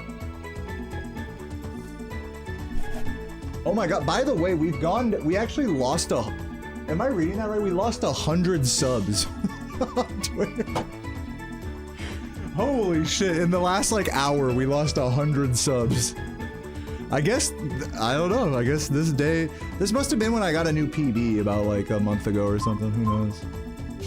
That's pretty wild, that's a lot. So yeah, if you guys are enjoying the Mario Golf, feel free to drop a sub. So yeah, what we're gonna do right now is we're going to do, turn off the BRB. If we get back up to 660 today, I'll be stoked. It's all good. Yeah, probably it was like I got a PB this time last month or something. My 3635 or something. Has it been more than a month? Who knows? But yeah, anyways, yeah. First half of the run, first 3 courses. In 3, 2, 1, go. Let's get it. So this should take me about... This should take me about an hour. If I can get sub 1 hour on this, I'll be stoked.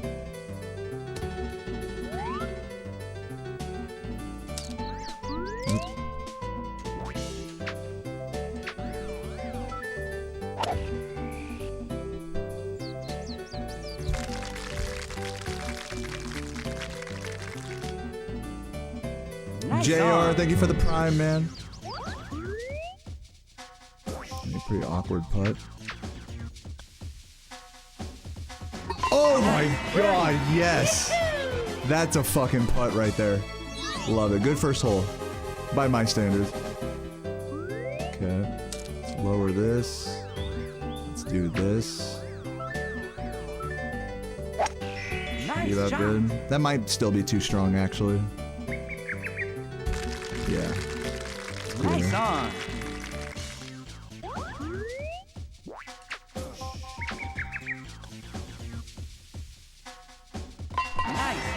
Killing it. Love it.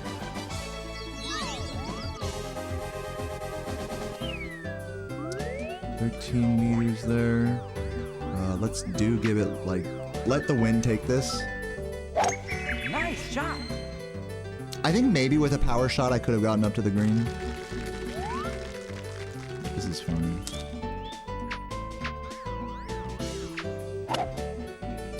Yeah, I should have not pushed it. I should have given it more power there. I should have known. It's cool. Nice on. That's like the sort of hit I'd get if I was like... Yeah. Okay. Up 0.67. This is going to be questionable. I'm going to go middle putt. And give it like one of these. Ooh, classic middle putt. That's a classic middle putt moment right there. Nice par. Tony Hawk Pro Skater 3 and 4 thoughts. The remasters or just the originals?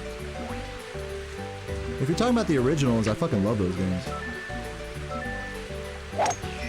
Probably should have given it a little bit more pointing to the left because it's gonna draw a bit. That's fine.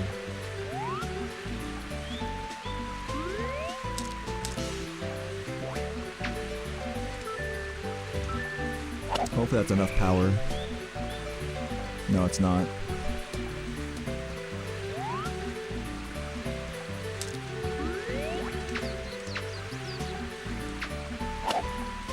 Dude, I gotta remember when I'm hitting up with an approach shot, I gotta not point the ball down. Because that just kills all your distance. Nice on. I gotta remember that.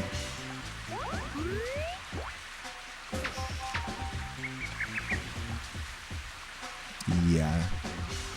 Again, should have realized I was hitting up a fucking giant hill there.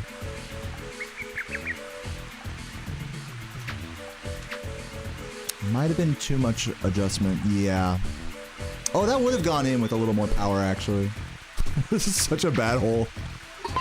The good news is that, the good news is it actually doesn't matter what you place in the tournament itself here. Like, as long as you get past the hole, like, you're good. So, it's actually a pretty chill speedrun like that.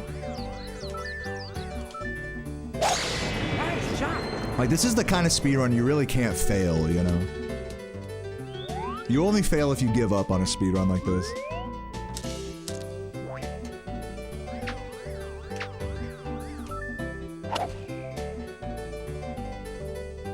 Might be too much power. Oh my god, that was right on the hole. Nice on.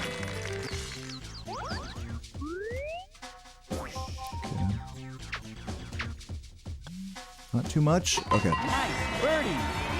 Yeah, no, you don't have to win. Straight up, I asked in the Discord yesterday, I was like, do you have to win the actual tournament mode? Like, if you're on a good run, generally you're gonna win by a lot in all the tournaments. So it's kind of a non-issue. But, you know, if you're on a really bad run, like me, for example. See if this isn't too short. Oh, it definitely is to the right. That is fine. Nice on. Yeah, super awkward putt. God damn, not even close to the hole, dude. Really gotta account for these hills a little bit more. Nice par. This game is so interesting as a speedrunner, like how quickly can you like set everything up and hit a ball, you know? Like just that question is just intriguing to me. It's actually good that I missed the accuracy there. Better line.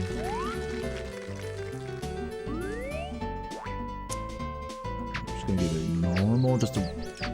Oh, if I'd have hit the accuracy, that would have been perfect. I'm not gonna spin that one because I want it to land harder. Beautiful. That is still close. That almost hit the bunker though. Beautiful shot. Nice on.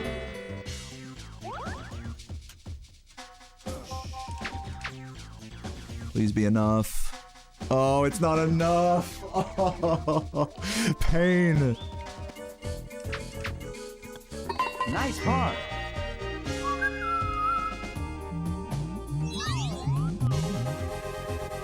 I think I'm gonna make actual splits for this game. When... Oh, is that gonna come around? Yeah, that's fine. I'm gonna make actual splits. I probably should have power shotted this hole, by the way. Because now it's gonna be a difficult wood to get up there. Yeah. Got a power shot here. Since we're hitting up, we actually don't want to press it down too much. I could have pressed it down a little more than that. Oh, Ooh. too bad. Don't press it down. Yeah, don't press down those chips and stuff unless it's just straight on, like from the fairway or whatever it is. Unless it's like no height difference. Are you kidding me? That was too much power? God fucking damn it. Oh, this game, dude. Alright. Power, no, actually don't power, no, do power this one. Because we want to get in that rough over there. Oh, that's fine. At least it's following the fairway, it's fine. Yeah, I rammed the hell out of that hole. It's 3 yards down, so I'm gonna give it 2 more clubs up and this. And that's too much power. Let's see what happens. I meant to give it less than full power. Yeah, that works. It's a far putt though.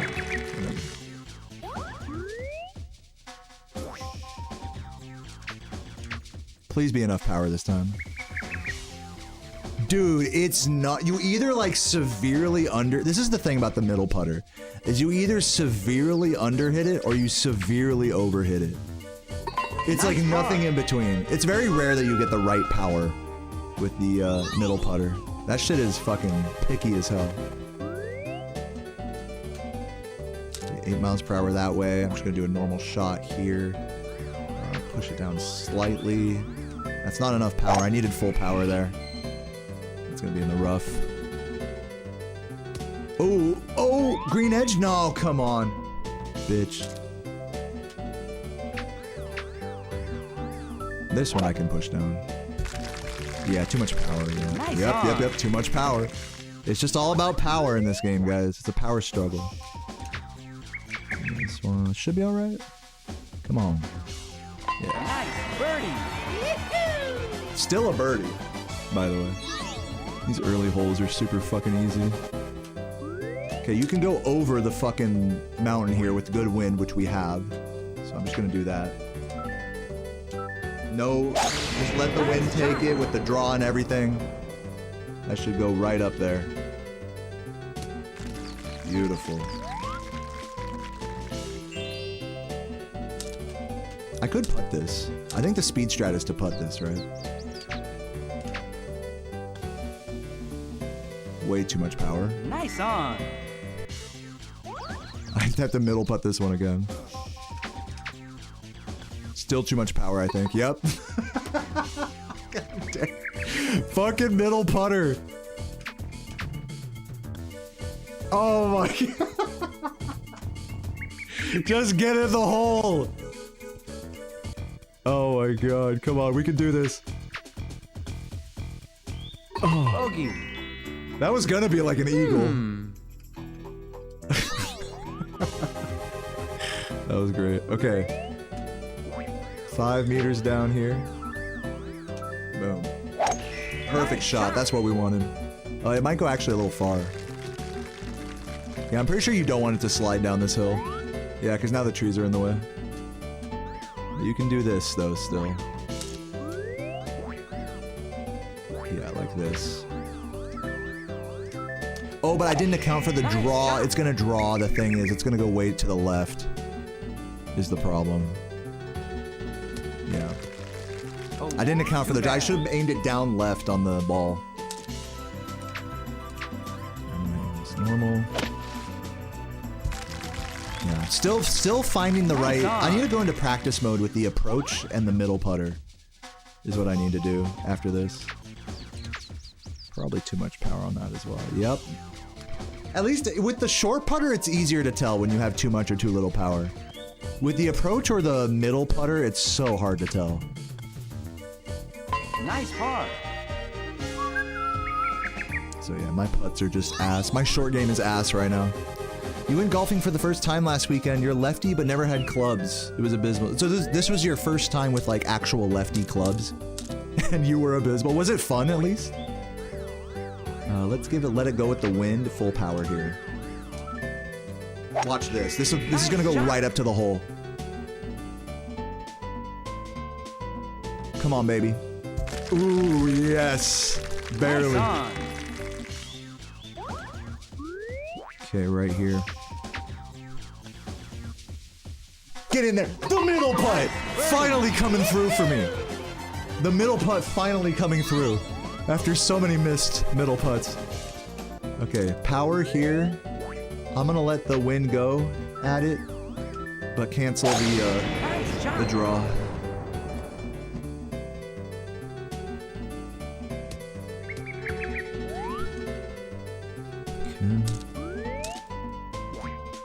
I'm just gonna let this one rip. Again, canceling the draw. Yeah, it might have been too much power actually. No? Nice on. on. It's fine.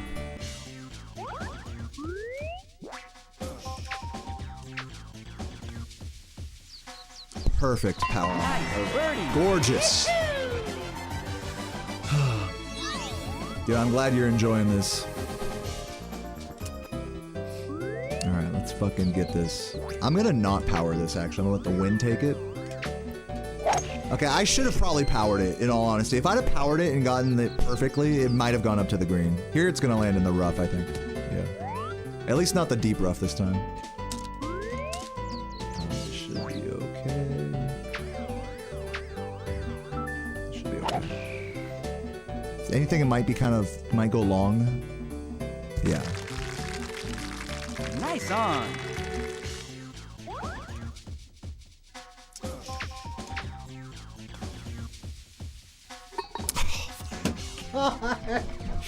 Oh, come on, middle putter. Yeah, practice mode for sure. For that. Oh my god, that was almost too much power as well. I got a whole nother beer here, by the way. We drink some water as well. I wasn't even looking at that shot, I just sent that one. Oh, it's gonna go down the hill. That was actually the exact kind of shot I wanted. I just needed to point it down a little. Yeah, it didn't go all the way down the hill, which is actually ideal here. It's up 12 yards, but we should still be good, roughly speaking. I'm trying. Hopefully, it doesn't hit the tree. Let's see. Nice shot. Hopefully, it goes up to the green and doesn't hit the tree. Yep. Wow, what a shot.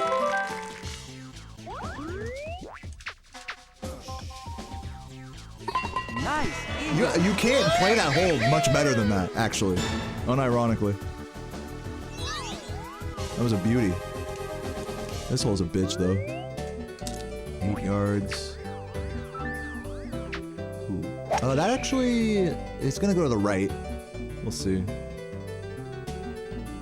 Yeah, it went to the right.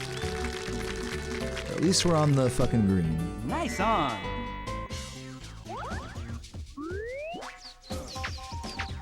Probably not enough power, I'm guessing.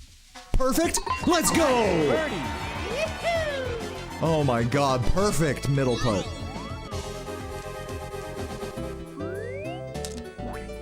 Wait, don't hit this. I wish I'd have gotten full power there. I should have pushed up on it. I was trying to push up. It looks like it didn't do it on the ball. Still decent. Yeah, you want to get on top of that hill because now we have to watch this whole rolling down animation. That's time loss. Okay.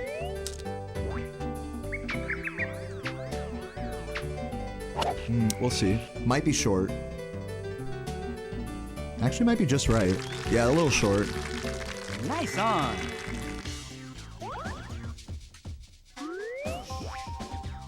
I'm gonna middle putt this. Too much power. Yep. I'm learning. Too little power. Get in there. Good thing it was down. Nice Whew. Smoking up and golfing was fun, but averaging 25 yards a shot was tough. Great round. Yeah, dude. I mean, I guess it's like when you're learning a speed run, you know? It's like you're gonna have a lot of tough moments where it's just like fuck, over and over. Okay, we completed the tournament. Let's do Koopa. We're on to tournament number 2. 16 minutes for the first course. We're trying to get through all 3 here. And I don't want to hit that one too hard. Perfect.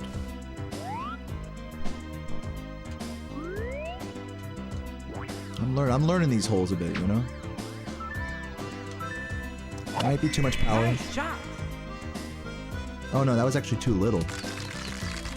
Oh, it rolled right up there. That's the beautiful thing about hitting top side on these balls, is that they'll just roll right up there. Nice on. But only when shit's like your height or below. Please be enough. It's not enough. God fucking damn it, dude. The long roll animation and everything. Nice par. Love it. At least I didn't hit in the bunker on that first hole. That's usually what happens there. Okay, this one you gotta power shot it.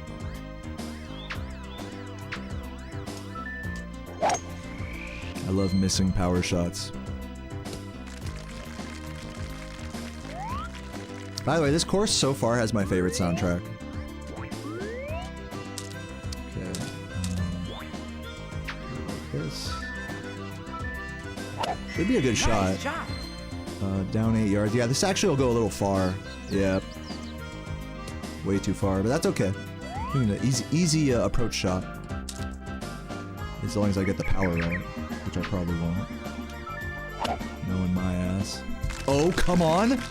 Okay, it almost rolled up there. Almost. Nice on.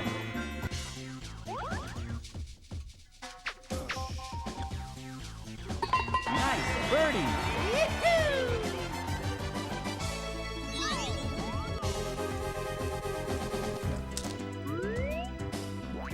I'm gonna go up here. Let the wind take it, basically. Dude, I keep fucking missing the power on these power shots, which is annoying. But we should still be getting up there. Get onto the green! Yes! I'll take green. Oh, that's beautiful. Best drive, baby. We want to go like this, right? Yeah. That's probably not enough. Oh, that was too much, actually. Nice. See, that's what I'm saying. I don't understand these middle putts sometimes.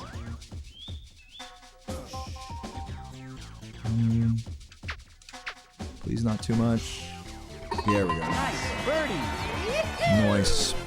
Dude, yeah, the fucking music for this, like the normal song in this level, in this course, right here, is just so relaxing, so mesmerizing. Okay, up 11 yards. I'm gonna give it just, I'm gonna give it one more club's worth and let the wind take this one. It's for the best that I missed that accuracy. I think this should be good. Yeah, the accuracy helped my... Oh, no, I pressed B. God damn it. Idiot. Time lock. You gotta be careful about pressing B in this game. Okay, that's not enough power at all. That's okay. Good thing I didn't overhit that one, at least. It's better to underhit than overhit. Nice par.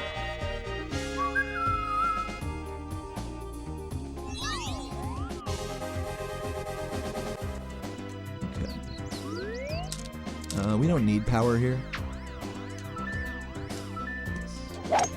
Nice shot.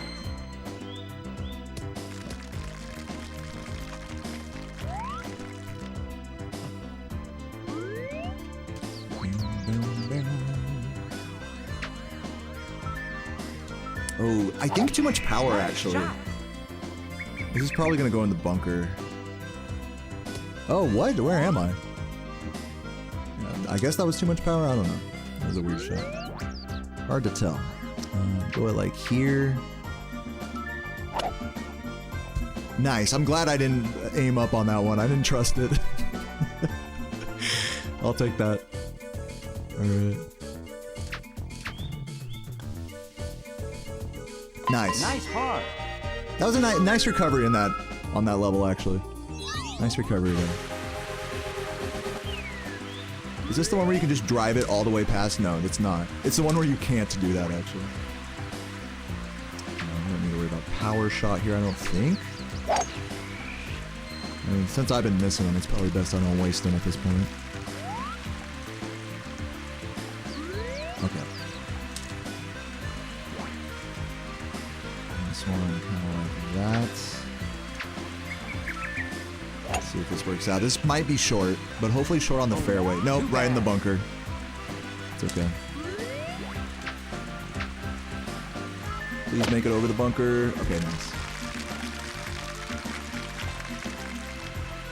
Nice on.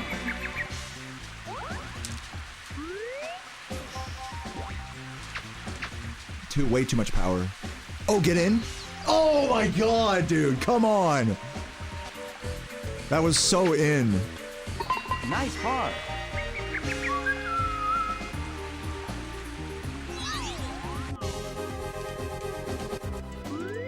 Did I say 12 holes when I meant to say 18 earlier?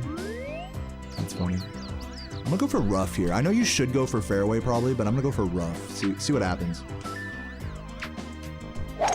Oh, this might go sand actually. Oh, just barely cleared the sand. Oh my god, I'm so lucky. Okay.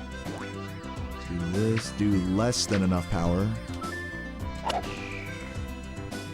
This should be a good shot. Might be short, actually.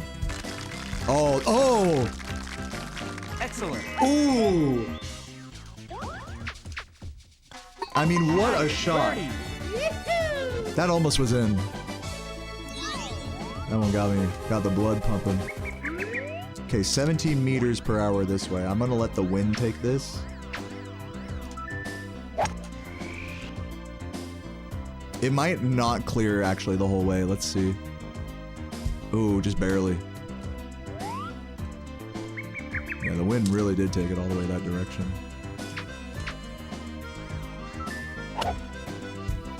What I should be doing is giving it a lot of approach power on shots like that. I gotta give it a lot of power and then point it up so it goes really like just goes right into the ground. Because that would have been a good amount of power if I didn't point up on the ball. Let's go like here. That might be too much of a... Oh, it might be... Oh! It's fine. Bogey. Bogey.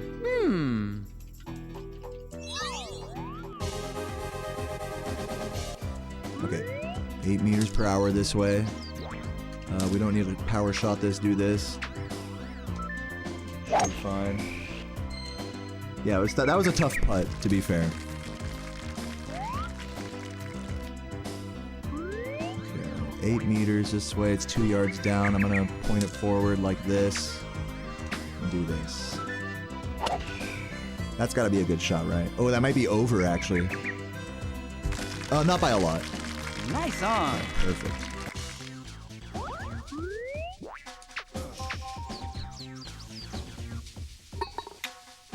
Understandable.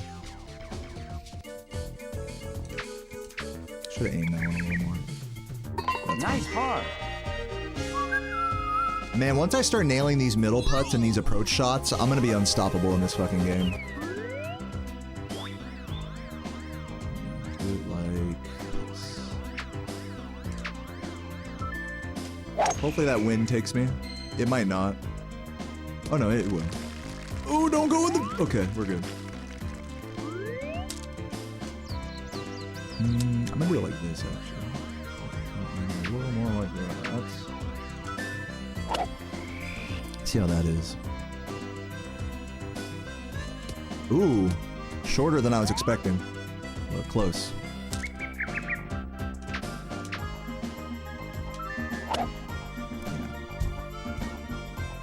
That one I should have aimed up slightly.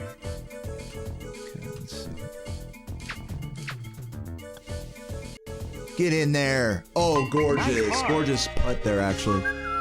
These are some tough breaks to read, so I'm not too mad about these short putts. These are good. Short putt game and drive, you know, all the general... Just getting those quick drives out. I should have done a power shot there. Also, I fucked up the meter.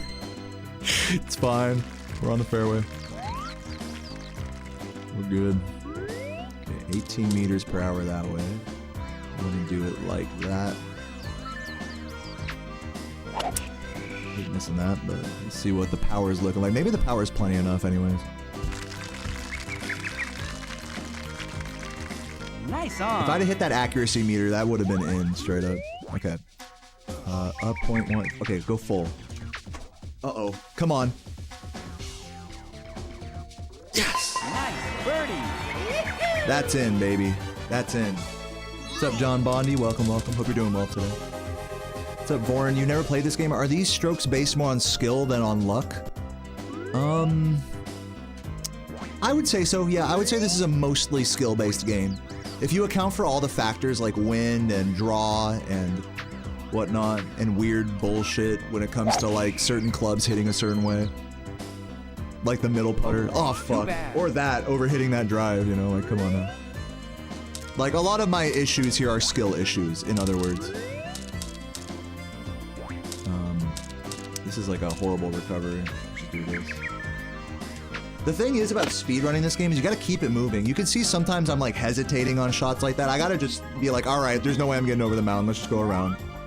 And just like fucking bam, bam, bam, knock out the recovery shots. Because it's not about how many shots you take. It's about how fast you are overall. That's the thing about speedrunning this game. Nice shot. It literally doesn't matter how you place in the tournament. You just gotta fucking get from the... Oh!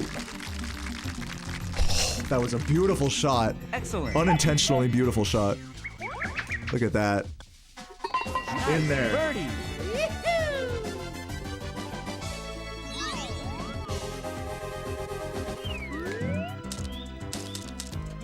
This.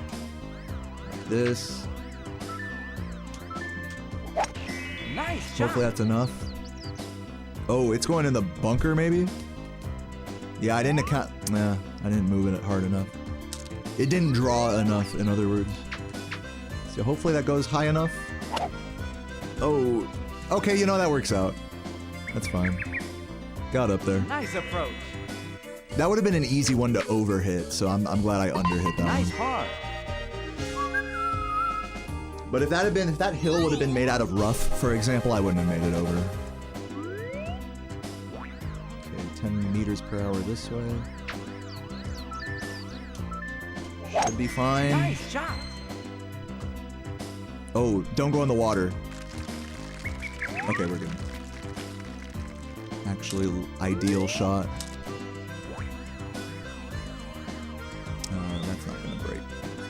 think. Go like that. Hopefully that's enough power. Oh, beautiful shot. Beautiful shot. A true speedrunner shot. Nice on. I think. Okay, anyways. Give me this. Nice birdie. Yeah, a little bump it. Dude, literally, speedrunning this game is literally every shot is a bump and run. Because you're literally running the game. Like, unironically.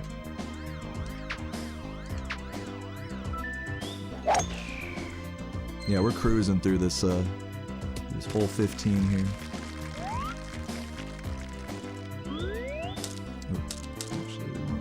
Actually, we want this normal power. 20 miles an hour that way. I mean, the wind is probably going to take it pretty hard.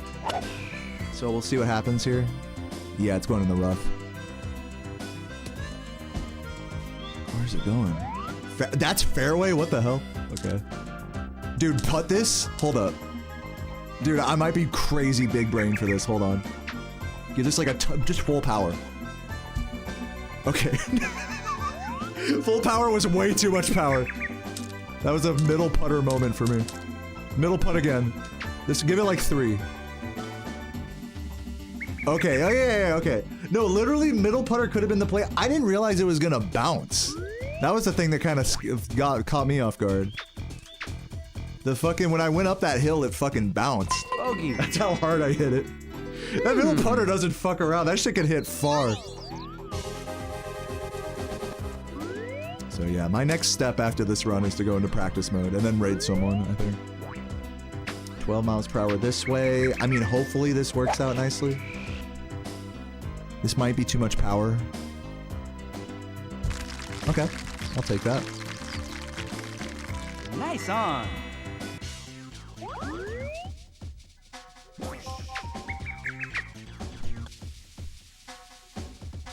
Nice birdie.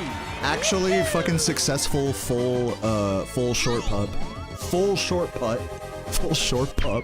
Oh shit. Oh, I fucked up. I did not mean to. I was mashing A. Oh, and I mashed. Uh-oh. This is when mashing goes wrong. Okay, hold up, hold up.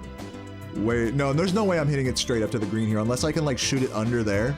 That, hold on, that's my play, I think. But I gotta like get it as right as possible. This is my play. Nice shot. In between the tree. That's probably going in the sand in all honesty. I couldn't hit the green, I don't think.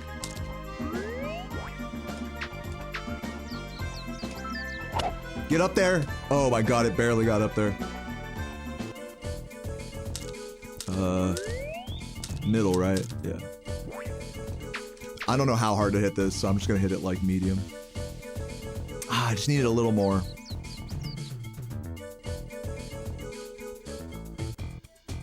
Yeah, man, I feel like a lot of the time loss in this game comes from having to do middle putts all the fucking time. Like, the less middle putts you fucking you miss. In my case, because I'm missing every fucking middle putt there is. God! Fuck. I know it looks like I'm giving it too much power, and that's because I am. I'm so sorry. Alright, here we go. Oh, give me the fucking fireball for once, dude. God damn it. Okay. And I'm on the 18th hole, so I can just burn my power shots now if I wanted to. Like, I'm gonna power shot this one, fuck it.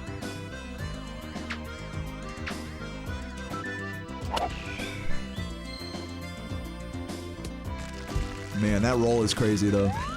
I should be able to putt this. To my trusty middle putter we go.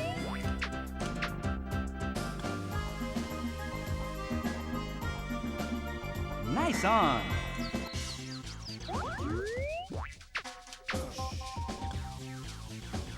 All right, Nice I'll take it. birdie. Was that it? Was that GG on that course? Koopa. Oh wait, was that the right cup? Was I supposed to split? Here I am. Because I just did Koopa Cup. Yeah, I have to do Shy Guy still. Hold on, we still haven't done Shy Guy. I forgot which course we were on. We were on the second one. Now this is the one we learned today.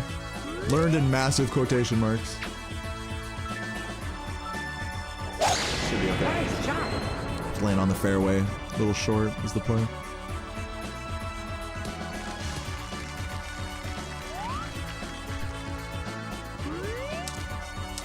Okay, go back.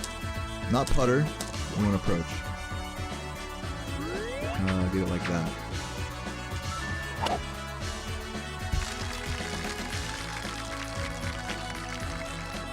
Nice on.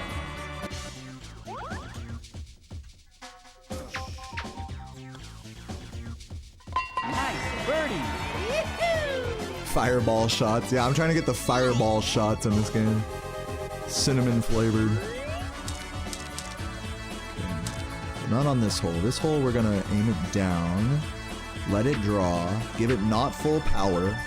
And that should be okay. Oh, that's still a little long. But we're on the green. Nice on. It's down, but I don't really trust it. I'm gonna middle putt it. Oh, come on, middle putt! Middle putt, please! Nice par. Classic middle putt. What's up, Lord Zemosa? Dude, we are playing video games tonight. Okay, let's see here. Aim it like this-ish. It should be okay. Boom. Finally getting the fireball. Where are my cinnamon whiskey drinkers in the chat? Hey, cheers.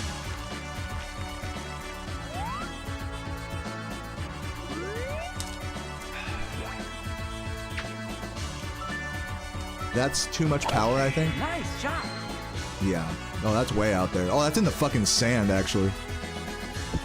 Tough line. Yeah, at least it didn't go out of bounds.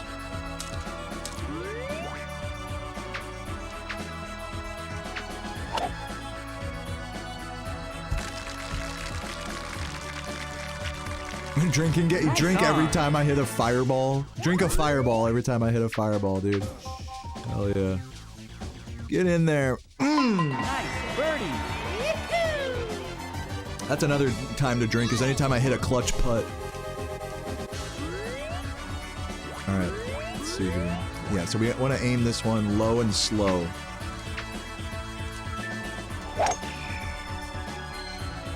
Oh, too much. It's going down the hill. That's fine. We wanted to stay on top of the hill there. Excuse me.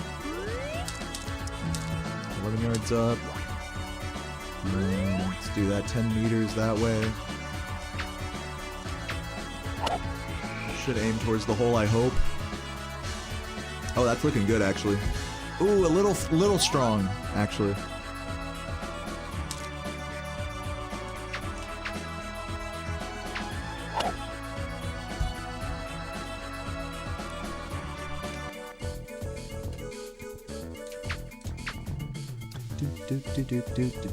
Nice par.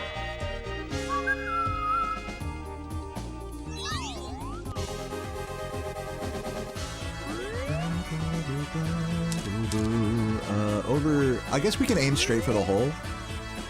I mean, we probably shouldn't, but I think that's the play. Just for speed strats, just land in the fucking sand right in front of the hole. It doesn't have to be a clean. Like, I gotta remember that the holes don't have to be clean.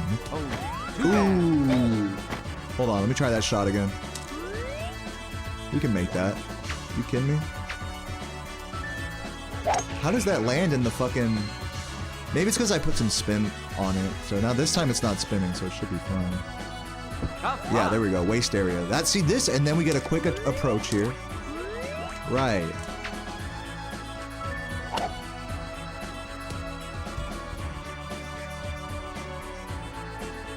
Come on.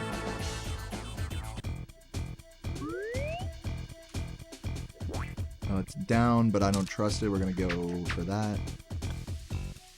Oh, I over fucking turned it.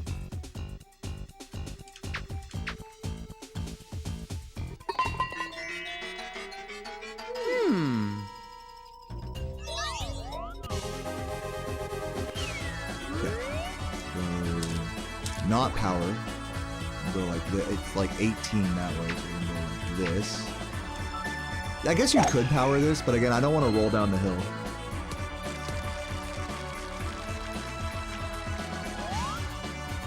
I guess you're already on a fucking hill, so it doesn't really matter.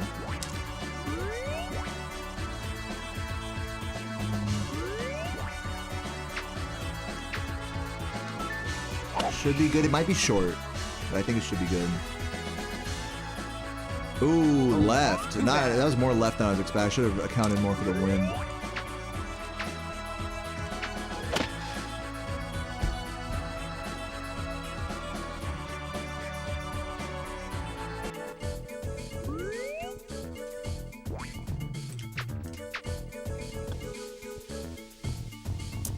Classic middle putter moment.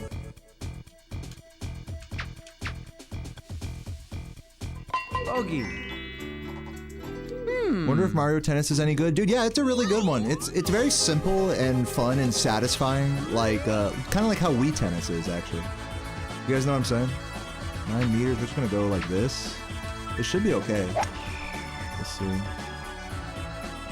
The wind might take it more than I'm expecting. Yeah. Nice on.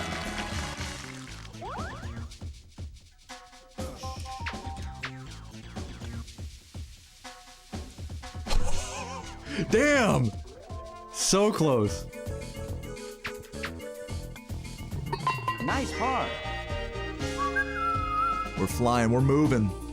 We're chugging. Alright. Let's see. 16 miles per hour that way, so we're just gonna let the wind take this one. Yeah, I could have maybe hit this all the way up to the green. I could have looked at that, but I was just like, you know what? Fairway right there, boom. Yeah, rough right here, even better.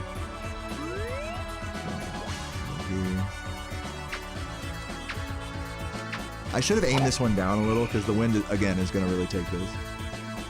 The thing about when the wind takes it is that, like, if you don't need it to, you really shouldn't. Because it might take you, like, off a direction that you're not expecting.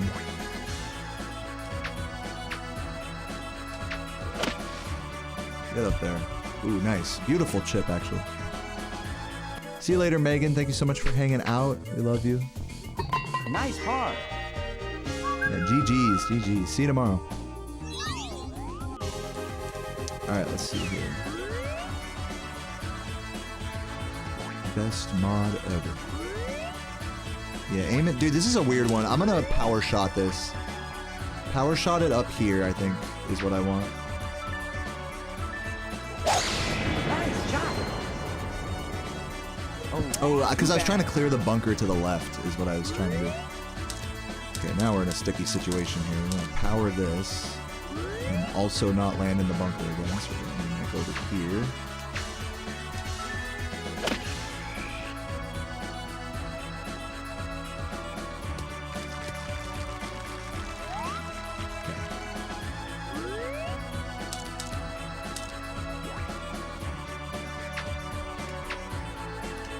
Yeah, definitely making the wind influence me a little less here. Nice short. If I'd have let the wind take me on that one, that probably would have gotten it closer. Nice on. But yeah, letting the wind take you is definitely a bit of a gamble. I'm starting to realize. Oh, God, motherfucking! I've been hitting better power on those middle putts lately. Just bad aiming. Nice par. What's up, Justin? Welcome, welcome. Right, whole turn. Here we go. See if we can make this power shot. I should have probably aimed it to the rough, right? It's cool. Yeah, because now it's going to like bounce off into the rough. Better just aim it directly for the rough when you can in situations like that. Okay.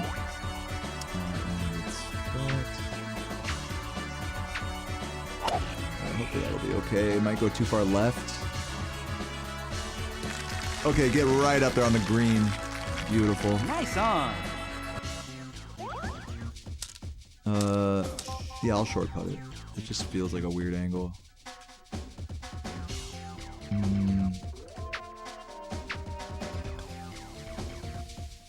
Calculated. I calculated that. Thank you, Vain Silence. Now, to be fair, like 2 days ago, I hadn't even played this game in like since I was a kid, basically. So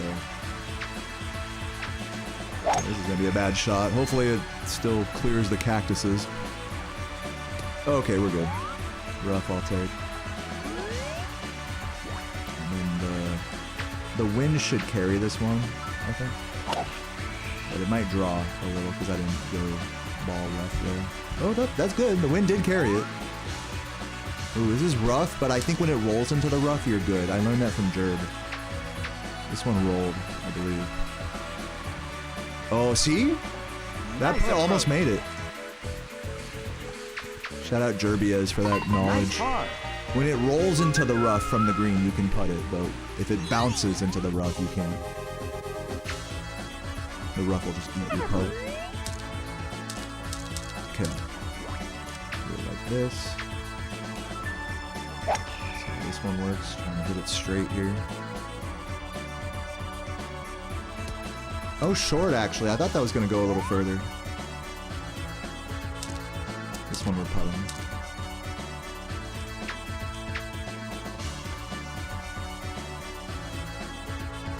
Ooh, that was actually a solid putt, besides this super slow roll.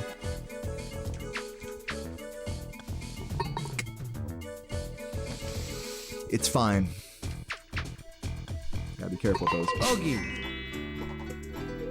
It's fine. Are we winning? Yeah, right. We are winning. Dude, we're almost to the end of the third course here. We're on 13 here. We're flying through this run. Sub 1 hour, definitely looking doable. Let's aim it, yeah, like, is the 14... We'll see how much the 14 meters affects it. I probably should have power shotted this as well. Yeah. Okay. Go here, like this. Kind of aim it a little lower, not a lot. Nice shot. Beautiful. Nice on.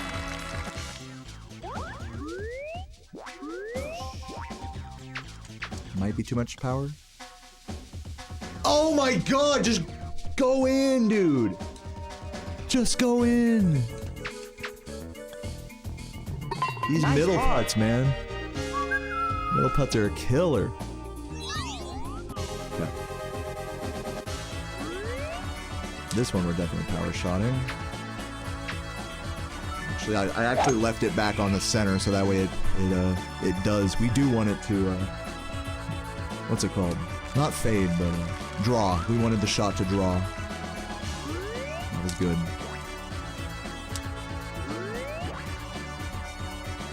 This one we don't. I think that'll be okay, actually. Good roll up. Great. Great. I love that noise. So satisfying. Please get in there. Give me the eagle. Oh! Nice eagle. Come on. Give me that eagle. Dude, bro wants this eagle too badly right now. Okay. Go down here. 19 mph. Hopefully this is good. Nice shot. Let's see. That's actually not bad. I don't hate that. I actually could have used more power, actually. I could have used a higher club, which kind of surprises me for how far down this hole was.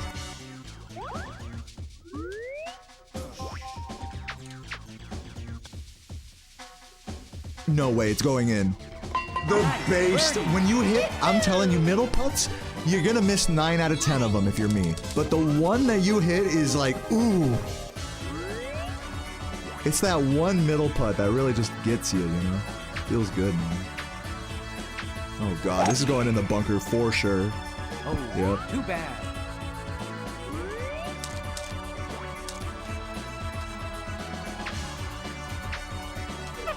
Damn it! Where is it going? That's the first time I've done that actually since coming back to this game. We want less than full power. We're not gonna mess with the ball trajectory at all. So that way the wind perfectly puts it right next to the hole. Love it!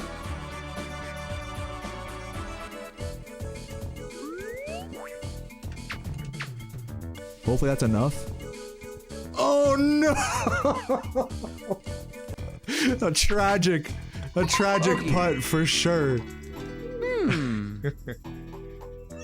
What hole are we on? 17, bro. Let's go. Oh, we can't get sub 50, unfortunately, on our first run, but that's all right. Oh my god, dude. Oh, are we going in the sand? Oh, that sucks. I should have hit it like way lighter. Too bad. Now I gotta do one hit over here. Because I'm not gonna be able to make it all the way up there, am I? Unless I drive it. No, that's you can't drive from the sand. That's not how that works. So I'm gonna aim this up here. Oh, I chose the wrong club. I was supposed to use like a higher iron. There we go. This one. Yeah, this is like worst case scenario landing in the fucking sand here. I gotta keep that in mind for future runs.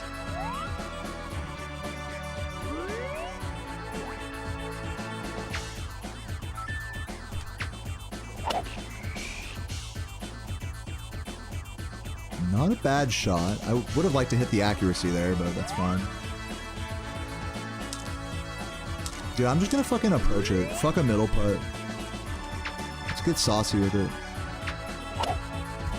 Ooh, close. Dude, again, if I did not miss the accuracy bar, that would have gone in. I'm starting to see it now. See the vision. Dude, you know what? Actually, there's new golf games. There's a new Mario Golf game on Switch, or Switch 2 or whatever. That is like massive. It's like multiplayer. Oh god. Where am I? That it is multiplayer, like what you're talking about. It's like 16 people playing a hole at once. There's also a version of that for Wii as well. For like Wii, there's like a Wii Resort Golf that's like 16 players. Or 8 players or something. No, it's probably like 8 players like playing a hole at once, you know? Pretty cool. I do want to try that at some point. Hopefully that is not too much power. We will see. Oh, that was perfect! Nice. Yes! What a fucking hole 18 to finish it off. What a fucking hole 18, dude. And then that's time. 51:47. That is the... my goal was sub 1 hour. And even though I only got 3rd place, this still counts in a speedrun. I could theoretically keep going and do the full all courses run right now, but I'm not gonna do that.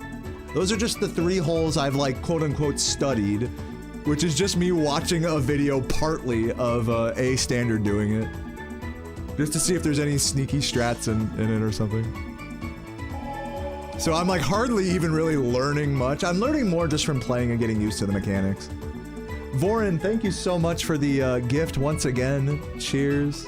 I still got like most of this beer here, so big chuggers in the chat. I'm definitely gonna go take a piss right now, but before I do, I'm gonna chug this beer.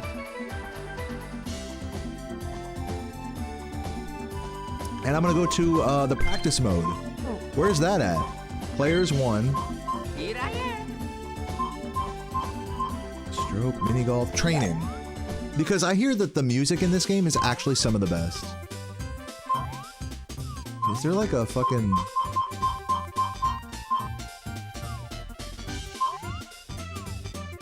Let's do like a short hole, so that way I can just practice putting. Like hole... Isn't there like a training course somewhere? Oh yeah, there's a putter course you can train on. Let me just do one that's like just straight to a fucking flag, because I just want to practice the putter. But not like on a weird ass fucking alphabet course. Hold on. Putter slow. Wait, what? It's like the slow version. Dude, what are these fucking modes? Fast? It's like, I think it means the green is fast. Where's the hole where it's just you facing straight to a hole? No, here we are training. Like, this is the driving range, yep. Can you putt on the driving range? It looks like there's some greens there, but I don't think you can putt from here, can you? Let's go to the training course. I've never actually fucked around here before. But yeah, this fucking comfy ass music. Let me just hit a shot, see what happens. But yeah, I'm pretty sure in this mode you can like set the wind and stuff. But dude, listen, I wanted to get to this mode before I went on break because it's so fucking... What does hole out mean? Oh, it switches you, okay. Yeah, so I'm gonna go here real quick. I'm gonna go here and practice my approach, clubs, I think. Real quick. Because that's what I needed work with, was my sand wedge approach. Does it even let me do approach? It doesn't even let me do approach. What the fuck? Well, whatever. Look, I'm gonna go pee, I'll be right back. Whatever. It's fine. GG's on my first half run of all courses. BRB.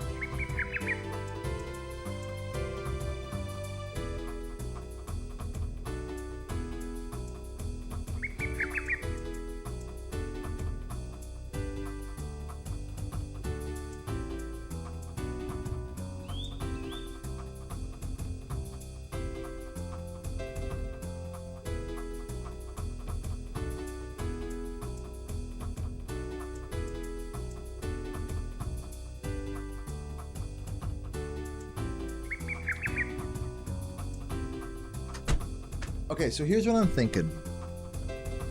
I'm thinking, since I want to practice the approach game and the middle putter, is I'm gonna find a hole where there's a really big putting green. But before I do, I'm just gonna chug some beer while vibing out to this song real quick. Cheers.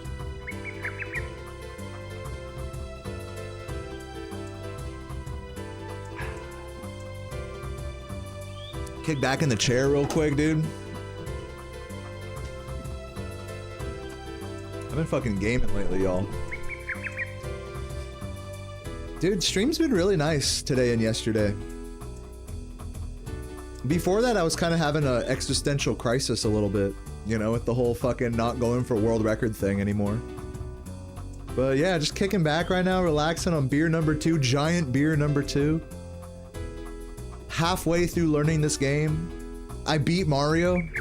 Like, dude, child me would be so proud.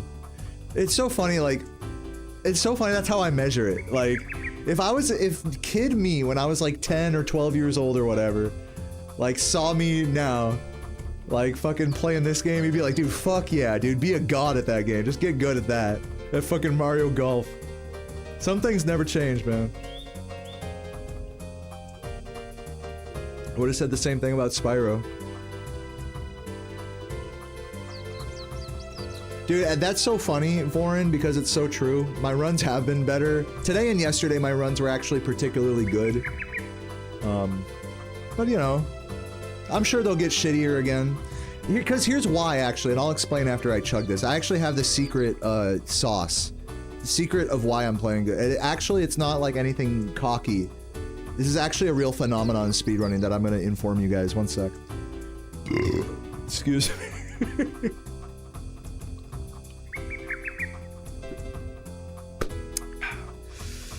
So, the secret to why I've been playing better lately is because I'm cheating.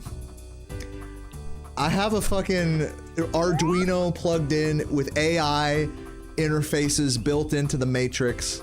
I already trained a task, a machine learning game, to figure out how to speedrun Spyro for me. And right now, I'm actually calibrating mine for Mario right now. Why do you think this is a custom controller, huh? So yeah, so really I've just been cheating the whole time. No, actually that's not what I was gonna say. What I was gonna say was, because I'm coming up on a break in speedrunning, in my speedrunning journey. I'm gonna be going on a break next week on like Tuesday, I think. So I have like I have this weekend basically to grind. I think because there's now a deadline on it, and on top of that, well, let's just leave it at that. Like, because there's a deadline on it, what happens subconsciously when you're doing like a grind long term is once there's a deadline of, oh, I have to take a break at this date, then as that date comes, the pressure sort of subconsciously starts to pile on. So you are going to be playing, like, just even on a subconscious level, you're going to be more aware. Like for me this weekend, knowing that there's a break coming up. That's a secret. That's a speedrunning secret.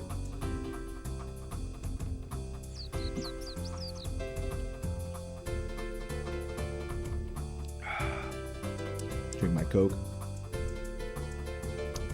Anyways, let's go find a hole. Oh, change terrain. Yo, can I do like the putting green? I don't think you can do that. But you can practice sand shots, I think, which is kind of cool. Change weather. Oh, rain.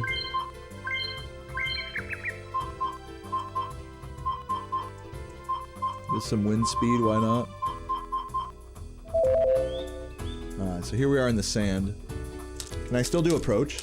No, I can't do approach shots from the sand is the thing. But since I'm here, let me see how far I can shoot from the sand. 9 iron.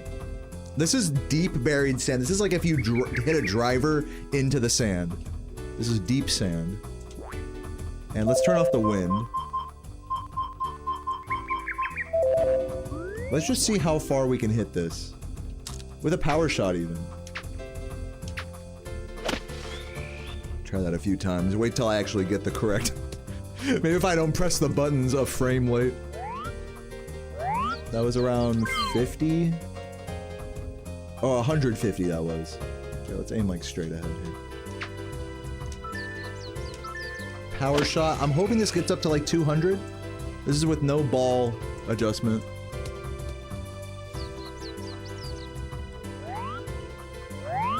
Yeah, that's not even 150. Now, what if I point the ball up?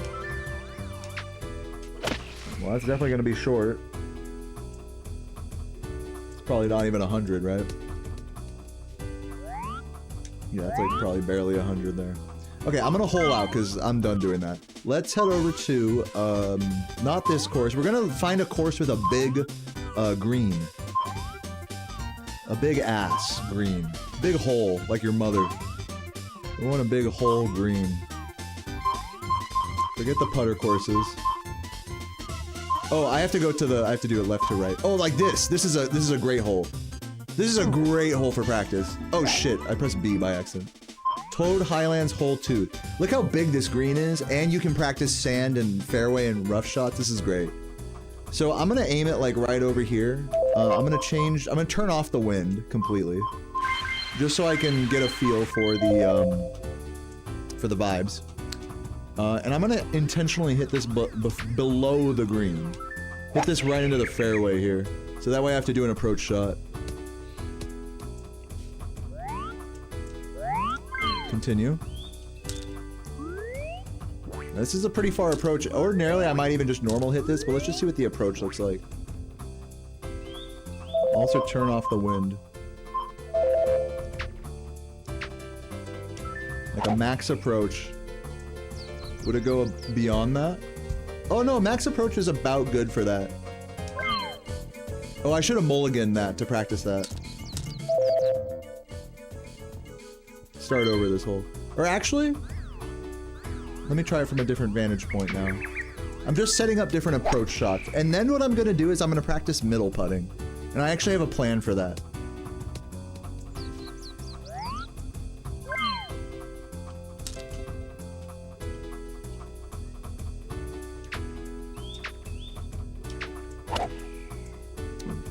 Yeah, the accuracy was a little off. Their power was a little high as well.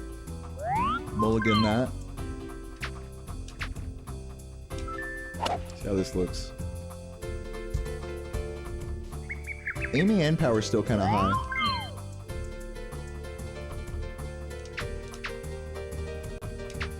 No, way too short. See, you see how the difference is? I gotta go between 2 and 3 here.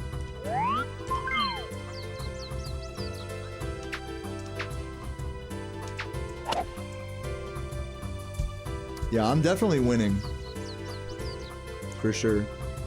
So yeah, from about this distance of hole, you want to be between 2 and 3. Which is like a pretty far approach shot, I would say. Now, here's what I'm gonna try, is I'm gonna try hitting it way into the rough over there.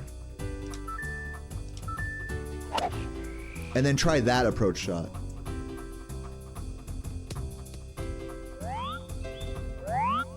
In fact, I'm gonna hit this rough. Actually, what I'm gonna do is I'm gonna hit it just a little bit forward. Like around there. Yeah. Continue from here. So we're gonna try this kind of approach shot. In fact, I might even push it even a little closer, just to practice the typical, like, edge of rough, you know, approach. In fact, I'll just practice it. I want to be, like, on the same yardage as the hole. So let me just kick it down just a tiny bit more.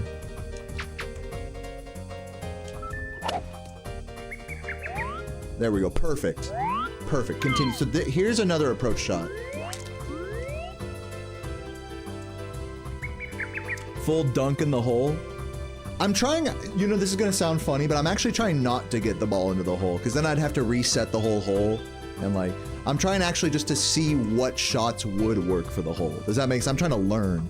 I'm trying to get in the holes, in the hole's hole, you know what I'm saying? I'm trying to get in the hole of the hole here.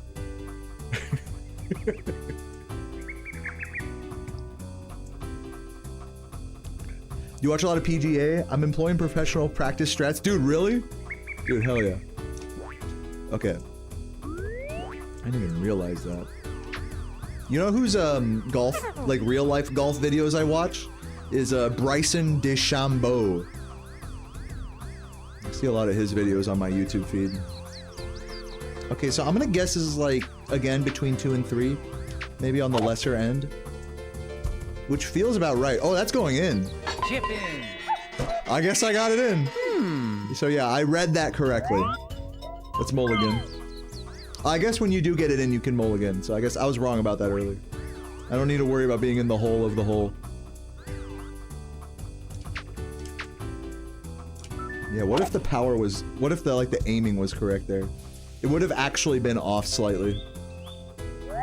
It was only because my aiming was off on that previous hit that it worked. So, which means I need to have it more like this. Oh, that's too much power. And aiming off. Oh, but might still work? Oh, no. Yeah, that was a solid in. But just getting a feel for what does and doesn't work for this shot. Now, let me try pointing the ball. For speed strats, let me try pointing topside on the ball. What's the word for it? It's like a tuck and roll or whatever.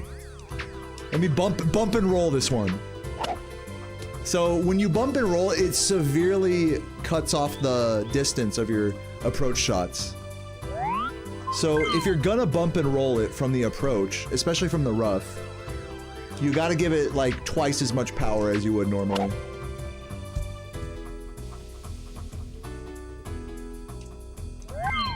Oh, I pressed continue. Okay, well that's fine.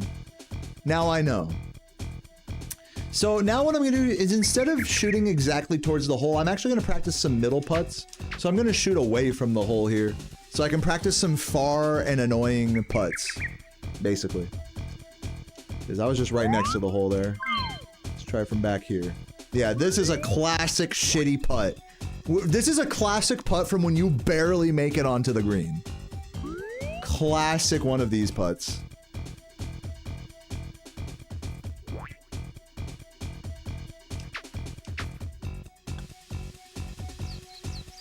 Did I nail that? Oh my god, I almost nailed that. That was actually a really good read by me. Let me try that again. So actually you gotta be a little bit more to the left. Yeah, because it's so far, it amplifies the amount of the break. So you want it to go through the line here from this view. So this should be good now. Oh, still not enough. Still not enough.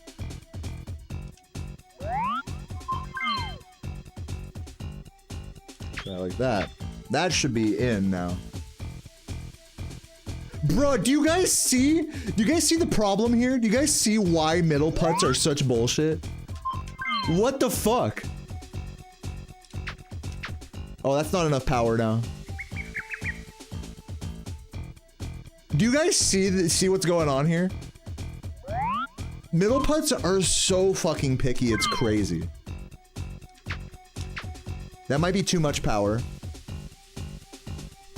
Do you see what I'm saying? Like literally 1 or 2 clicks of the fucking power bar and it's a totally different putt. Oh, I accidentally continued there. That's fine. I saw what I needed to see there. Let's push this one away as well. Way down the fucking the putting green. Yeah, I get his Break 50 episodes recommended to me all the time as well. I like the one with him and the other YouTuber. The skinny guy. Do you know who I'm talking about? I think his name's like Kyle something. I don't know. But he's like a skinny... He and Bryson are both like do the same basic kind of content. His break... Or not...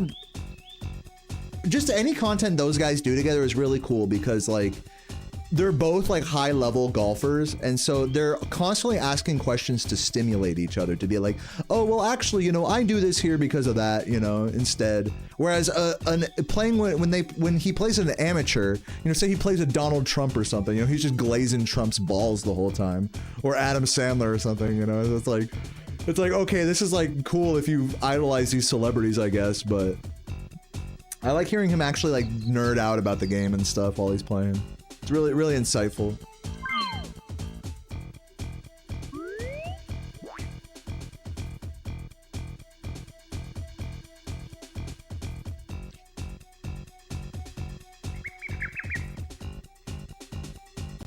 Oh, uh-oh. I think my OBS is shitting itself a little bit. Are you guys seeing that?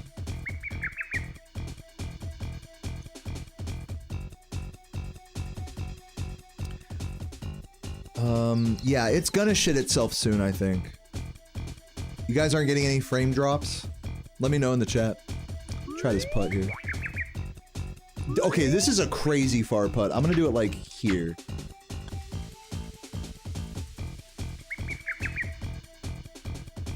Am I gonna answer with yes? Ooh, Nightbot. Oh, and am I an IRL golfer? No, I'm not. Oh, well, sort of. I played golf as a kid. In fact, when I was a kid, I played golf like at ages 6 to 8. No frame drops? Okay, cool. I played golf ages 6, like around 6 to 8, and I got my dad into the sport through that. He would always be the one to take me, and he got really into the sport around that time. And he got really good. He would go to the fucking course after work, you know, in the afternoon and be fucking playing against all these weekend warriors. Excuse me. Playing all these after work warriors that would like bet money and drink whiskey on the course and shit. Chug beers, bring a whole 20-pack of beer and down it through like 18 holes. And everyone's putting money on each hole and stuff. Like, it'd be cool to like get good at golf IRL, just to be a part of, just to feel out, you know, like meeting up with someone, like linking up on a tee time with someone and just fucking putting money down on a hole. Like, that'd be kind of cool.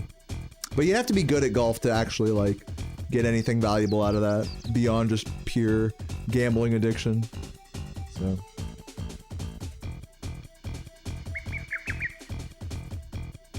But yeah, my dad would come home like after school some days and he'd be like, oh yeah, I won $100 at the golf course. Just because I was playing these guys and they insisted on betting. So they just bet like 20 bucks a hole or something. And then he ends up making $100 beating all these fuckers. It's just funny.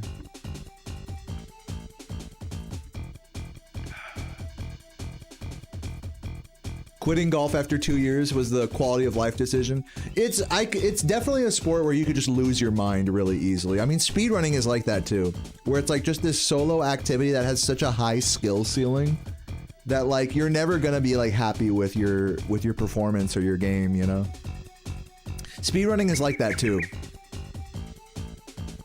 But it's also, you know, on the other side of that coin, it could be really fulfilling and healing to be productive in something like that. It could be a really good hobby as well.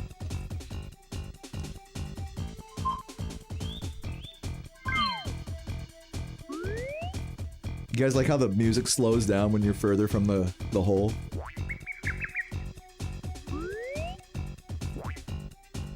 Oh, actually, it speeds up throughout the track. So it's trying to get you to hit. That's kind of cool. I never realized that.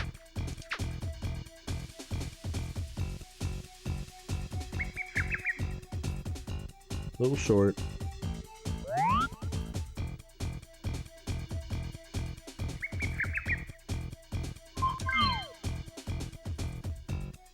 Yeah, having a community aspect does help. For sure. This is my hot take about communities, like formed through hobbies, you know, video games, golf, so on and so forth. Is when the community is the only thing that matters to you. This is my hot take. If the community is the only reason why you're interested in a hobby, then that's a bad reason to be interested in a hobby. That's my hot take. If you only care about a hobby for its community, but if you get an intrinsic enjoyment from a hobby, then the community can really help lift that up for you and make it feel like something bigger than yourself. That's my hot take.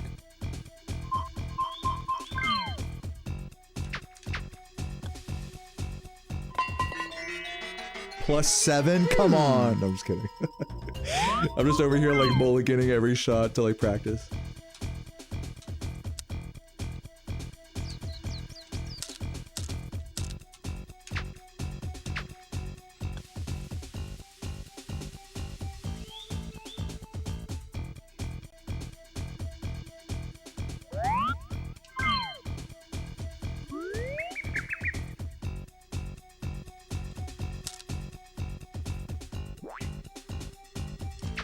Try some long putts here.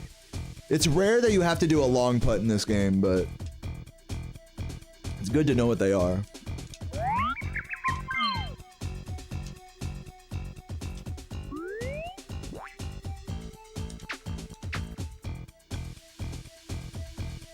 Yeah, it was a little too much. See, this is why I'm doing this. Because it's like, I don't know how much or is too much or too little.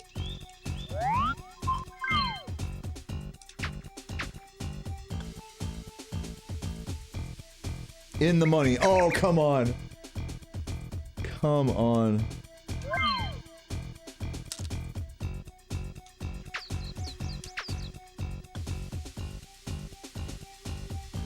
Oh, this is good. To try putting from the fairway, actually. This is a good shot to practice. Oh, when you're on the fairway, it goes back to the training mode music. I didn't know that. Dude, enjoy the Borderlands, Vane. That sounds like a fucking vibe. Go to a local tourney, get your ass clapped, and get hyped for finals, dude. Yes.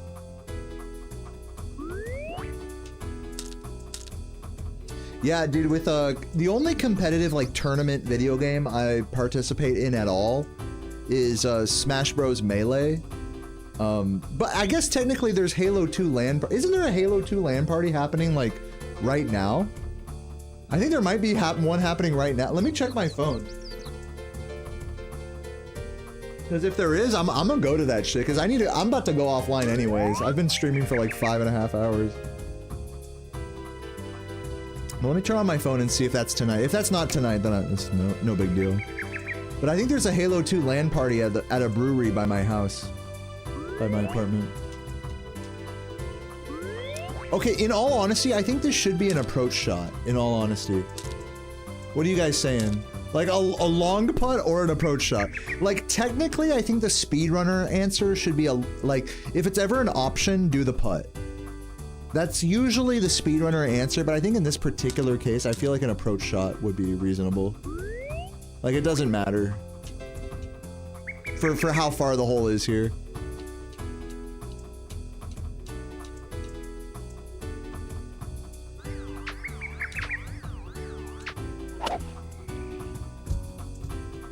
That was a decent read on that hole. Let me try that again.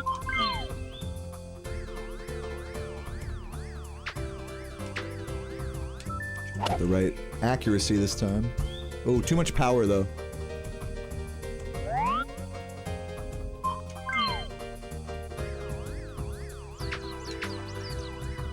This is too little for sure. Yeah, and moving the fucking, pushing it down. What was I doing? I should have topped the ball on the last shot. I'm gonna try that this time. Trying to do that like between 2 and 3 and then topping it. Yeah, top that. That should be good. Yeah, that was a good shot. Or that was an okay shot.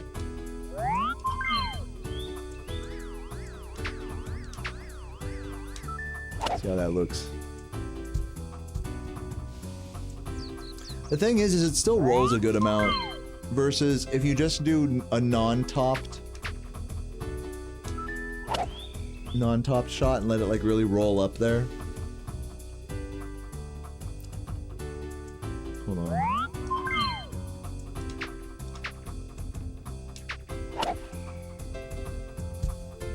Ooh. Yeah, I mean, it almost feels like a better shot when you don't top it out. Like, technically speaking, it's fast to top your ball, which is pressing Z and changing the thing in the bottom right there. You top it, you know, you hit the top of the ball so it goes down and rolls. Like, technically that's the speedrunner advised thing to do. Because the shot ends more quickly, right? In theory. But it does roll. I'm noticing that it does roll more this way. It rolls more, but it doesn't necessarily go as far. But for a shot like this, maybe you don't want to top it, you know? Maybe you want to let it roll up to the hole. You know what I'm saying? I don't know, maybe I should just trust my speedrunning ancestors before me.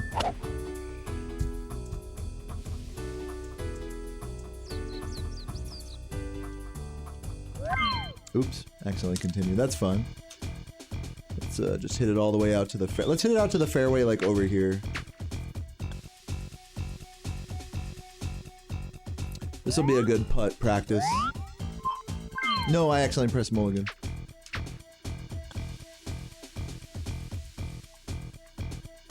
All right, let me sit up in my chair here a little.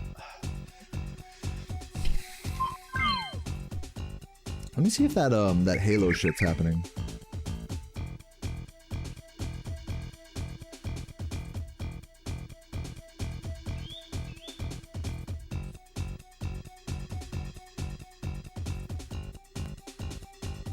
Just looking on my phone here.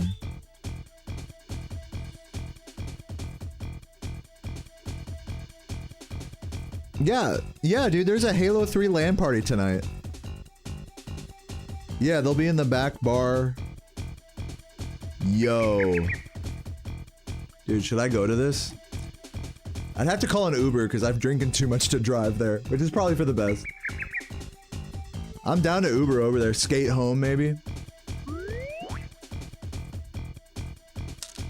I mean, I know, look, guys, look, full disclosure.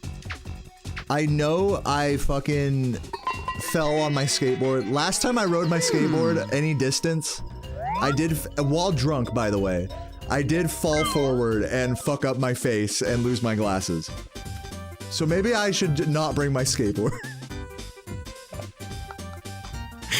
But I kind of want to. I kind of want to. But I might not because I need to change the bearings anyways. And if it looks like it's gonna rain, I shouldn't even bother. I think that's the play. But I might do. We'll see. But yeah, basically Halo Night just started right now. Like literally like 5 minutes ago. What's up, Muppet? Good to see you. Man, dude, long time. I feel like I haven't seen you in a while, Muppet. I hope you're doing well today, man. Hope your life's going good.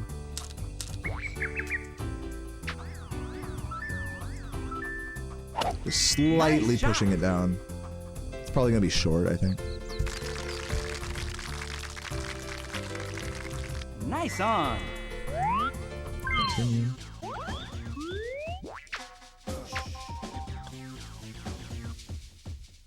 I mean, it's such a beautiful plot. Yeah, I'm really feeling like I'm kind of hitting my stride in this game right now.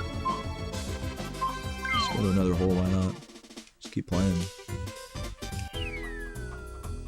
These Toadstool highlight courses are just such good practice courses. They're so simple, they're so easy. That like once you feel confident on these, like it's gonna feel better like on the other courses.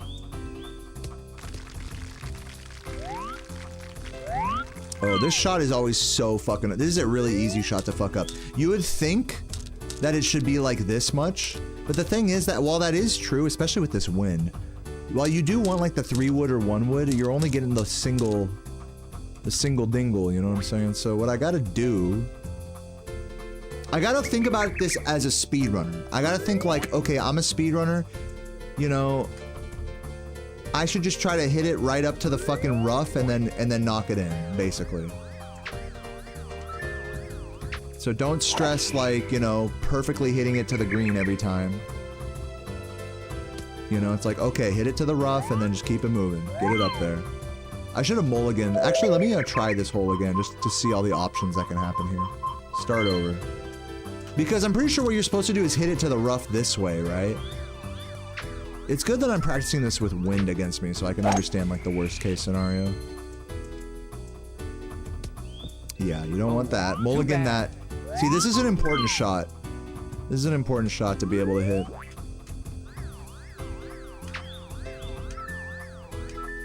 Nice shot. What's up, Falcon? How you doing, man?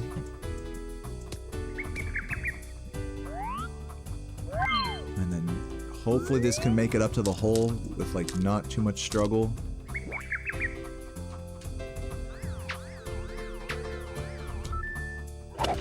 See how this looks. Ooh, man, see, and this is the problem with this hole, is you always end up just a little short of the hole here. Let's mulligan that one more time. So you kind of want to hit the power shot here, to be honest. Like, the power shot is low-key the play here. But this might go over, let's see. Yeah, the power shot is the play there, if I'm being so honest.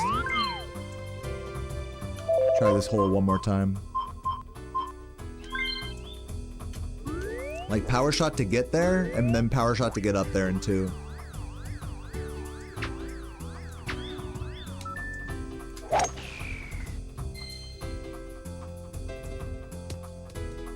But hopefully if the wind isn't this bad, then you can not have to worry about that.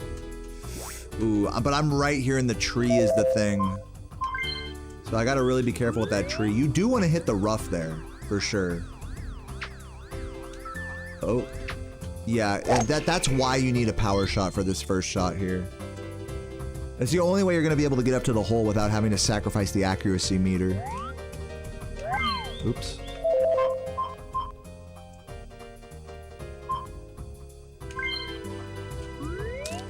This is a tricky hole for sure. I'm glad I'm looking at this.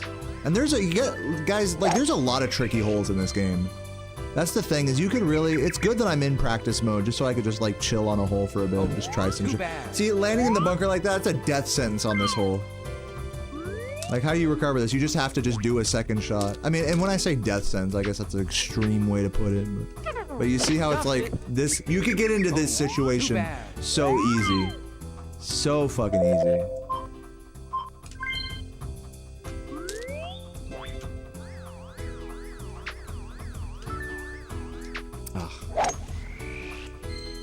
Yeah, I was like, what does he mean rating salad? Is this guy a professional salad judge? You land in the sand, you die in real life. Dude, that's a good YouTube idea right there.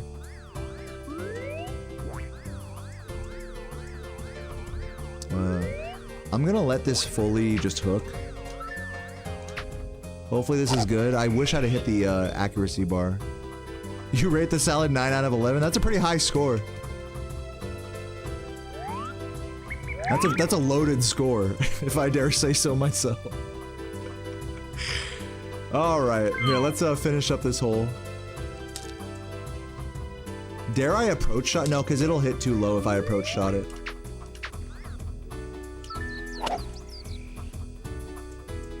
Nice. Dude, I'm like starting to understand this game a little bit more. I'm starting. I'm like, I'm in my fucking... I'm in my learning era. I'm gonna just shoot over here just so I can just vibe out.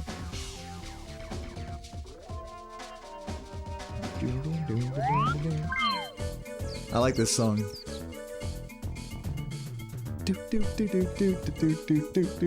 Alright, guys, I'm gonna find someone to raid. I think it's about that time today. I think we did good. Anyone still lurking right now? Let me drink some water. Chuggers in your honor.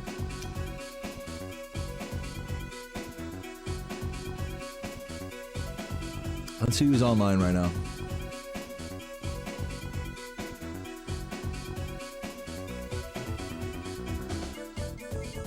Oh, Ludwig's doing the speedrun marathon, Fast 52. That's pretty cool. Should I raid that? Laura's doing a 10-hour quadfecta. Super Dave playing 100%. Oh shit. Oh, he crashed actually. So I'm gonna not raid him. Laura's in the middle of a 120 run. I feel like I gotta raid Laura for that. That's like the fucking vibe, right? What's up, Sensei? Dude, you're here just in time. Let me start this raid, but let me chat it up for a second. Laura. Yeah, the raid on Laura is the play. She's literally like towards the end of a 120 run right now. Towards the back half. But yeah, dude, Sensei, great to see you. Falcon, Justin, pleasure to have you here. Anyone else lurking? Drop an emote. Chug some water real quick. I've been playing some fucking... I've been really making some big strides in Mario Golf today. So I'm really proud of myself. We're gonna keep it up tomorrow. One more big practice day tomorrow, and then we're gonna do a full run. We're gonna do the back half of the game tomorrow. Because we've practiced the front half of the game, which is the easy half. Now we gotta practice the back half. So yeah, that's gonna be the major practice day tomorrow. I'll catch you guys then. Have a good one. Thank you so much for watching. Anyone who's still here, hype up in Laura's chat. And yeah, thanks everyone for watching. That's about all I have to say, man. Kiss men. You know what I'm saying? Have sex with a man today. And chug beers. Chuggers in the chat. I will catch you guys next time. Peace out.